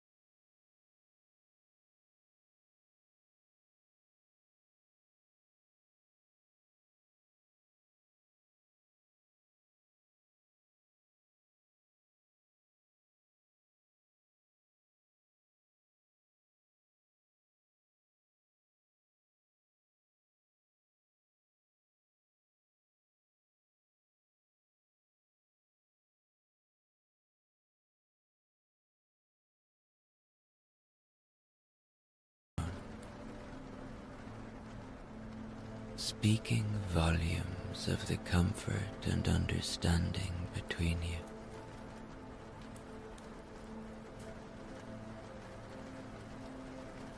In each of these activities, whether it's getting lost in the scenes of a well-loved film, engaging in a playful game, or diving into the pages of a book, the essence of the experience remains the same.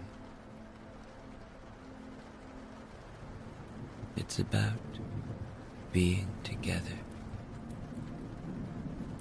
sharing in the simple pleasures of life, and enjoying each other's company. As the night deepens, the warmth of the fire, the soft glow of the candles,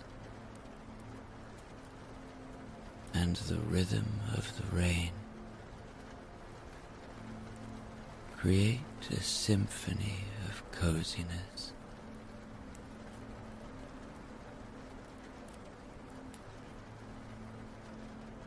The world outside fades away, leaving only this space, this moment, where you and your loved one are entirely present with each other, cherishing the connection that has always been the heart of your relationship.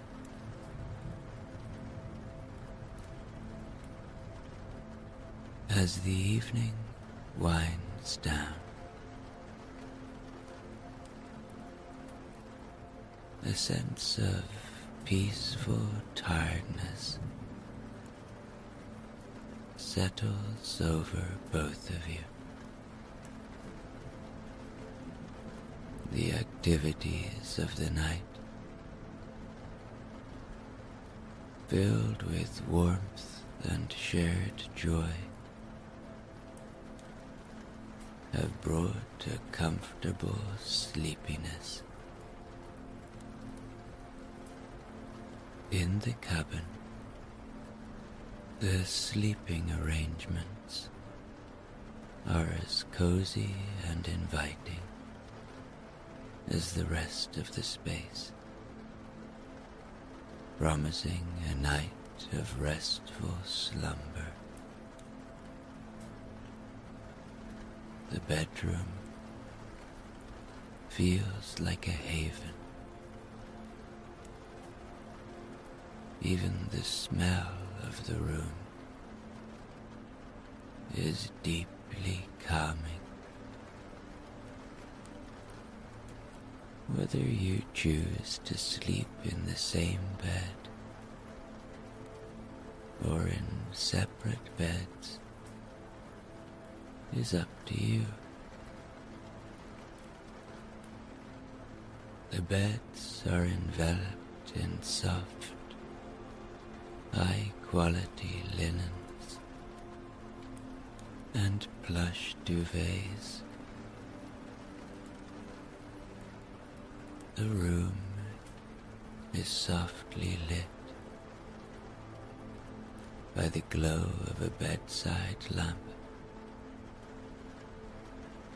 casting a gentle light that enhances the feeling of calm and safety.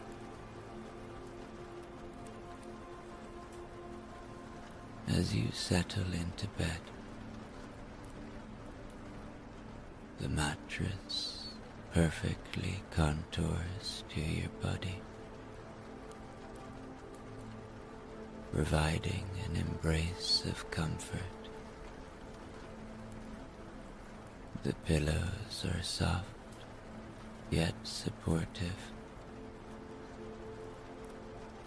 cradling your head as you sink into them.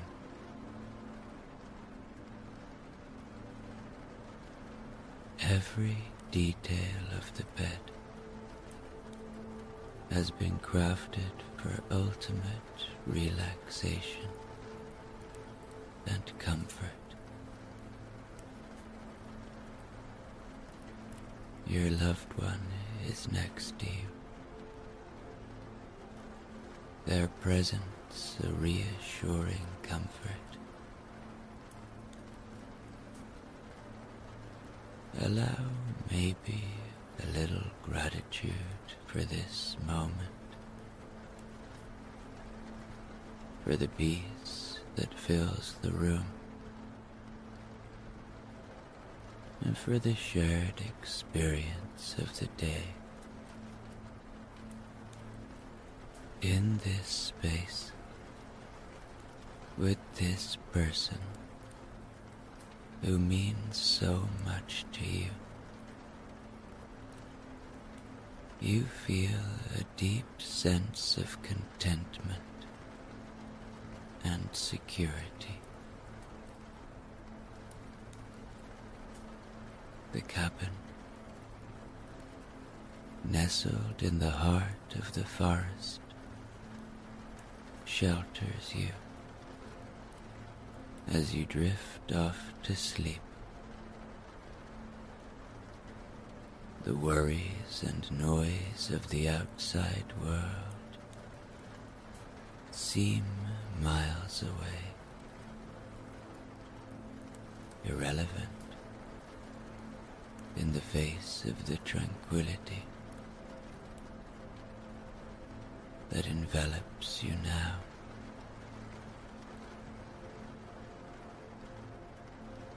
Tonight,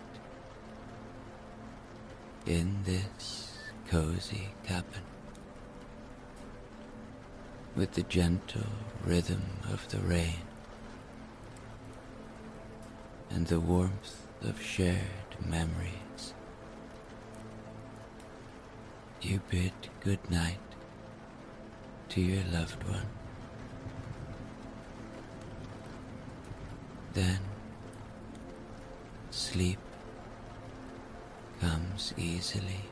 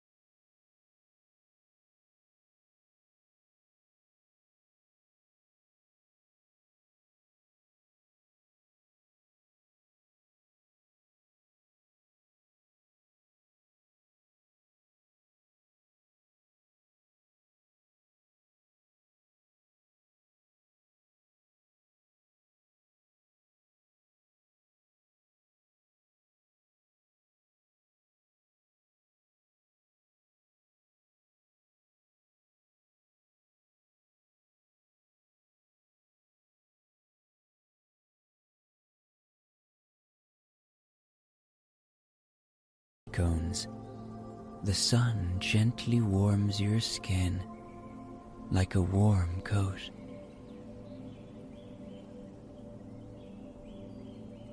Your path leads you further and further, and here and there other hikers meet you on your way.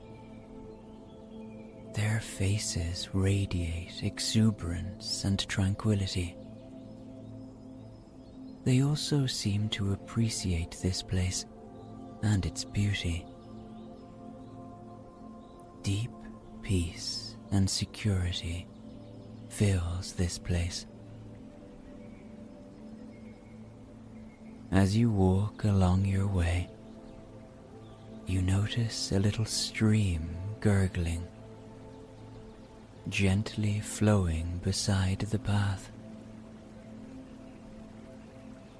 The water is crystal clear, and the shadows of the rustling trees cast interesting shadow plays onto its surface.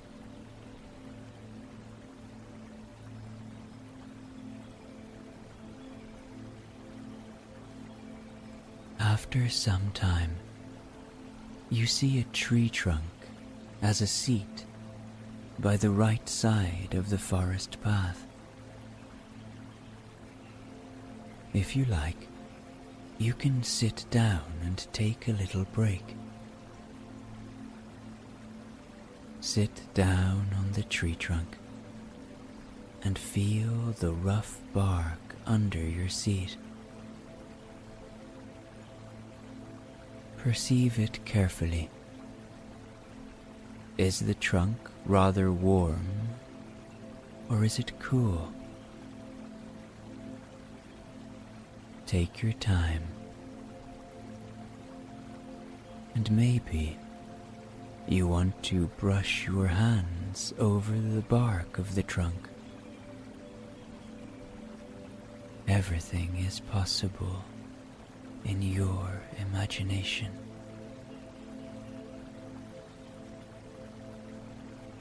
You hear the sound of the stream and feel the warmth of the sun on your face. Take a few moments to relax and enjoy the moment.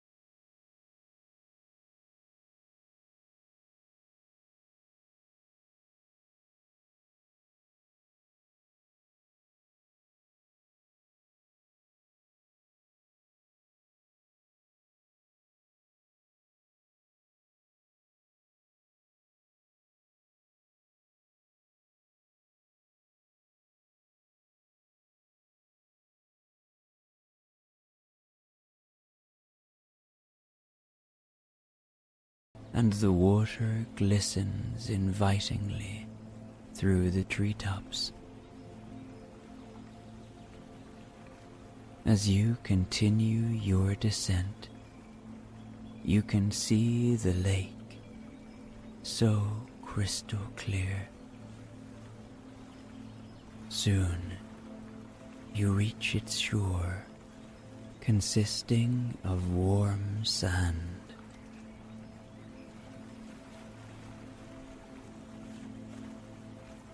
The sun is shining, and the sky is a deep blue, with gentle clouds passing by. The sound of birds chirping in the trees frames the serenity of the lake.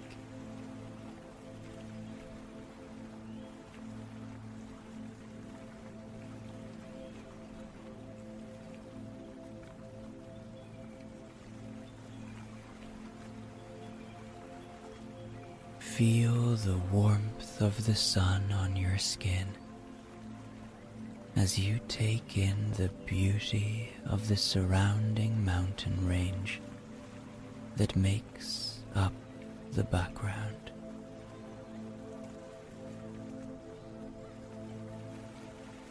The sound of laughter reaches your ears as you look out across the lake. People are gathered together, swimming and enjoying the lake. At the other side is what seems to be a little campsite.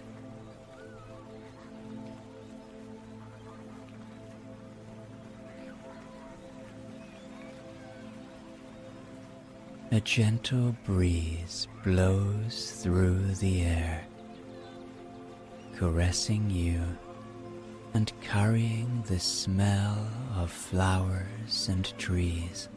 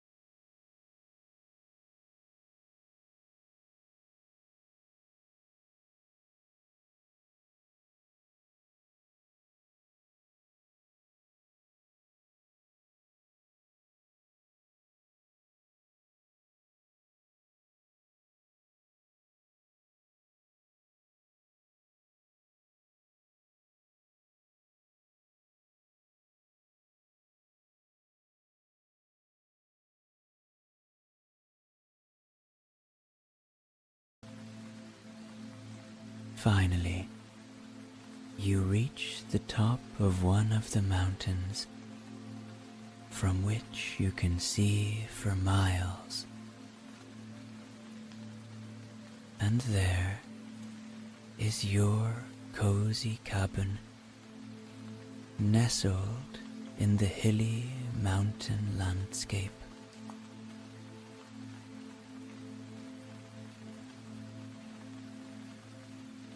Its walls are made of thick logs that knit together like a rustic quilt,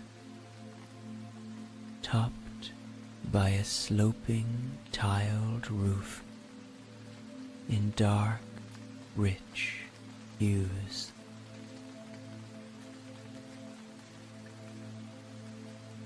The big windows let you gaze directly onto the vast mountainscape and valley.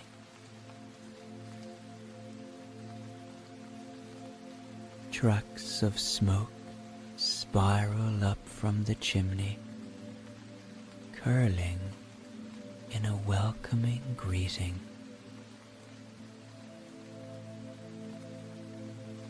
To the front, a long wooden porch stretches out, inviting you to come closer and admire the view of the surrounding valleys and rolling hills.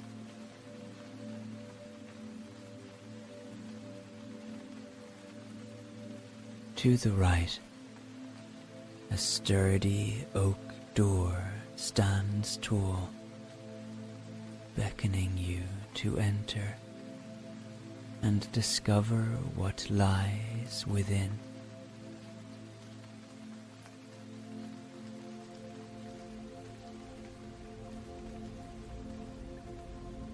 You turn the lock of the door and step inside the cabin. It's filled with warmth and comfort. A big stone fireplace is lit, filling the cabin with a soft orange glow. Cozy furniture and thick blankets are strewn about, and it is a peaceful and inviting atmosphere.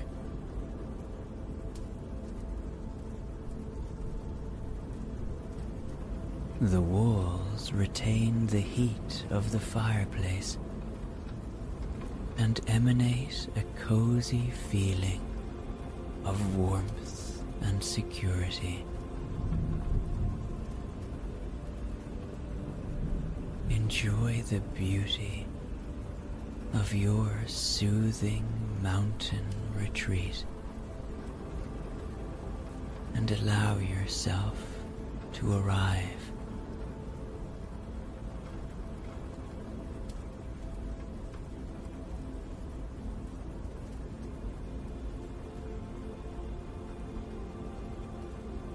Leave everything burdensome outside and let it dissolve in the soft mist of the rain.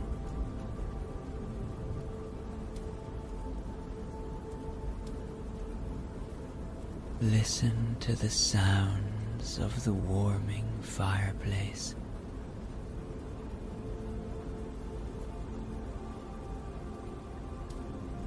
The soft crackle.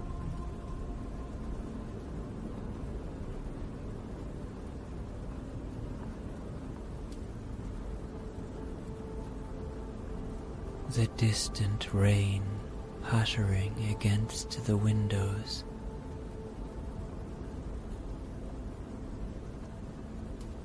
Draw this cabin, your safe place, on your inner canvas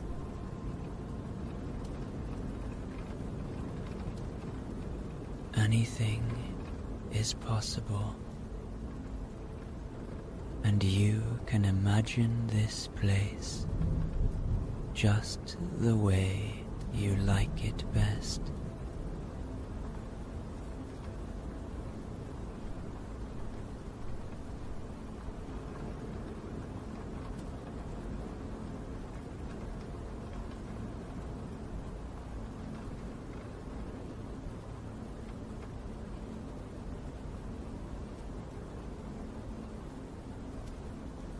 Can you smell the rustic, woody aroma of the cabin?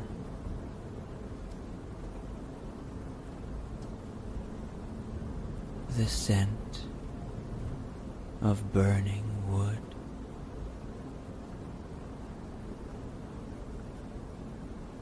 You see a large armchair near the fire, a rocking chair in the corner, shelves lined with books and knickknacks.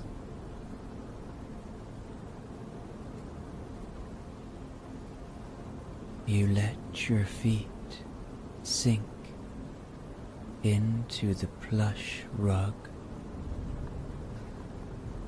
and take a deep breath.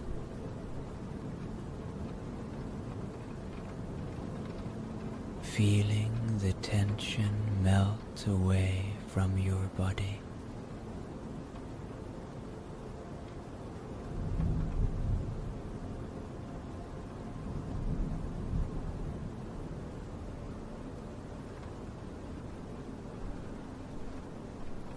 Now, settle into the armchair and wrap yourself in a soft blanket.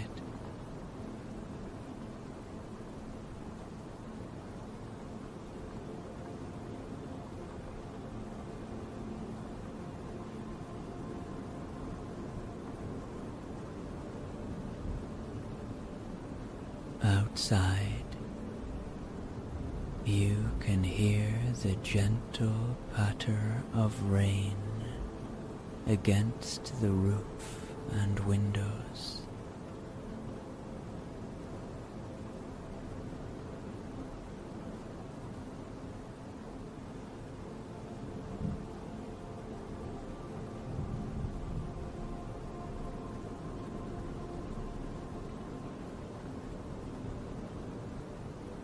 Close your eyes and feel yourself fully protected.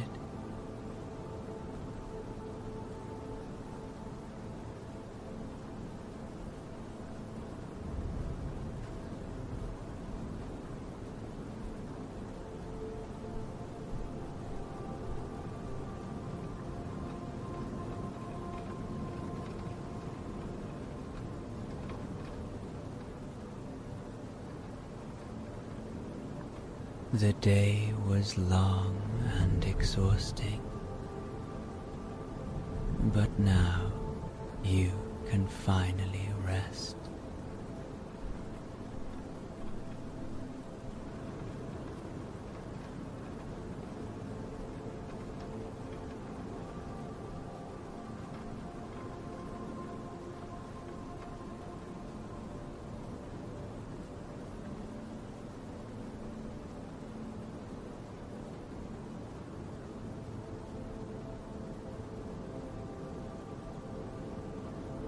Isn't this feeling soothing?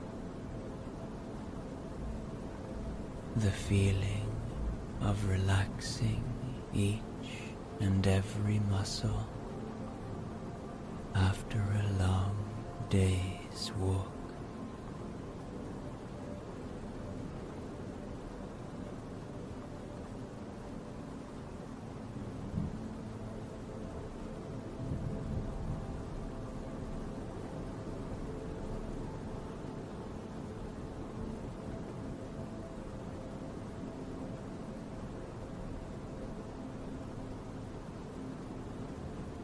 Feel into your body. Maybe you sense heaviness or lightness, or a feeling of warmth.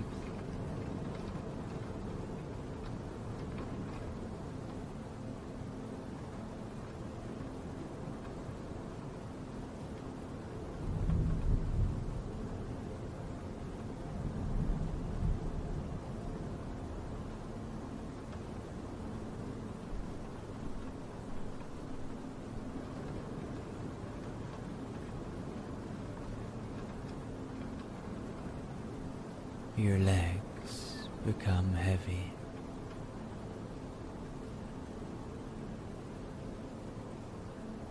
So do your arms.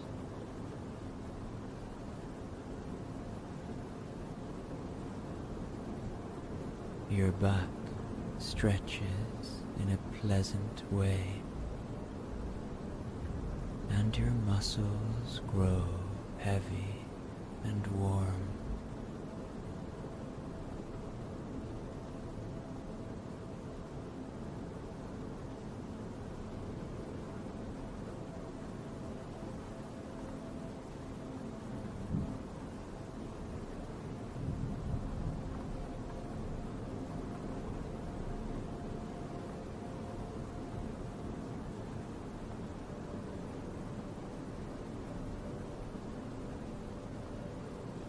Take in the peaceful atmosphere, feeling completely relaxed and at ease.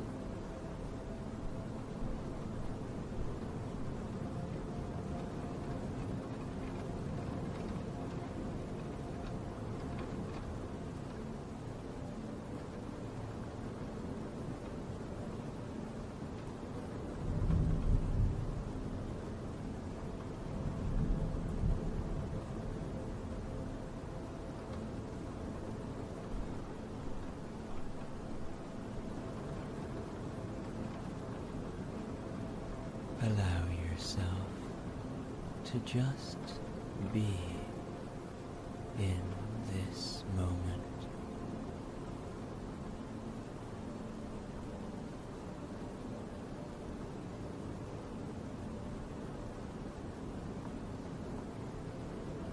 Feeling the comfort and peace of the cabin.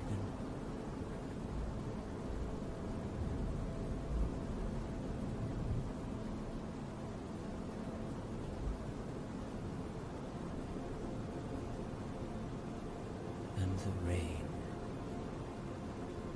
lulling you in to a deep sense of relaxation.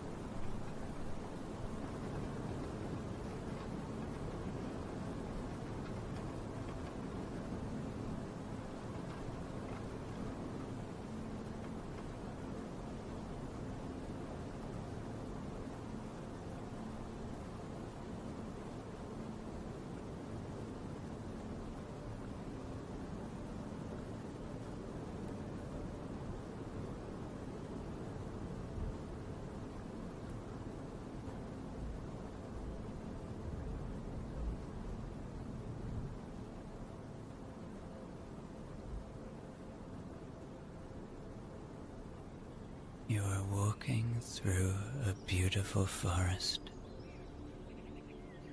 You have a map, and you have been told your caravan awaits.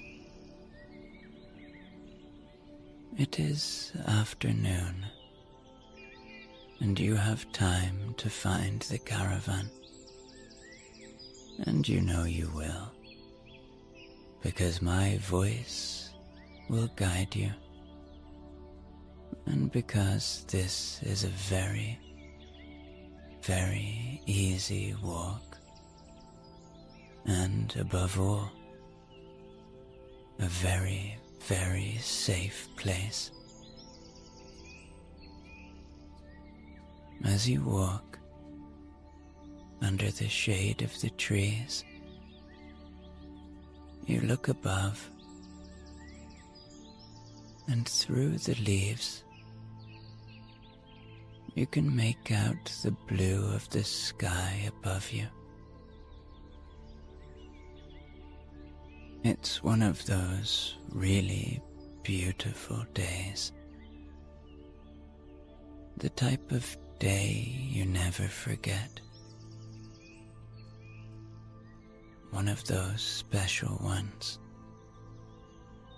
that just stays in your memory. Who knows why,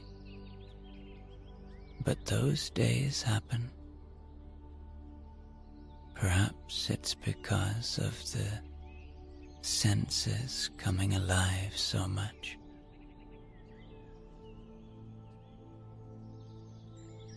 Breathe in this moment. Really allow yourself to sense everything around you. It is late spring, and there is such a wonderful smell of blooms in the air.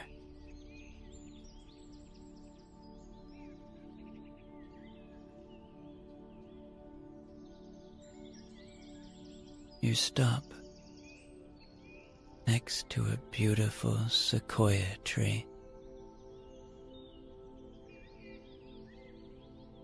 Look at the texture of the tree. How amazing it is that this natural wonder has formed this way.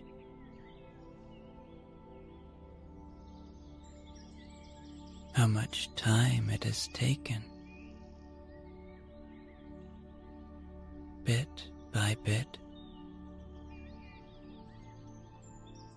it has matured.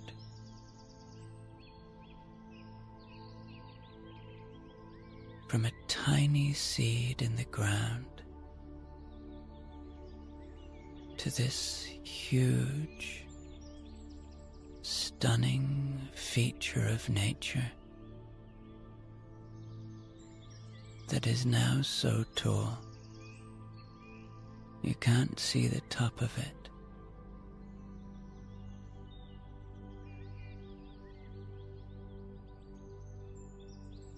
You allow your hand to glide over the bark,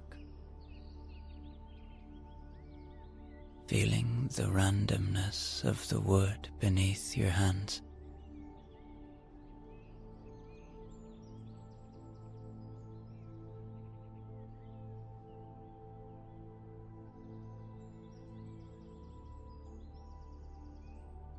There is something that nature does to us.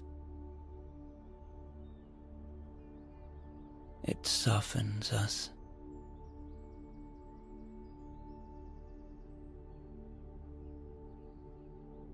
It is where we come from. We are nature, and so we feel so at home here.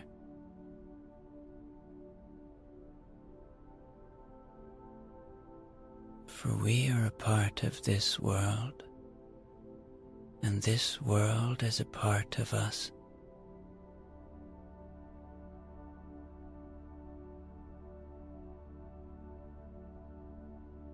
We are not apart from it. We are of it.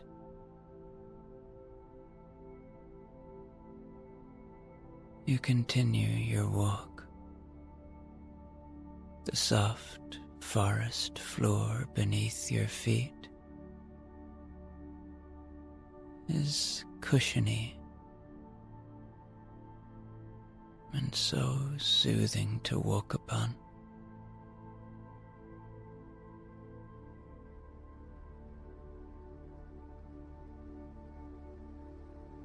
You hear the trickle of water in the distance.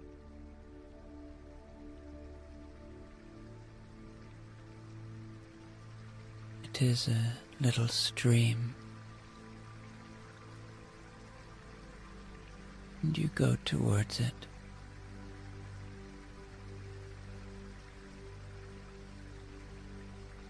You can see this water is clean and clear and pure. It is running from a nearby mountain. And so you bend over and take a drink.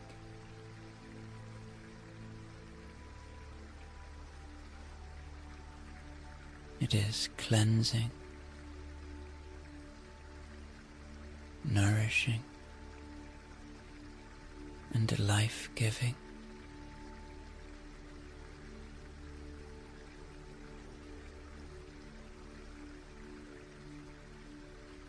You see a little squirrel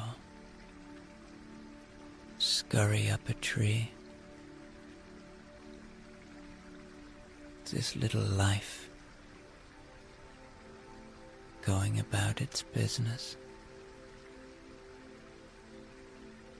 not realizing perhaps the great beauty of its home.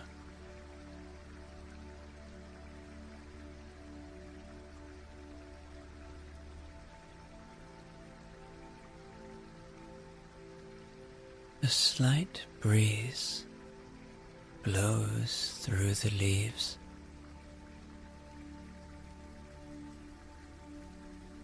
You close your eyes and breathe in the fresh air around you.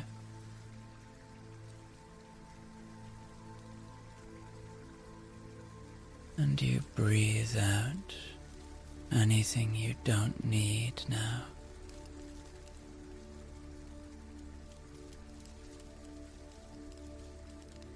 You continue on the path, following the map.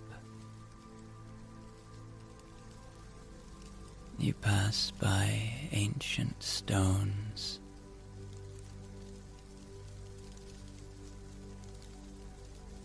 You pass by many trees.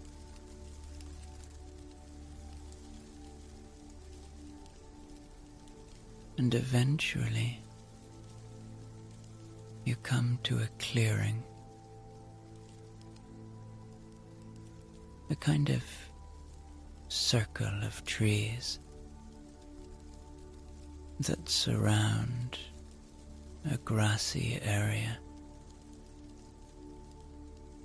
How beautiful it is. A butterfly passes you and flies high towards the top of a tree. How free it looks. How content. And then your eyes come down and fall upon your cozy home for the night, your caravan.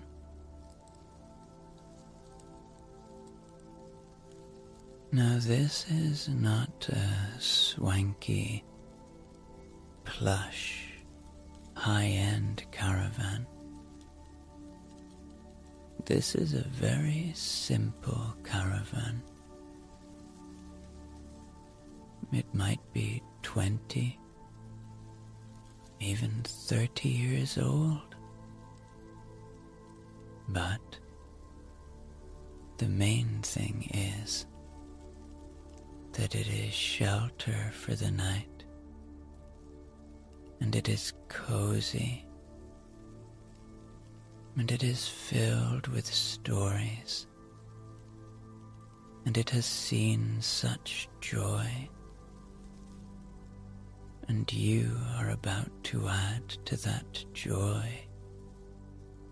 and coziness and calm.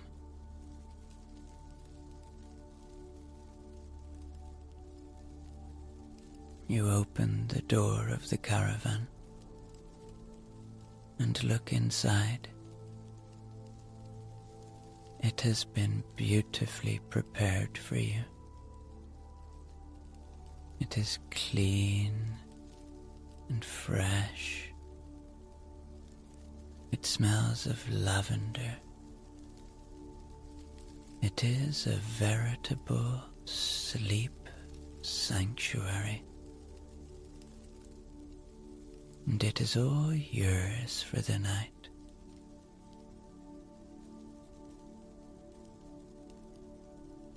Most of it is taken up with a huge bed. It has been modernized, you see,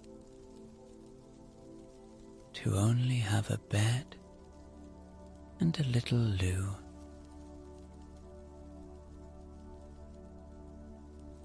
And above the bed is the best part. A view onto the night sky. Yes, installed is a piece of clear material that allows you to look out and up when you go into your bed. But not just yet,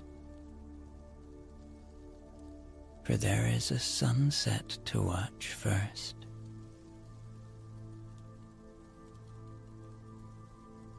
You go outside into the little clearing. The sounds of the animals, your constant friend right now. And you light the little campfire that has been prepared for you.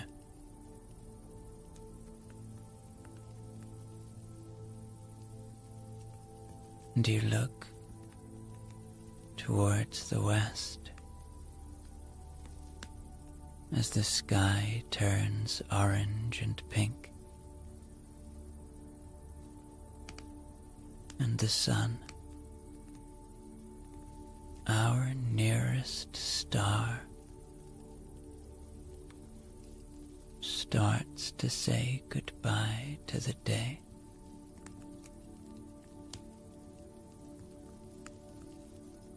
Perhaps as you watch the sunset, you are reminded that we are indeed on a planet, floating through space, and the sun is indeed a star, not unlike those stars that begin to appear in the sky above you now.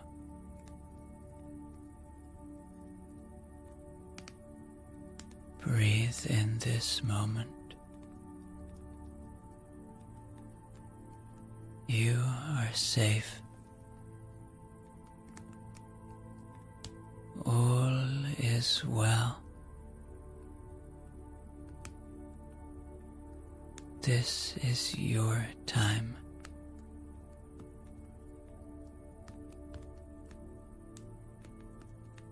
Look up and see the greatest display of nature before your eyes.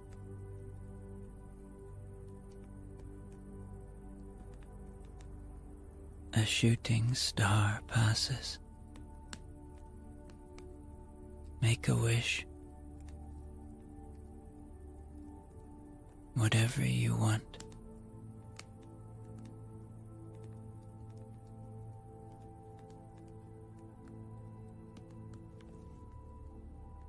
You make some food over the fire. It is whatever you want to have.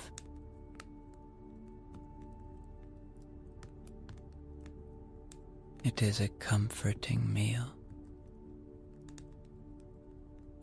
And not long after finishing your meal, you decide to go into the caravan and get ready for bed. You lie down and you look up through the clear roof to the stars above.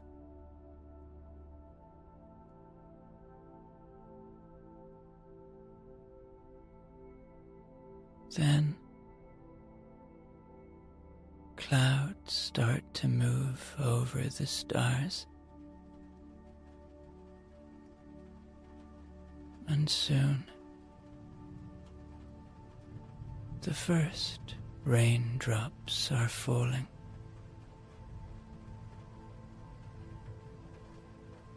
There is a coziness to this, a feeling of being protected.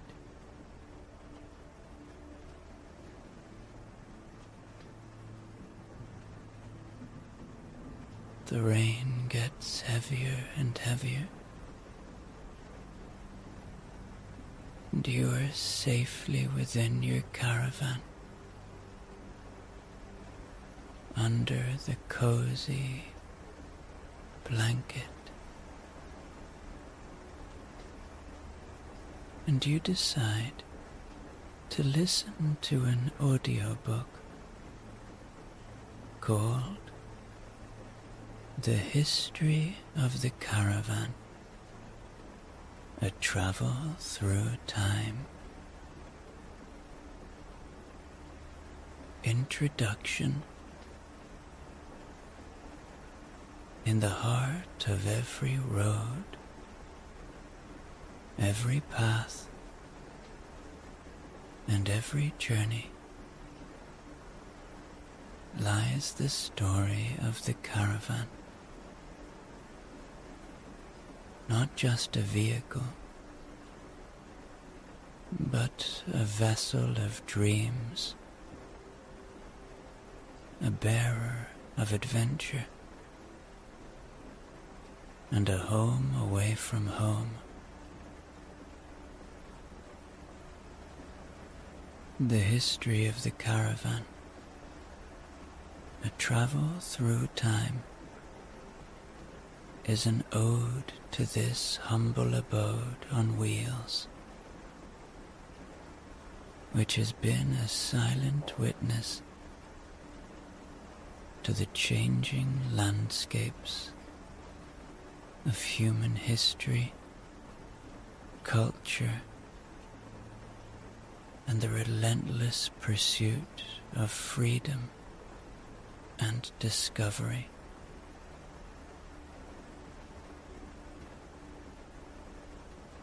Our journey begins beneath the starlit skies of ancient nomadic tribes, where the very essence of the caravan was born not of wood and metal, but of necessity and survival. These were the first caravans, moving homes that carried families, their belongings, and their livestock across vast and unyielding terrains, following the seasons, the rains, and the promise of life.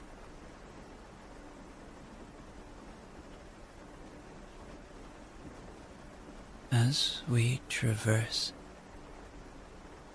through the sands of time, we see the caravan evolve, mirroring the progress of civilization itself.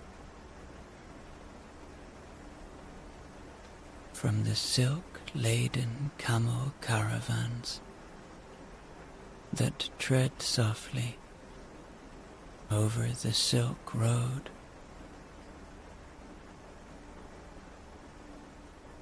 bringing together culture, commerce, and connectivity between the East and the West, to the ornately decorated Romani Vardos, each a masterpiece of craftsmanship and a vessel of stories untold. The caravan transforms, yet remains at its core a symbol of freedom.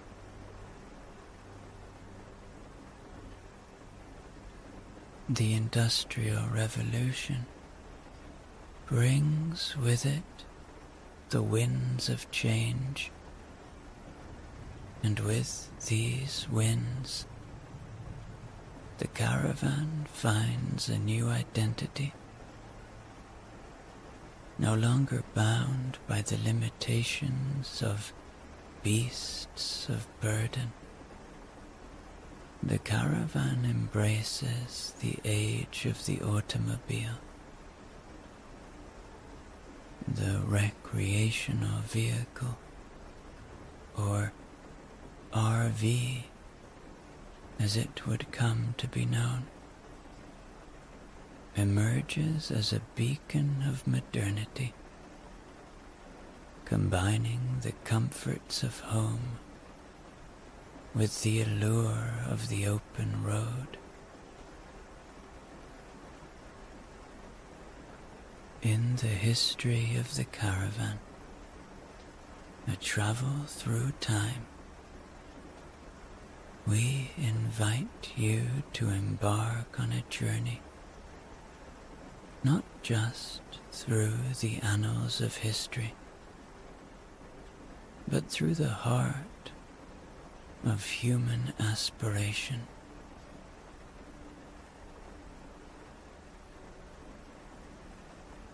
From the caravans that dotted ancient trade routes, offering rest and respite to weary travelers, to the modern campgrounds where families and friends gather under the glow of the moon, sharing stories, laughter, and dreams. The spirit of the caravan endures. This book is a tribute to that enduring spirit. It is a story of movement and stillness, of leaving and arriving,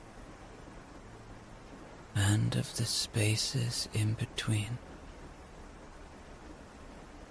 It is a tale of humanity's quest for discovery,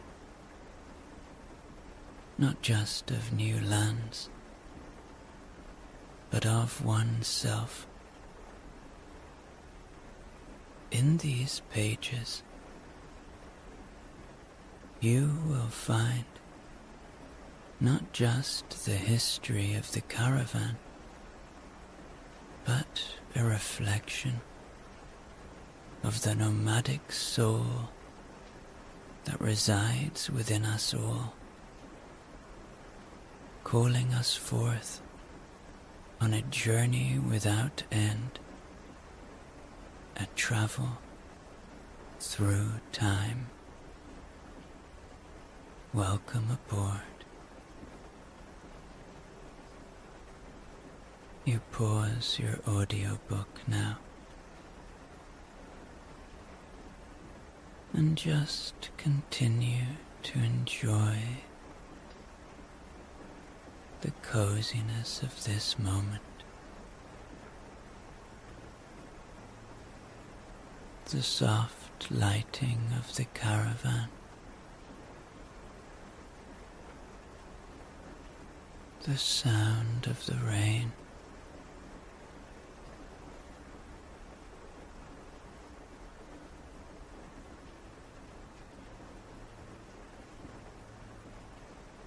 the ability to enjoy the simple pleasures of life.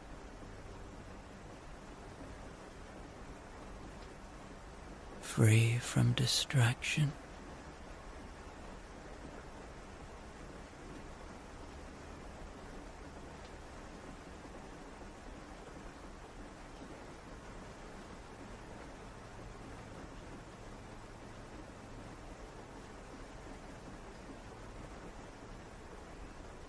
Perhaps you decide to journal, or to just say things out loud that you want to clear from your mind.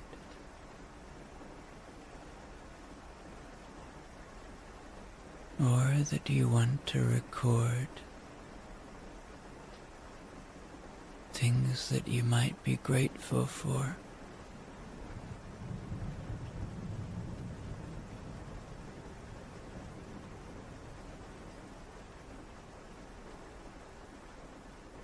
Writing or saying things out loud is such a good way to clear our minds, to put things in perspective.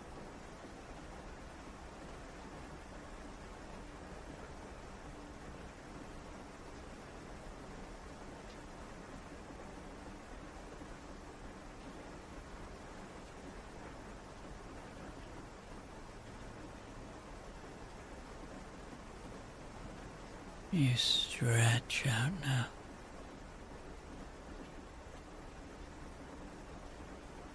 You have nowhere to be, nowhere to go.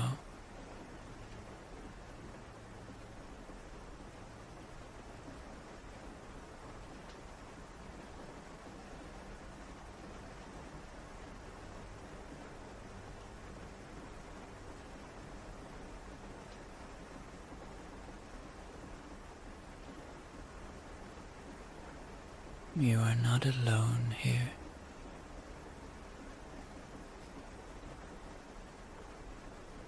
My voice is with you, as are the little animals who live in the forest, like the little squirrel you saw earlier. And there's an owl not too far away. And there's a family of deer.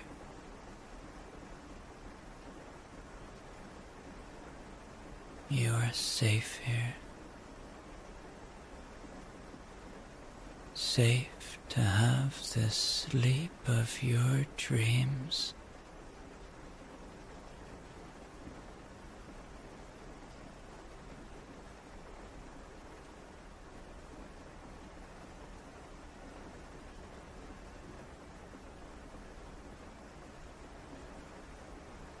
You feel yourself letting go a little more now.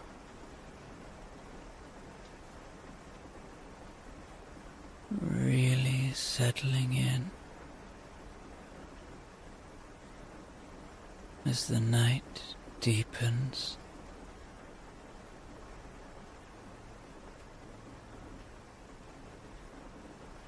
All the little animals are going to sleep now.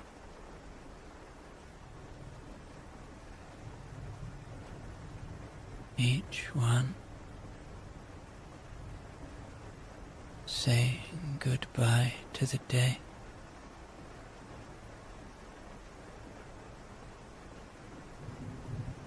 And your eyes are heavier and heavier now.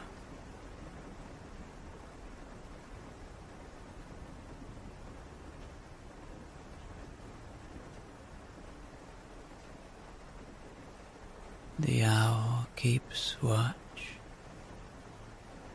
in the trees above.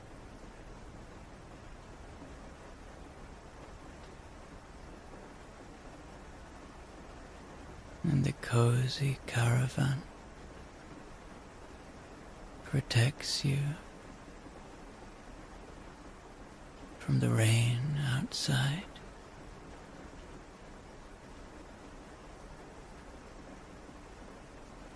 You have all that you need in this moment.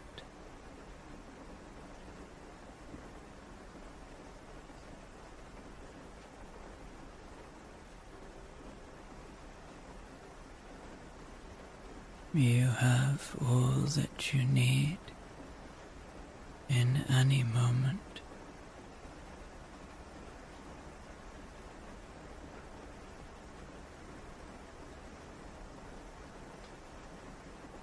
Perhaps this time in the caravan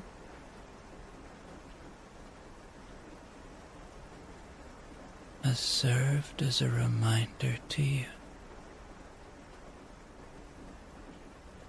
of the important things in life.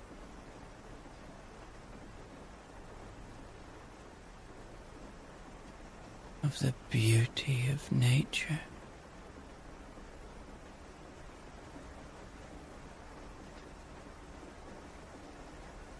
The beauty of the human quest for adventure.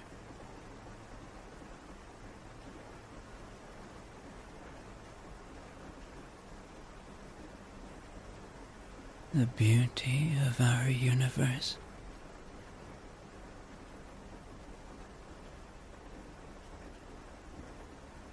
And how you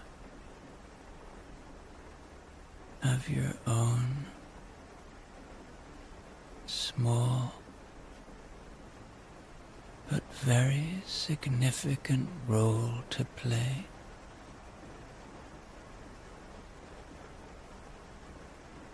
in this great cycle of life.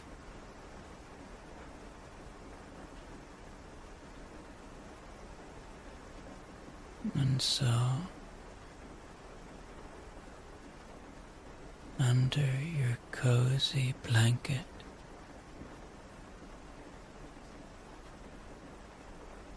on your very comfortable bed, you fall into a deep, restful sleep on this rainy night in your cozy caravan.